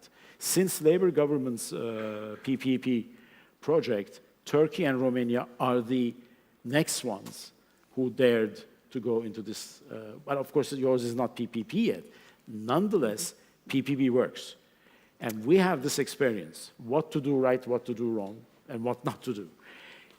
Unless you use the size, it may be controversial. But if you use the size, the scale, you have incredible advantage in cost, financing, durability, the cost of the health services that you procure, because when you put the economies of scale, I'll give you just here, like 10 minutes ago, from my hospitals, the big ones in Ankara, today's numbers, if I may, and one more minute, may be of interest to you. We today, we delivered, as always, when you need them, you don't have them. I have it, yes. Today, 34,500 people went through our doors. Average 35,000 people every day. And last year, 41 million people went through our doors. 740 operations were conducted today as we speak. 265,000 blood tests have been conducted today in our laboratory. These are the largest numbers in Europe and maybe in the world. And 11,000 imaging today we conducted until we speak. How many ORs? 171 ORs. It's I mean, like, you throw a number, there is no match. You take the scale advantage, you come up with this success. Well, I'll Thank you very much. Continue afterwards. Thank you. Just before to move forward, I'm happy and more relaxed now, because that means you will finish regional hospital from Iași 1 year earlier. Yes. Well, look. We'll let you answer in a minute. I don't regret. I will try to save. You go, start. Yes, let me turn to Geriana Miron, Groupama, and just to hear what's happening in private health insurance and what your thoughts are about some of these innovations, in healthcare that are happening. How is the insurance business going to meet this challenge of, demographic aging and, the demands that calls upon us, to change the way we're, delivering health provision? It's certainly a topic for us also, because first of all, thank you for having me. Let's start by that. The changing demographics are a topic for us, a deep one for a long while now, not only from the health perspective, but the other lines as well. Getting back or trying to focus more on the health side, by listening to everybody, there is a lot of expertise, a lot of, let's say, goodwill which is put into what will be the future of our system. But beyond that, let's not forget that health it's a deeply personal topic. So it is affecting us personally, and some of us professionally also. Maybe close this small introduction, by saying that there is a link which is extremely direct and visible between the solidity of a health system and the economical performance of a country. So having our health system and our health services positioned, let's say, more as an investment in our future than as an expense that we need to control or to keep as low as possible, I think this should be the starting point, strategically speaking, when it comes to thinking about what the future will look like and what are the steps that we need to implement as soon as possible. Groupama. So in France, we are the first or second health insurer, depending on how we look at performance, with more than 4 million people who are benefiting from these services in France only. In Romania, we are the leader of the insurance market, and we are also the leader of the health insurance market. So from this perspective, and having all of this in mind, I would like to put on the table, not necessarily as a direct answer to what has been said until now, but maybe as a possible solution from let's say, a market which has been through some challenges of its own. And I'm speaking about the French health system, where, for example, I will try to highlight only a couple of the main differences. There is the notion of packages. So even though France aims to cover all of its citizens, because this is let's say, the approach there, it only covers 70% out of them. So, and the gap, which is of 30%, is covered by private insurances. Probably the easiest way to explaining is through a couple of examples, maybe one or two, not too long. Let's say I have the flu. I am an employee of a big or a medium company, whatever. I have the flu.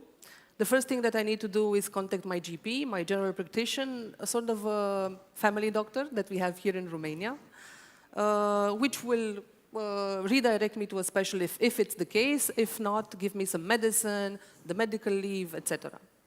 I go home, I take my medicine. I'm on medical leave, of course. But what happens next is that I paid, I don't know, 30 euros for that consultation. In a time frame of a couple of days, 70% of those 30 euros are being redirecting into my account by the state, by the official, let's say, health provider, the government provider of health in France, and the rest, which is of 30%, it can be 30, it can be less, depending on what type of private insurance you have, also in a matter of days. So this is how it works. It can, let's say, be one of the options that we can consider in order to relieve some of the pressure. We were discussing about the pressure earlier, but also, I would dare say, let the Romanians choose what is the type of service that they would like to access, that they can afford to access. And also, and I will maybe close with this, the 1st of January of this year was we had 10 years since in France the private insurance for companies has become compulsory. Okay. So it would be my third, let's say, and last point related to this, because having this gap of 30% covered through the employers, which already has been, let's say, it's starting to happen, it has started to happen via the insurances that we are already, that the companies are already buying in Romania, but enlarging that scope will actually have a bigger benefit for the entirety of the system. And my closing point would be that maybe in last example, this principle of co-payment doesn't necessarily apply. It doesn't at all apply, actually, to what the French call the 30 big diseases, like the cancers, like even diabetes, heart problems, where everything is taken on by the state 100%. So there are ways to embed into a potential new type of organization even the cases or the categories that we find vulnerable, even from the perspective of the health position itself, but also from the perspective of the financial power that they might have, because the categories like people who can make the proof that they do not have the necessary revenues to cover that 30%, they are also including in a separate system and organized by the state. Okay.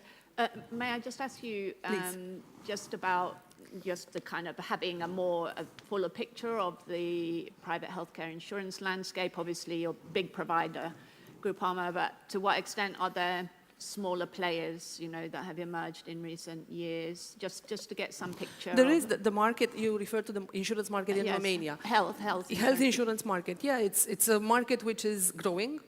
And it's a market which has already more than, I don't know, 6, 7 players which are, let's say, heavily investing. Yes. Because it is a question also at the moment that we are speaking, it is a question of investing in this market. Yeah. Okay, I think it's been great so far. And I know I'm going to get a note in a minute saying we have to move on. Probably Nectaria is writing it now. But just to allow everybody to come back, I just want to focus on solutions, because I think the issues are clear. Everybody's mentioned them. The demographic challenge, we don't need to discuss that, because I think everybody's well aware of what that is, the low birth rate, population aging, and so on. So, so the issues I think to focus on and solutions, the financing one, the labor force one, and the kind of preventive medicine strategies. So some solutions we've heard, which is build hospitals at scale, and it's happening. And that's one thing. But just I want to give the minister the chance to come back, just to, to say, quickly where, what are the solutions, so that the priorities really for your government in all these areas? Public, private, we don't want this kind of think about this as a kind of, divergence. We want some kind of integrated, holistic healthcare system. So how do we get that really? How do we go further? At least there's the recognition we want that. Now what happens? And if everybody can chip in and say what they think, and on the financing front as well, what is the way forward here? Obviously, the labour force issues are difficult to tackle. As we see in Greece, things are happening. I'm sure you've got some ideas too. So just very quickly, all of you, to say what you think are the ways forward on addressing these, the practical solutions, really. Sigur, dacă discutăm despre If we are to talk about demographics, the strategy the Ministry of Health currently and Romania currently has in this respect, concretely speaking, would be to reorganize certain public units in terms of palliative care and long-term care. We have a new program as of last year of home care in order to adapt to this very current day-to-day situation. This is the direction the demographic moves nowadays, and of course the Ministry of Health should have a response in this respect. Speaking about financing, everything is obvious, because investments in infrastructure, or if investments in infrastructure are done through European and foreign investments, or also through the budget of the state, that cannot happen overnight, but it might happen on the medium term. The solution would be given by how the healthcare services are funded and reimbursed also through the insurers in collaboration with the state budget. The human resource is also an important topic to tackle, but allow me to give a nuance to this discussion. If we are to calculate a national average of the number of medicines per 100,000 inhabitants, we are not below the European average. The issue is the distribution throughout the system and throughout the territory of this human resource, and how we make the hospitals more effective to the demographic changes, as well as the technology brought changes. If 20 years ago a patient after surgery would be hospitalized for 3, 4, 5 days, nowadays, thanks to the technologies and to the pharma industry, through the medical protocols and through the progress of the healthcare, goes home the next day after surgery. So, of course, hospitals should also be reorganized, and the organization should be rethought, because although we invest a lot and we have state-of-the-art technology both in the public and private hospitals, the organization is still lagging behind. Thanks. Fadi, you emphasized, that there is this gap that exists between the expectations in this new demographic, new economic era. There's this gap between the patient expectations and, at the moment, what the healthcare system is providing. So how do you see it? How are we going to close that gap? What are the kind of steps, that need to be taken now? Yeah, let me be very pragmatic about it. And I will switch back to Romanian. Cred că sunt I think there are two aspects that we can carry out immediately, and that the minister is trying to push forward in our conversation. Namely, the use by the National Insurance House and of the Ministry of Health of the private infrastructure in order to meet the patient's expectations. And I'm talking here not only about prevention, but also about screening and public health policies. So we are not considering only the public healthcare infrastructure in order to aid our patients. We also have to consider the private infrastructure that has developed tremendously within the last 20 years. And I think this can be done quite at a speedy pace if we want to take care of our patients in Romania. Secondly, we should become aware of the fact that health is not just another line in the budget. It is at the very core of our social problems, and it is also the center of our resilience. And if we become aware of that, just as we managed to create a second pillar for private pensions, and we see that this initiative is growing, and we see that it's the right thing in Romania, well, in the same way, we should also be aware of the fact that the healthcare system structure should change. And we should have this conversation right now while we are still capable of doing things, or we are going to keep pushing the problem up to the point we will not be able to do anything about it, and we will confront ourselves with ever-growing social problems that are no longer related to healthcare alone, but to society as a whole. For that. So we literally got 5 minutes left before we have to get off this stage. So, but I do want to give all of you the opportunity. I'll come back to our Greek friend at the Secretary General at the end, but just quick points now in terms of solutions, practical solutions, such as Buddy is suggesting. Healthcare politics can break states, governments, or revitalize them. The nations. We've been talking about some keywords here for the last couple of days. Sustainability, common good, shared prosperity, etc. Connectivity.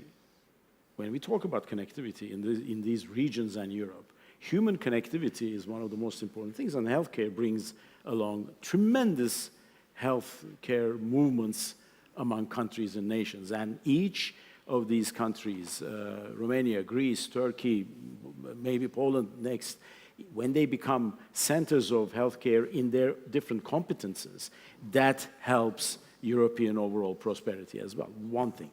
I will add one word that we haven't used so far, predictability. Predictability is what makes Europe attractive. And we can say all these things about Europe, but it's predictable.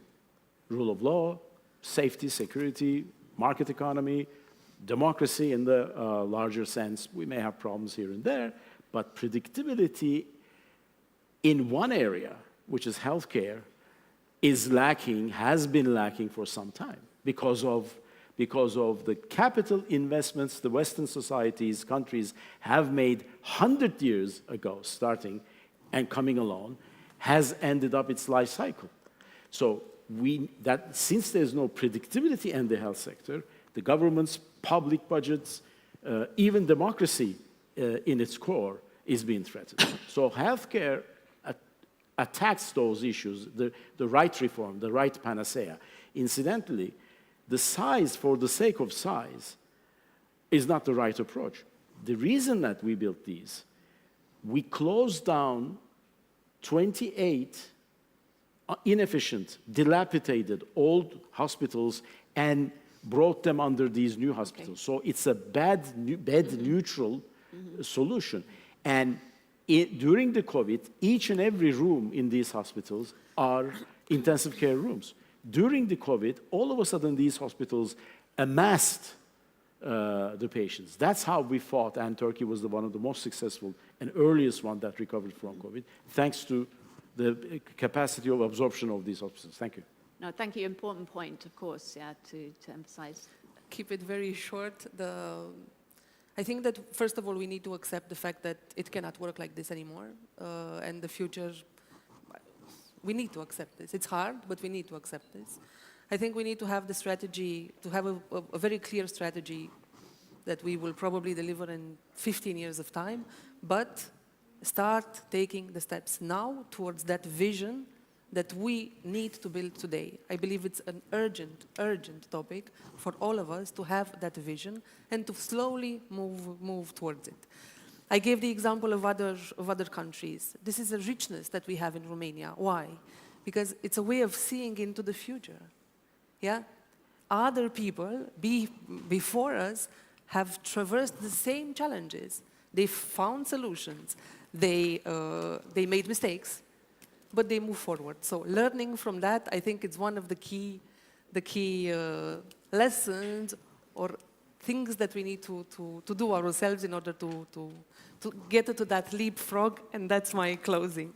Great, thank you. Ms. Vildariki, if I could just ask you literally 30 seconds, maybe to say, what would you take as the, the most important kind of leap forward that Greece has taken that maybe you can share with us in Romania? Literally just a short, because we have to wrap up, just your final thought.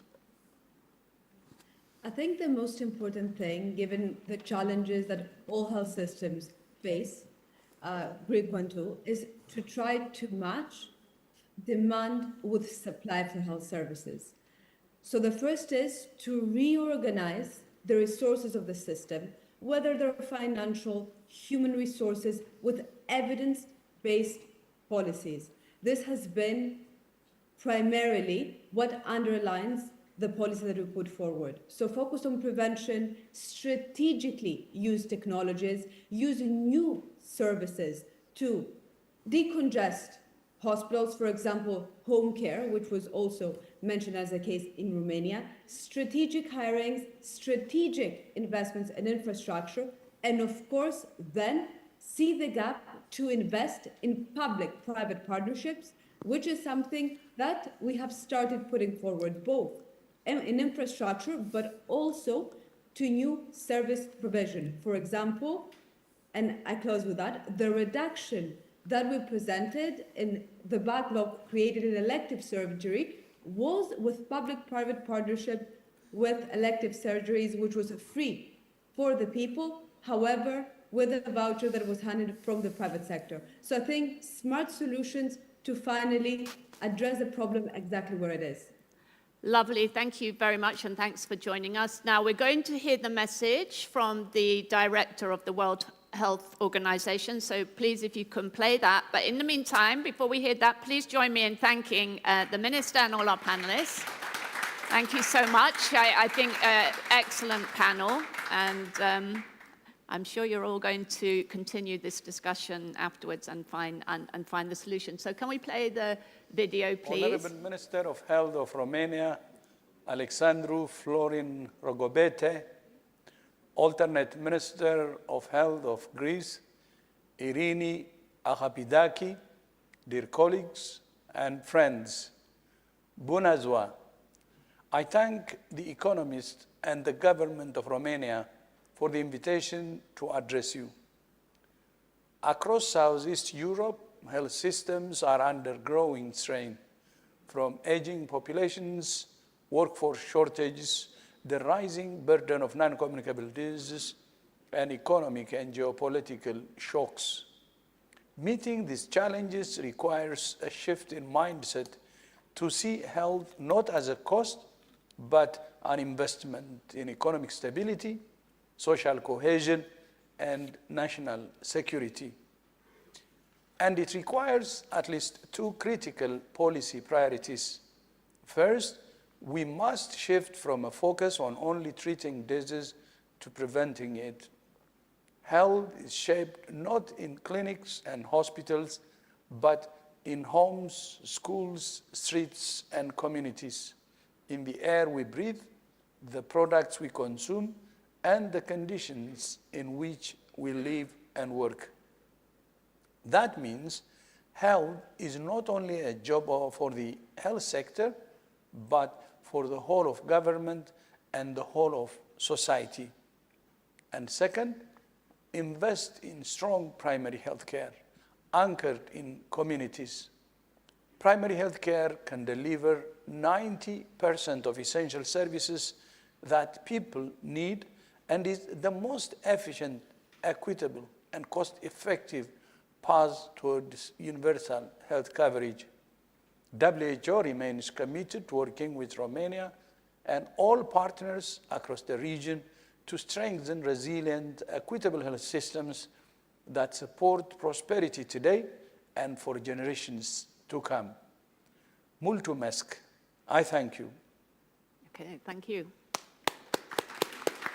Okay, I'm going to hand over to Alistair. Let's have a photograph and we'll get off the stage. Thank you, Joan. I'll stay out of the way of your portrait. One for me. But while you're all adopting your best poses, I will prepare to welcome our next panel. We're going to be broadening the conversation once again at this point. We're going to be talking about the business investment landscape of Southeast Europe and how innovation and adaptability can help in that regard. So while one panel leaves the stage, let me invite the next panel up. We have a beautifully broad panel. To start with, we have Luca Niculescu, who is the Secretary of State, Ministry of Foreign Affairs and National Coordinator for Romania's OECD accession. Mr. Niculescu, please come up and join us. Dimitrios Skalkok is the Secretary General of International Economic Affairs, the Ministry of Foreign Affairs for the Government of Greece. Please join me. Egemen Bagis, who is the former Minister of European Affairs at the Government of Turkey. And Beata Javorcic, who is the Chief Economist of the European Bank of Reconstruction and Development. Thanos Vlachopoulos, who is the General Manager, Head of Large Corporate and Wholesale Products, Corporate and Investment Banking at Pyreos Bank. And Mihai Bobaru, who is the Country Sales Manager for Romania Moldova at JA Solar. So we have a really broad panel, which is fantastic. It allows us to cover a lot of ground, but we are going to have to do it quickly. So the program gives each of you a brief period to give some introductory remarks. I'm going to ask you to keep those as short as you possibly can. The Economist, we edit our articles right down to the last minute, so I'm going to ask you guys to edit your comments to 2-3 minutes if you can possibly do that. I know it's a big ask, but I would really appreciate it. So let's hand over straight away to the Secretary of State, Mr. Niculescu. Oh, thank you. Thank you so much for the invitation, and congratulations for the great job you have done these last 3 days, you and all of your colleagues who prepared this wonderful event. As you said, I'm the national coordinator for the accession process of Romania to join the OECD, and this is a very important moment for us because we are in the final stage of joining the OECD. And as you have heard the President of Romania 2 days ago, this is one of the most important projects that Romania has, the third main strategic project for my country after joining NATO and the European Union. So you can imagine no pressure at all for the team coordination. And I will try to make a brief connection between this process and the theme of our panel, because when you speak about investment, we often think first about money. But in reality, what matters just as much is the environment in which that money is placed. You can have access to capital, you can have European funds, and Romania has a lot of European funds, but if the broader system is not predictable, transparent, and well organized, then investment may hesitate. And this is where the OECD has, and the OECD accession has, in my view, a very concrete impact, because of the past few years, we have been through a very rigorous evaluation, more than 25 committees who evaluated Romania. We have made a lot of progress. As you said, I will try to cut my intervention. We have made a lot of progress in, we adopted more than 100 bills or procedures or practices in order to join the OECD. And it's also important that we also change the way we think about the policy, because one of our challenges, and I say this very openly, is fragmentation. We often have good ideas, but not always enough coordination between them. So what the OECD accession brings is not just standards, but also a kind of discipline, a way of asking, do these policies actually work together? Are they coherent? Are they sustainable? And many, many other. So at the same time, Romania is not just looking inward.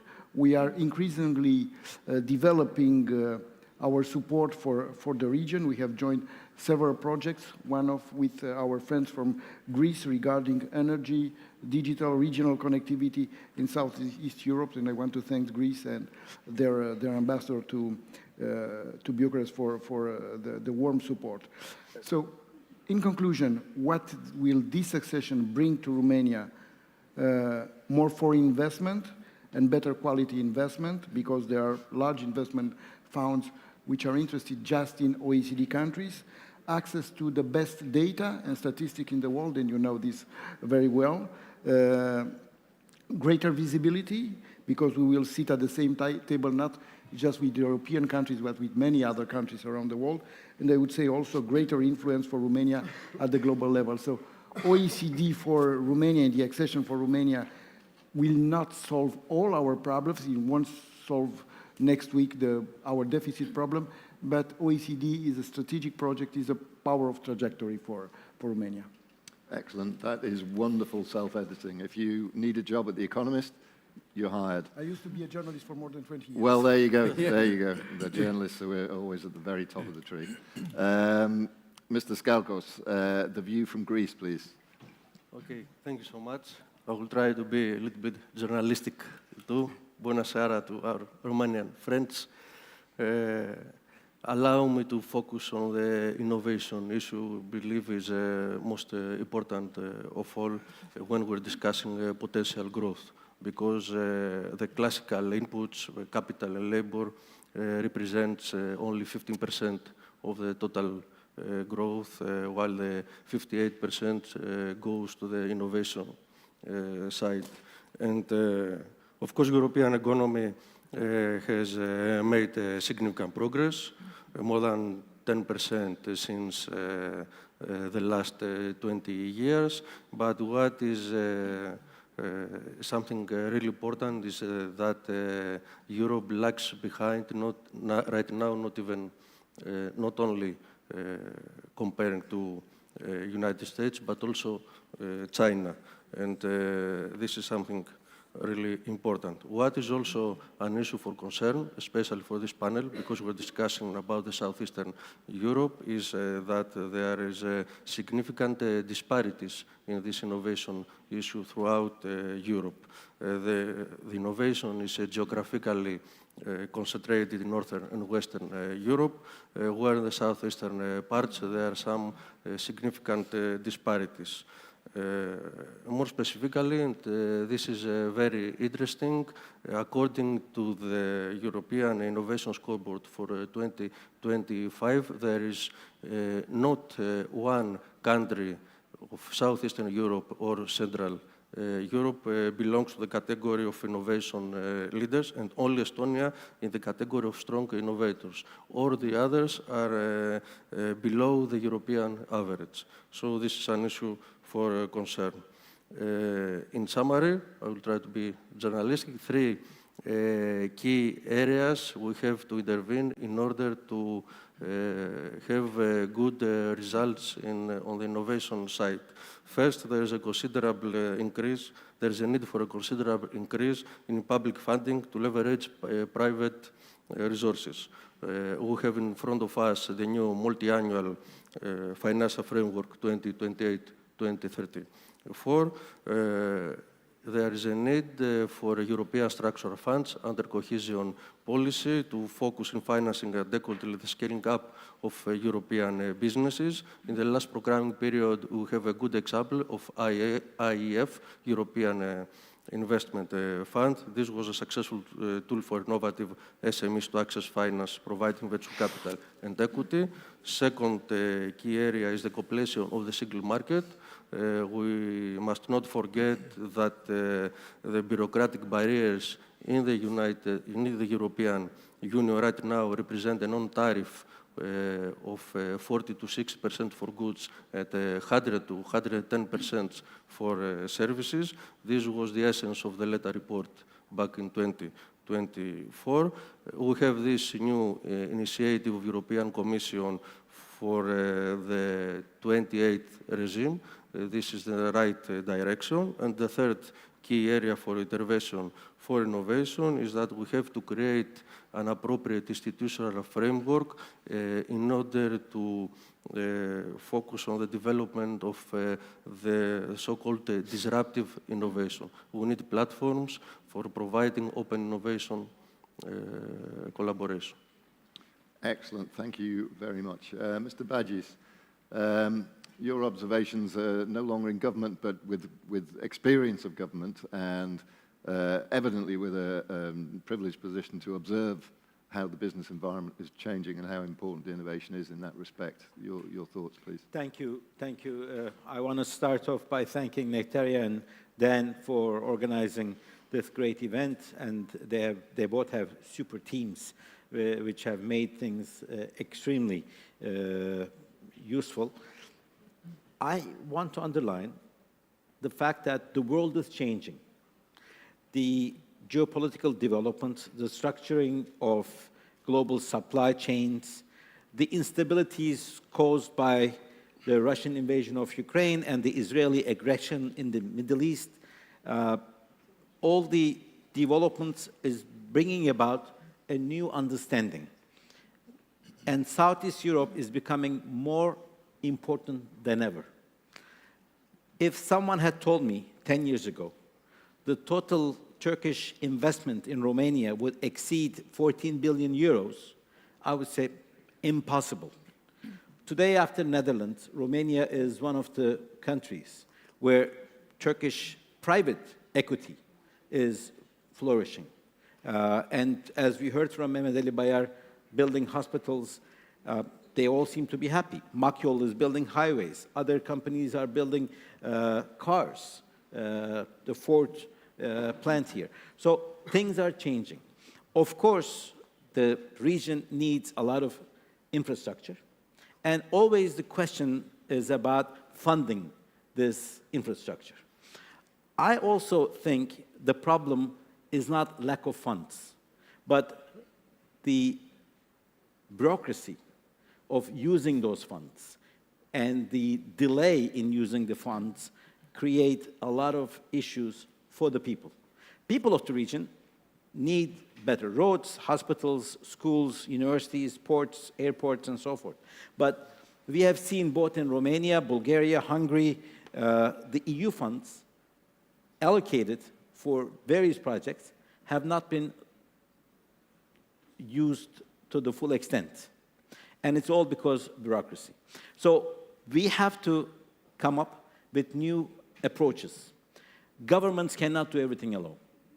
We in Turkey have had a huge progress since 2002. I remember when Turkish Airlines had 67 airplanes. Today, they have more than 500, and another 500 have already been ordered, which will be delivered in the next 10 years, which will make Turkey's connectivity with the rest of the world better. Other speakers spoke about Turkish experience in building one of the biggest airports in Istanbul. But the government did not do it. It was a cooperation of private sector, private finance, construction industry, government agencies, different ministries, all working together. So we have to come up with win-win strategies and bring governments, private sector, universities, and development financial institutions to work together. That is also possible in the Southeast European region, and the EU's Global Gateway, as my colleague from Greece mentioned, the reconstruction of Ukraine have the potential to position Southeast Europe as one of Europe's key investment and connectivity in the region. So my summary is, region doesn't lack funding. It needs faster implementation through strong partnerships. In conclusion, the Southeast Europe today is no longer simply only dependent on European funding. With everything going on around the world, funding that was going to different parts of the world are looking for safe and sound regions, and together, if we work together, we can also benefit together. So we've seen this example in the Istanbul Technopark, in the airport, in one of the largest solar power plants in Turkey, bringing different players, local and international, government and non-government, together can be the solution. So we have to keep the European dream alive. Okay, thank you. I'm sure there'll be plenty of people who welcome that thought, though I know a few who might not from my country. Beata, this is all about creating the right business environment, isn't it? To not just allow businesses to flourish, but also encourage them and facilitate innovation and building in adaptability. Your thoughts from the EBRD? So there is a European agenda on how to promote innovation, but the key question is what else can countries do to stimulate their own innovation? So let me throw 3 ideas here. One is tapping into FDI flows. Governments think about FDI as capital and as jobs, but multinationals are fundamentally about knowledge creation. If you look at the list of 2,000 firms with largest R&D spending globally, and these are mostly multinationals, and you add up their R&D outlays, they amount to way more than GDP of all of Switzerland. So these are really serious funds being spent on R&D. And it used to be the case that multinationals kept all of the innovation at headquarters. But that has changed. If you look at Swiss or Dutch multinationals, actually only 10% of patents are done by inventors at headquarters. The rest is done either at affiliates or in a cooperation. So by bringing FDI, countries can tap into the knowledge. Second, we heard a lot about demography, and Eastern European EU member states are getting old before getting rich, and that matters for innovation. Because if you think that in every society there's only a certain percentage of people who have the ability to invent new things, that means that mathematically smaller workforce means a slower number of inventors. So what do we need to do? We need to find missing Einsteins, people who perhaps don't think about having a university career, who perhaps don't have ambitions to do that. And here, in particular, I think we should focus on encouraging girls to go into science, technology, engineering, and math. And actually, post-socialist countries have a tradition of women in technical areas. Boys tend to do better on math tests than girls, but historically, in post-communist countries, the difference was smaller. So that's a sort of a secret weapon of the region. Finally, a lot of money these days is being spent on defense, but we have a choice. Do we buy the best defense systems of today, or do we want to invest in developing the best systems of tomorrow? So this is an opportunity to channel a good chunk of the money into R&D. And this R&D is going to benefit not only our ability to defend ourselves, but also innovation in the country. Thank you. Wonderful, thank you. That's really interesting, a beautiful broad view there. So I appreciate that. Thank you very much. Thanos Vlachopoulos from Pyreos Bank. Your thinking, please, on how we create this business environment that encourages innovation. Thank you. It's a great pleasure for me to be here today, especially in Romania, a country where for many years Pyreos Bank used to have a strong presence, which stopped actually in 2018 due to our restructuring that all the Greek banks went through after the Greek crisis. So 2 words before pointing out your question. Pyreos is the largest, a few words about Pyreos. Pyreos is the largest bank in Greece, has a dominant position both in lending and and deposit side. And I think the most important point that I would like to highlight is that we managed to have the largest percentage of net credit expansion in a European basis. 11%, we increased our loan book by 11%. So meaning that we are putting money in the real economy. So going back to your point, allow me to set the scene, the landscape. What is the landscape? Actually, we have two major facts, two major wars. One is very close to us now. The first one is Russia-Ukraine war, which is more than 4 years now. And actually, this reshaped the way that Europe was dissipating the facts on the global scene. And I mean that forced Europe to re-engage itself in defense, in heavy industry, and in energy autonomy. Now, the new development, the second one, the new development in the Middle East war, actually reformulated the global alliances, and we see that we need to be more resilient as a region. Now, what the stakeholders are doing, governments, who are the stakeholders? Are governments, business communities, and actually the banking institutions, both supranationals and commercial banks. So governments need to be very, very agile, need to build the framework that will allow business community to invest. You mentioned earlier in the previous panel that there is no lack of financing. It seems that there is a lack of investable or bankable projects. So this is where supranational like EBRD and commercial banks have the place to make the structures in order these projects are bankable. And then the business community, the business entrepreneurs, the large corporates should align with, should partner with technical universities, startup companies, in order, to make the first phase of a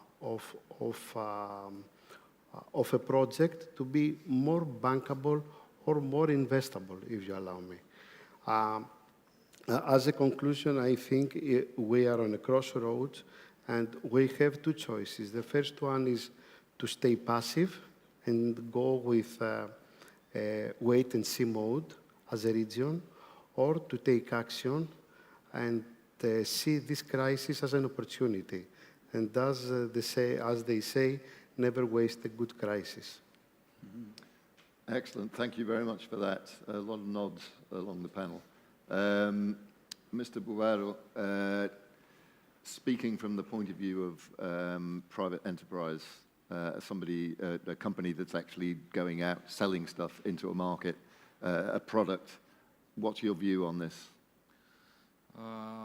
First of all, I want to thank you for the invitation and for the great summit conference. It's an honor to be participating here.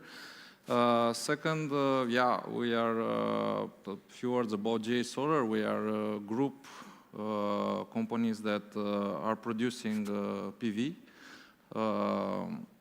and newly we come in the market of storage. So we are a company from China. Of course, everybody says China is bad. China is putting pressure on the market with the low prices and so on. But I think that, my point of view, China in the recent years, especially in the energy sector, had been at some point had been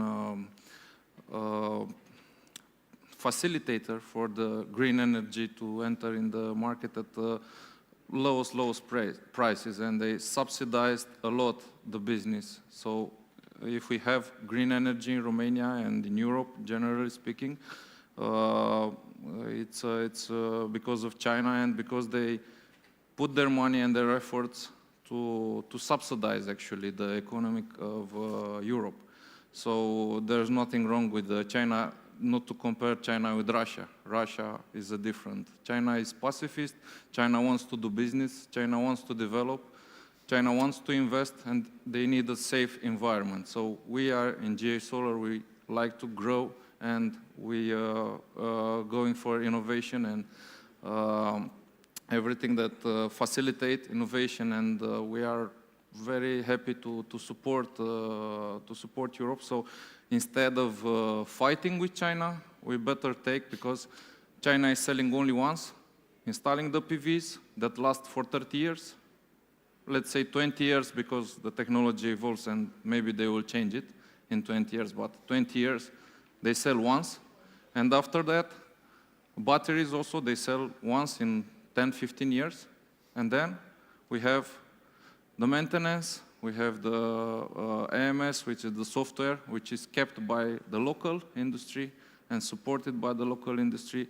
And we have a lot of added value with the energy produced with the China PVs that, by the way, till this year, it was subsidized a lot. Okay. And, I find it really fascinating what the role that China has played and is playing in the innovation and creation of green technology. It's a fascinating reversal of our assumptions about the way the world works. 20 years ago, the innovation, the creative minds were in the West. China would just copy the stuff and reproduce it. And here we are celebrating the fact that we can adopt Chinese innovations. In a sense, I wonder if that displaces innovation in our own economies. But the point is well taken, and thank you very much for that. We have very little time for questions, so I'm going to ask you to give me really, really short answers. I think I'll finish with you. Out of respect, we'll give you the last word.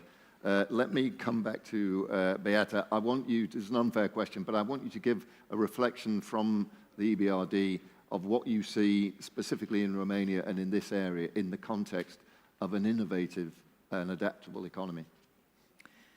So when we think about innovation, we should be thinking about sort of the broader context of the global economy.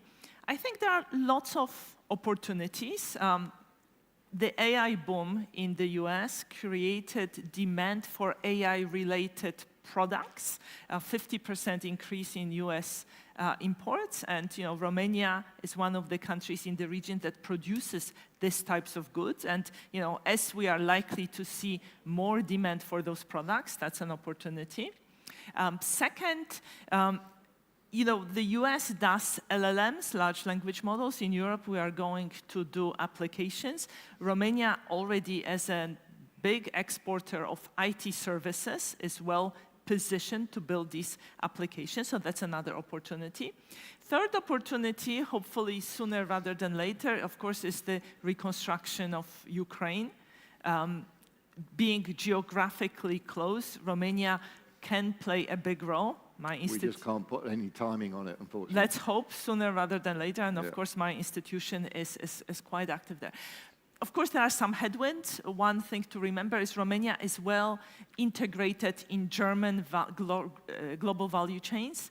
And Germany is facing a higher tariff in the US because a lot of exports from Europe to the US were front-loaded. They went last year in the first quarter. They have not been subject to those tariffs, so we have not felt the impact. And of course, the second headwind is increasing competition from China. China's export structure is much more sophisticated than what you would expect given its GDP per capita, and it is becoming more and more similar to the export structure of Romania and other countries in the region. So, to come back to your thought, is Chinese innovation going to displace our innovation? No, we need actually more innovation, and actually, potentially bringing Chinese innovation to Europe through joint ventures could give us could give a boost to our own innovation. Okay. Thanks for that. I'm going to put one question, which I want each of our four gentlemen here to give me a very brief answer to. Apologies that I have to boil it down to this sort of kind of thing, but missing Einsteins. There must be a few Romanian missing Einsteins out there, and I suspect that it's not just a matter of whether they've been born or not, it's a matter of whether they stayed in Romania or not. And this seems to me to be a key issue when we talk about adaptability and innovation in a national economy. How do you, we can extend this to Turkey too, how do you bring those people back? How do you persuade them that this is the place for them to exercise their genius? Let's start with you. Yes, interesting remark about Einstein's. One thing is for sure that we cannot order innovation. We don't know how innovative innovations are born. So what we can have in mind is that we have to create a friendly innovation ecosystem. This is the first issue. In order to have this friendly system, because entrepreneurship is a cultural thing, innovative entrepreneurship is even more a cultural thing, we need collaboration. Collaboration, in order to have collaboration, we have to have open platforms. We must have cross-border collaborations, collaborative schemes. Of course, we need to rapidly cut down red tape. You were right, Minister, about bureaucracy thing, but I have to disagree with you a little bit. I do believe that we need much more public investments. Public investments in order to mobilize private investments. Right now, there is a shortfall for European companies around 800 million euros comparing to United States. United States invest only in artificial intelligence 5 times more than European businesses. Yeah. So, red tape, open collaborative schemes, and public investments. Okay, the echo for you? The ingredients for success, not only for bringing the funds, because the future of the region will not be shaped by the volume of the funds alone, but speed of execution, quality of cooperation, and depth of regional integration is also key to bringing these Einsteins back. We have the best example in Turkey. We are now one of the leading nations in drone technology. Our drones have been tested in various wars, in Ukraine and Azerbaijan. Now Turkey is exporting to many NATO countries. We are quite good. But it was designed by one Turkish engineer who studied in the US. Actually, the father sent both his kids to study in the US and then asked them to come back. It's the Turkish miracle. They started in a garage. Now it's the company is the largest taxpayer of the country. So, but we have to create the platforms for these brilliant minds to develop and contribute to the country. Thank you. Vlachos, in very few words, how do you attract your talent back from wherever it's gone, back to the home country? Thank you. This is a very critical question because we suffered from brain drain for almost 10 to 12 years in Greece. We saw that the best brains left the country, but the worst came after this because also technicians, also all the young people left the country. So what we are doing today, I think all the banks, but I will be very specific with Pyreos, we are trying, to brain gain, as we call it, the best in class from abroad. The second one, we run several programs. One is called Future, and we are going to the universities, and we attract the best talents from the universities. Before closing, I think what is important for all the large corporates, including banks, is not only to focus on profitability. We need the 3 Ps, not 1 P. We need to move from the profitability to the planet, people, and profitability. Otherwise, we are going to, to have not a sustainable financial model. Fantastic. Spoken like a true European. Thank you very much. Mihai, one policy thing you would like to see implemented in Romania that you think would make a difference to the creative, innovative capacity of the country? Actually, I stand in front of you like an example. So the Chinese industry recovered me when I had a private business which was bankrupt, and then nobody wanted to hire me. So the Chinese people come and see my talent where nobody would see it. So they recover me and they put me in the position that I can innovate for them, actually, but also for the Europe. We, as a company, we are a very intrusive company. We have the second, even only 15% of the sales are in Europe. We have the largest, after China, headquarter in Germany, in Munich, and also all around Europe, in Spain, and also now in Romania.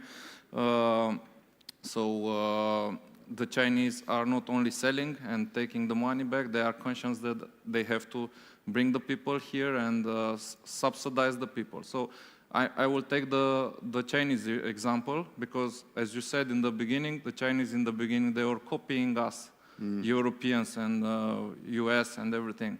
And after that, they took the people, the brains from Europe, attracted them, sponsored them, put them into work, and give them money and pay them very well, and they start innovating. So that's why China is where it is. So I think that lower the taxes, especially to encourage the work, lower the taxes, give the access to the young people to have a home, to have a car, to have a decent life in Europe, and they will stay here. Nobody wants to go. I myself, I'm a nationalist. I wanted to go. I had many opportunities to go. I didn't go, and I wanted to stay here and put my impact in Europe. Okay. But this is the most important thing to attract people, is that to create the environment, including the cheap energy, which we can. Yeah, cheap energy would be very. In India, was I've been 2 years ago in India, and I saw there because they have the same problem with the grid. The country is very big, so they developed bringing the energy to the population that didn't have access to energy. So that from there they started, and they become almost leaders in IT and everything, because they give the access to the I think you've set out a whole government program for us there, which is yeah, I would love to. I'm sure I would love to have access, but I'm sure the Secretary of State is very grateful to have had all his work done for him. You've been taking notes. I did want to finish off with one question. It's a complicated question, but I hope you can answer it briefly. The OECD, part of the benefit of acceding to these organizations, these supranational organizations, is the discipline that they impose on you during the process of accession.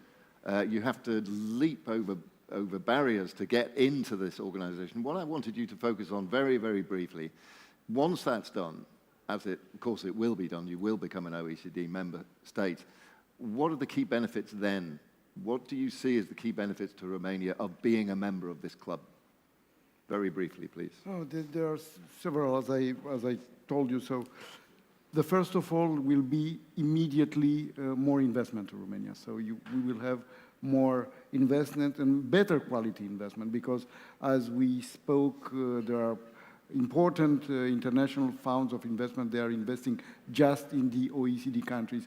Being a member of the OECD is a criteria. Access to the best data and statistic in the world, which can serve as a strong foundation for good public policies in Romania. I think this is something that everyone wants to have in Romania. And also this greater influence that Romania will have, because we will be part of the solutions that are imagined, because OECD is the think tank of the world, is the cheapest think tank, because we will pay something like, I don't know, 4 or 5 million euros to be a member every year, but the income we will receive, it's much and much higher than we can imagine. And I think it will be a good thing for Romania and a good thing for the OECD as well, because... Something for everybody to look forward to. What's your target date for accession? The target set by the Romanian politician is 2026, so I hope we will be able to deliver this year. Okay, excellent. Good. Well, apologies for putting you all on a racetrack. I know that's not the ideal way of doing things. There's so much that we could talk about on the basis of, and you've all given fantastic responses, so I'm really, really grateful to you for that, but we do need to move on. So please join me in thanking this panel. Thank you very much.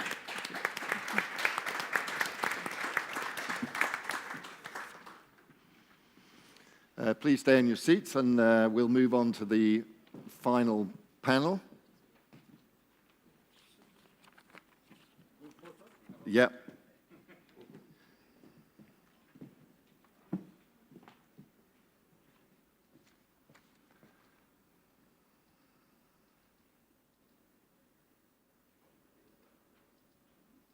Excellent. Thank you. Thanks very much. Thank you. It's a pleasure to have you with us. Thanks very much. Thanks.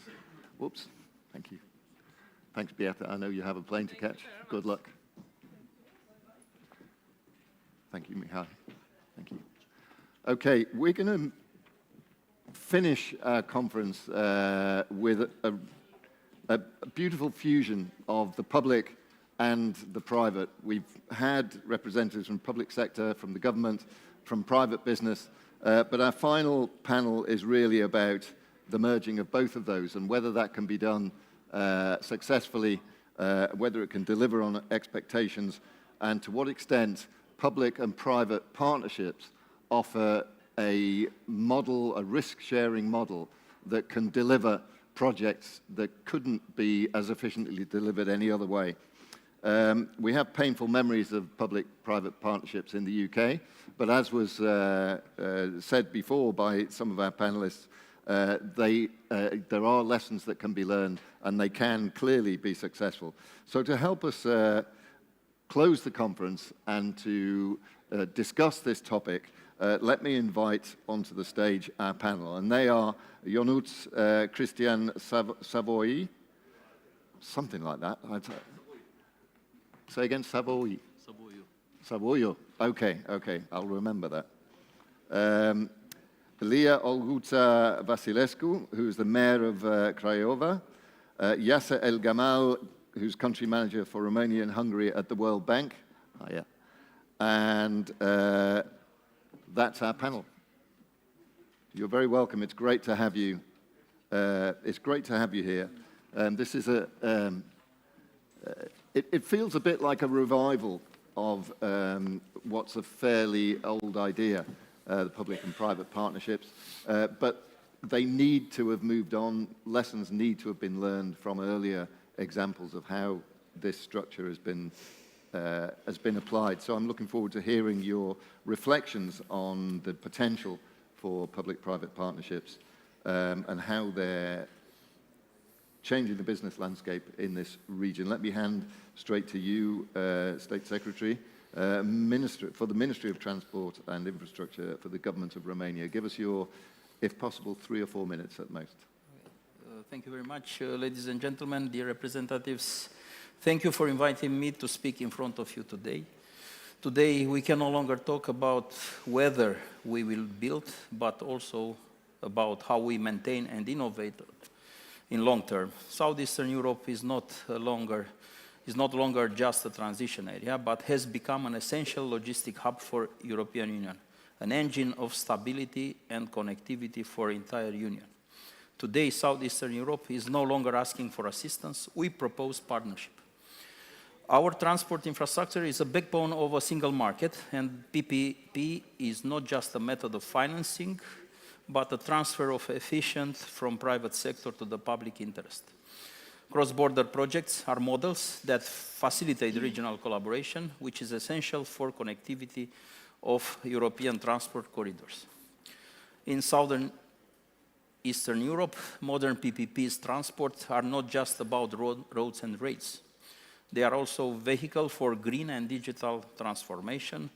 They are about digitalization through the implementation of e-transport system and intelligent traffic monitoring with the support of intelligent transport systems. In addition, the private sector brings advanced technological expertise, accelerating the digitalization of public services and critical infrastructure. Decarbonization means infrastructure for electric vehicles and high-speed rail transport that can be supported through green PPPs. But it is also about standards and governance. We appreciate the Commission for its support through the JASPERS mechanism and the transport program. Our recent legislative reforms demonstrates Romania's new financial architecture promoted by Romanian government through the recent economic recovery and investment stimulation package is a clear message to investors. Capital is selective, but we offer predictability. The program between 2026-2028, National Facility for Project Preparation and Technical Assistance for Public-Private Partnership, operates as a multi-annual project preparation facility mechanism specifically destined for public-private partnership investment projects. The first major project resulting from the program are expected to materialize between 2028 and 2029, with a likely focus on the medical sector and road infrastructure. At the request of the Ministry of Finance, as a central PPP unit, a number of 23 projects within the scope of activity of Ministry of Transport and Transport Infrastructure were identified as a first step in establishment of portfolio of projects that can be financed under PPP regime, with the 10 projects being selected for prioritized portfolio. As you know, in recent years, Romania has benefited from unprecedented public investments that have supported its development through European funds, national programs, and major infrastructure projects. And this effort will continue, including through the new European instruments. However, economic development cannot depend only on this component. Private investment are also essential for the growth. Romania transport system is going through a transition phase where European funding through the transport program 2021-2027 is starting to be complemented by a modernized legislative framework for PPP partner aimed at attracting private capital for complex infrastructure projects by 2028. So as you see, we are on the road. We have agreed a list of projects, and also we selected the prioritized one on all transport means. If we speak about air transport, road transport, rail transport, and also for ports. Are all those contracts finalized? These contracts, these are project ideas in different stages of preparations. Right. So preparation of this project is crucial when we start to talk about PPP scam. Okay, thank you. Ms. Vasilescu, thank you so much for joining us. It's great to have you. Has the municipality been involved in any PPP projects? Is it, do you see it from the municipal level, from the city level, as a risk-sharing funding solution? I will speak in Romanian. Of course, yeah. Sunt Lia Vasilescu, primarul Craiova. I'm Lia Vasilescu, the mayor of Craiova and the chair of the municipalities in Romania, and I'm going to speak rather in this latter capacity here today. So far, we've had numerous discussions within the Association of Municipalities in Romania alongside all the mayors concerning the PPP scheme. Law that was passed several years ago in Romania, but hasn't had the effects everyone has been expecting for various reasons. One of those reasons would be that there has been no example of successful PPP that might have been a best practice example. If I'm to think about now, I can think about the association between Veolia and the General Mayor's office in Bucharest. Second of all, I think we are still facing this very old mentality regarding the public opinion that we'd rather not have an association between the public authorities and the private companies, because every time the state budget is the loser in this approach. And then we can also blame the legislation, where the mayors are not certain to have clear consequences to be politically correct after the signature and the conclusion of these public partnerships. Then these contracts are signed for very long terms, and they are implemented over a long time span, which is longer than the office of a mayor. So, of course, the mayor's interests are not that deep in such partnerships. Second of all, there aren't many PPP concluded partnerships at government level. So the mayors believe that the risks are too expensive, too hard to take, since the government does not share in that approach, even though the thought has been to create several public-private partnerships. Unfortunately, this has been just a long talk. We've been talking about tunnels, the highways, express roads, a lot of companies in the energy sector that probably wanted to get involved, but unfortunately none of these wishes have come true.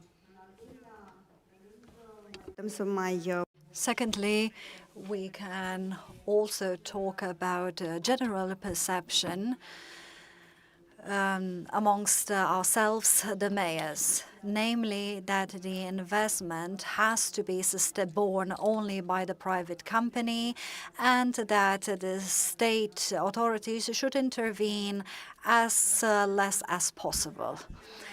Also, bureaucracy, extensive regulations are also hindering these PPPs. And last but not least, the lack of determination of public authorities that would rather have projects that ongoing, that would rather wait for European funds or rather receive funds from the state budget, and that are reluctant to looking for private companies that might come to their aid and support them in carrying out these partnerships. Of course, there are several other causes that people here in Eastern Europe are very much aware of. With respect to the municipality of Craiova, the city where I am in office, this year we were compelled to find such a formula of a PPP scheme after our thermal station had lots of issues, and we realized that we need support, taking into account that the investment was so great that our municipality budget could not uphold it. That is why we needed to start a partnership with a private company. We started a public tender.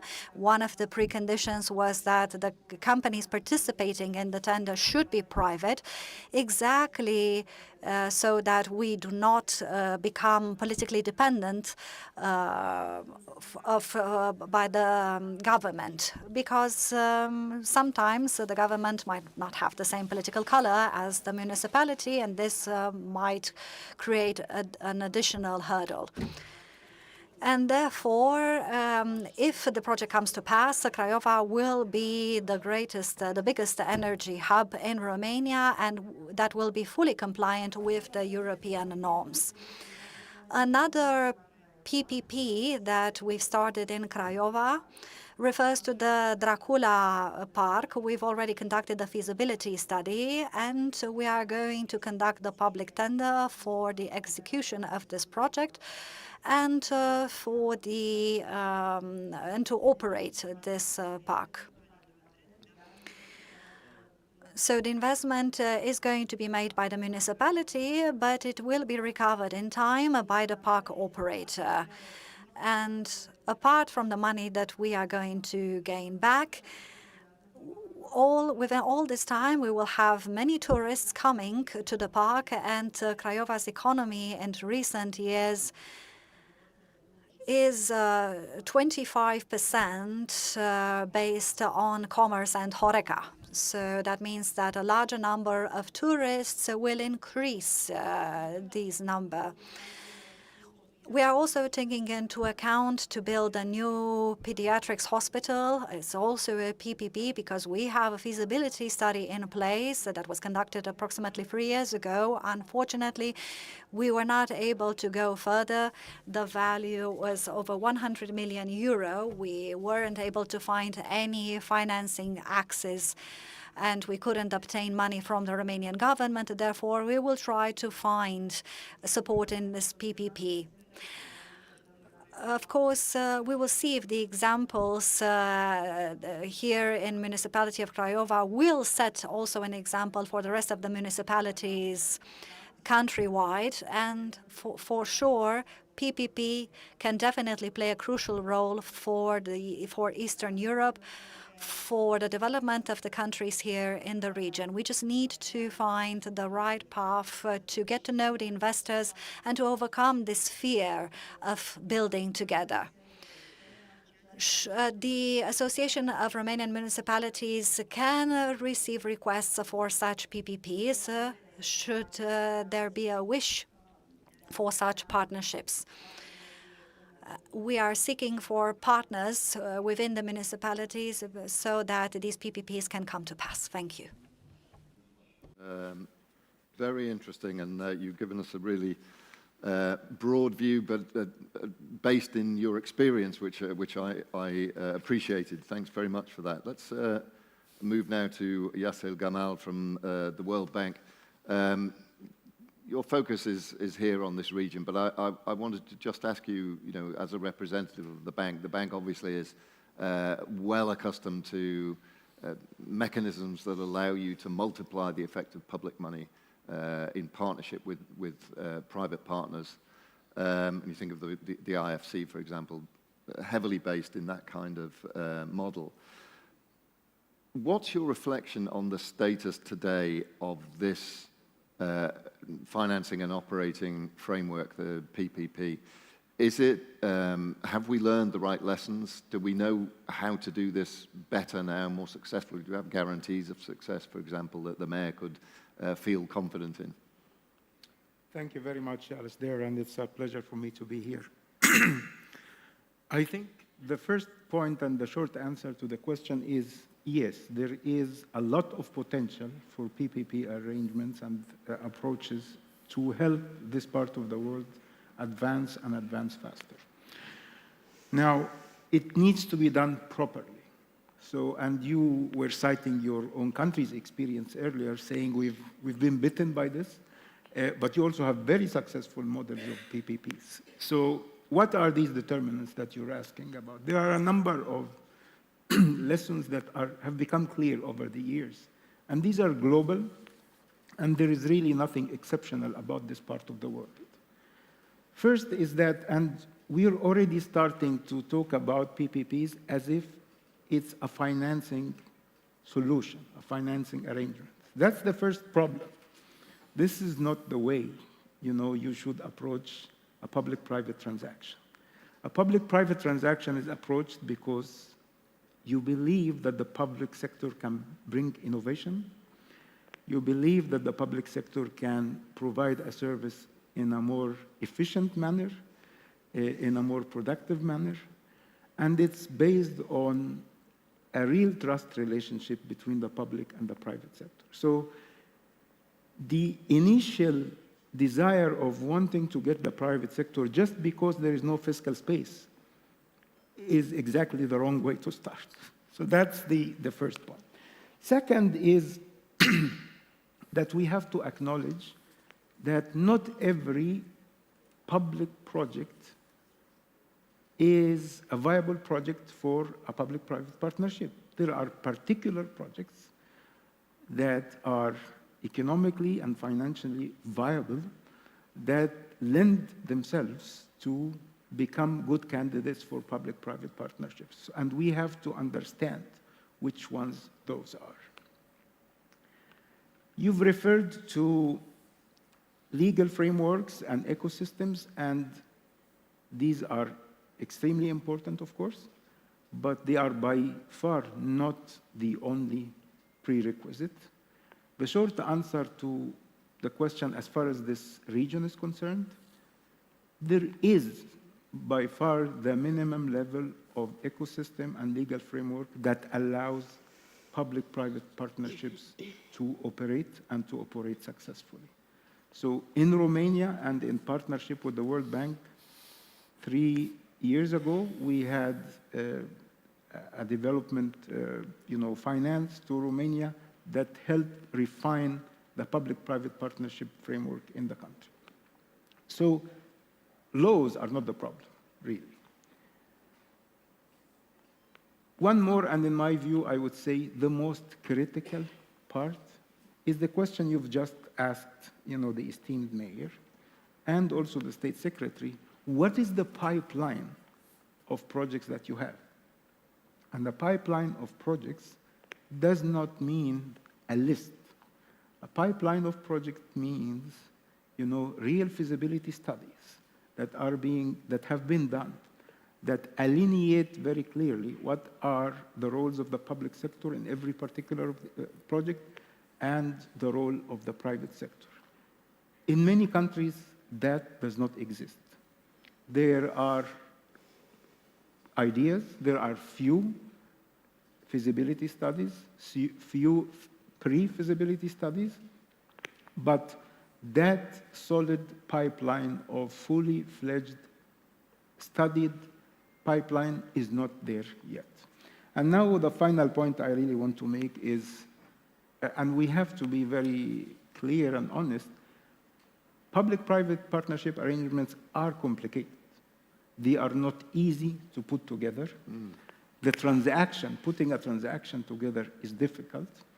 And you need to have a critical mass of expertise in the country, and in particular in the government, to be able to advance this approach. Many countries do not have that, or maybe have it in one sectoral ministry or another, but do not have that critical mass that allow that big pipeline to move on both at the central and the subnational level. Excellent. Thank you very much for that concise but very clear set of observations. We're very nearly out of time, but I want to finish with a question for the State Secretary. And this is about, the Mayor raised it. I think it's kind of important that these are long-term projects. That's why they work, because they lock in financing and operating agreements for a generation. But governments last for, if they're lucky, 10 years. And many governments aren't that lucky. And last for considerably less. So you're sort of locking in a political commitment to a contract, to a mechanism for operating and building a public utility that's going to tie up future governments. How do you future-proof the agreements that you set in place at this time? I think it's very important, the legal framework that states very clearly the timeline of such projects, and also ensure the long-term approach.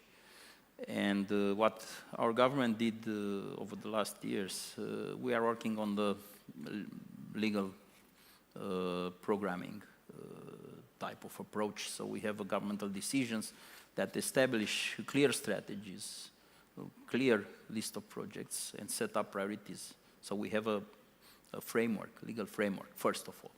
Secondly, I think it's very important the blended financial structure that can help, because we, in this blended financial structure, we have not only our government, we have European Union with a longer-term perspective of financial support. We have also the international banks, international financing institutions that are tied to such projects and can come together within this investment effort. And at the end, it's the government and the public, and then private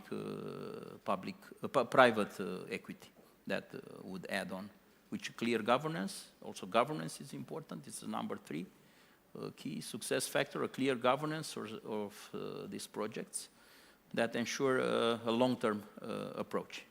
I think maybe I miss other key success factors, but I think I have been approached. You'll find out in 20 years. Yeah. To be honest, I was a member of parliament in 2012, 2016, and it was a big debate on the PPP legal frame. So there are already 15 years has been passed with a lot of challenges over the years in all aspects of the problem. If we speak about the technical issues, then the legal issues, the EU legislation involved, many challenges, and actually, unhappily, we don't have a clear example for large infrastructure happened yet. This is the main, one of the main challenges for us, and that's why we, let's say, try to put together efforts together with the Ministry of Finance to finally have a good example. And I think the activity over the last period, together with the Ministry of Finance and the World Bank, I think will give results, hopefully. Excellent, thank you. Well, it's clearly an important mechanism, particularly in this region. So I'm grateful to all 3 of you for your time and commitment to this topic. So thanks very much for that. We're going to close the conference in a minute, and I want you to stay in your seats while we do that. But before we do that, please join me in thanking our wonderful panel. Thank you very much.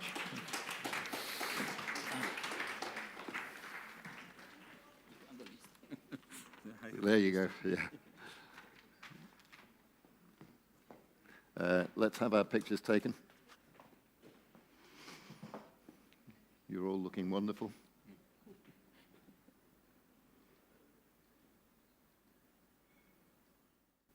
Okay, thank you. Thanks very much. Well, I don't want to keep you any longer than we need to at this point, but I do want to make sure that before you all leave, I thank you profoundly for your commitment and your attendance and your engagement with this event.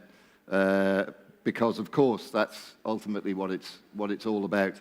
I also want to thank Nectaria and her team, Dan and his team, who've done an amazing job, as you've all experienced, of bringing all of this together, bringing all of you here, convening all of our speakers and panelists.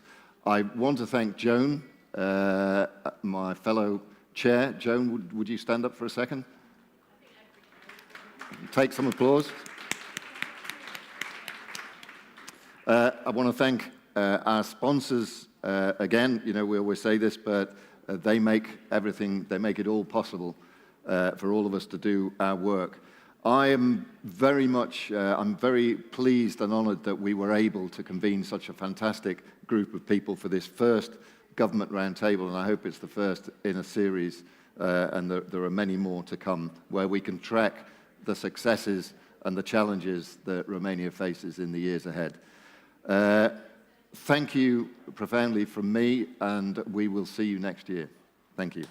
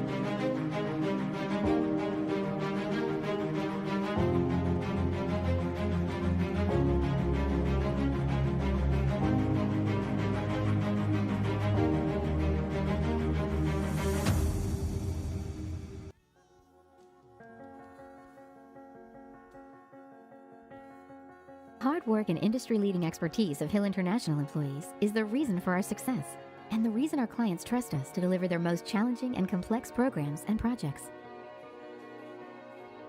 We'll continue growing our business and our global team of technical experts who consistently exceed expectations through collaboration with clients, suppliers, and stakeholders. We're Hill International, delivering the infrastructure of change. At ING, our destination is the future. And it's our job to get your business ready for a one-way journey to a hyper-connected, sustainable future. We can do this because we're global.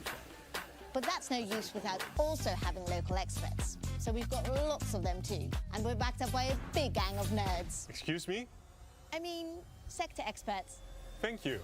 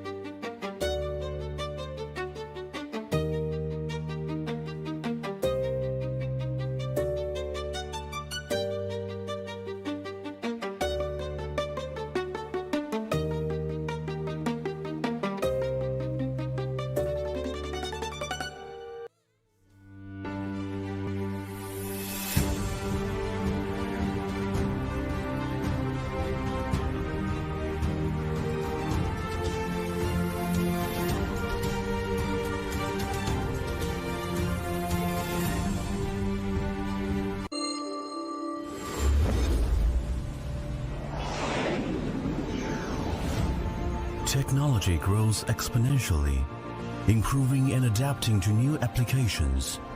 Practically and metaphorically,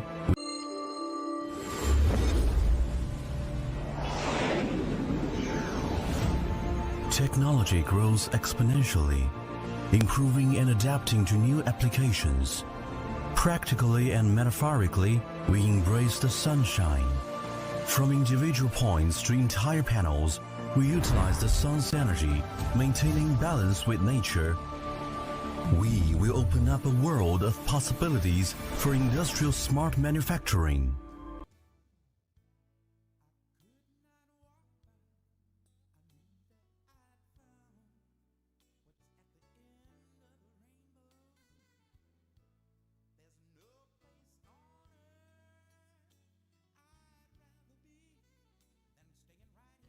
At Pyreos, every award marks meaningful progress, bringing us closer to your trust. In 2025, we were honored with 6 prestigious international awards, from the Euromoney Awards for Excellence and the Banker Awards. And this is how we move forward, knowing that the real value of every award is the value we will always give back. Pyreos, embracing tomorrow.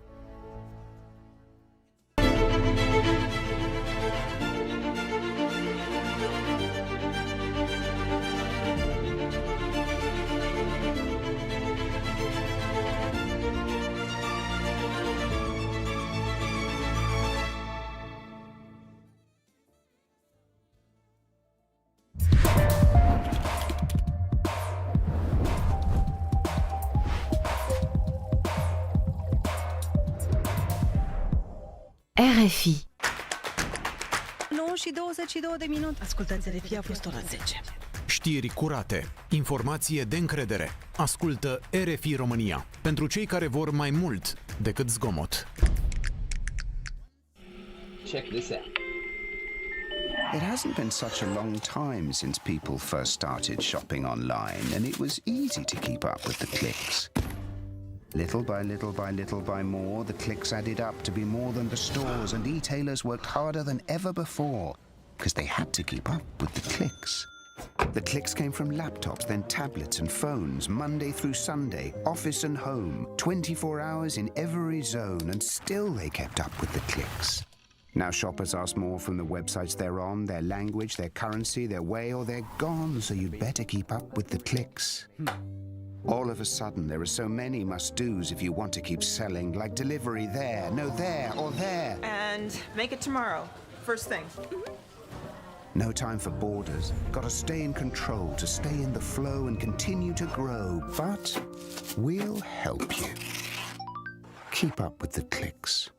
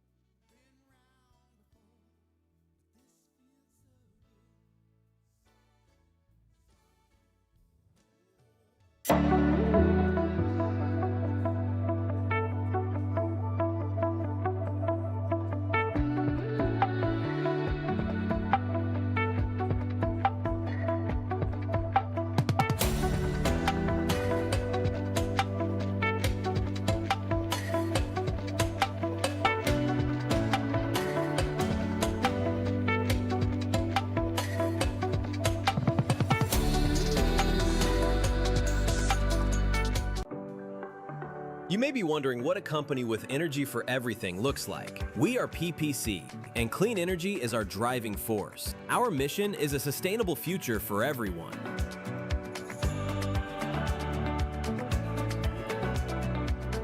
At PPC Blue, we are redefining sustainable mobility through accessible solutions for efficient and environmentally friendly transport. Our colleagues from Rețele Electrice are in the midst of a digital transformation, implementing an intelligent electricity supply system. Through PPC Renewables, we are leaders in renewable energy in Romania and continue to invest in the future.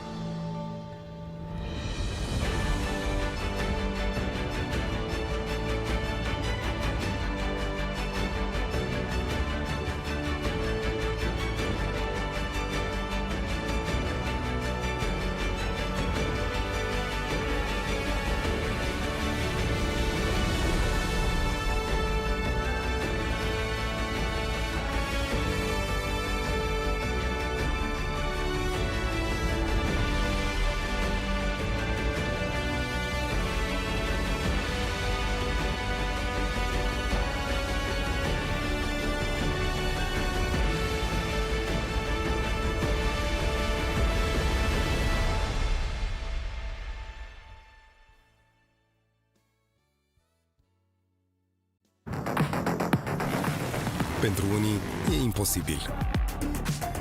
Dar eu știu că se poate.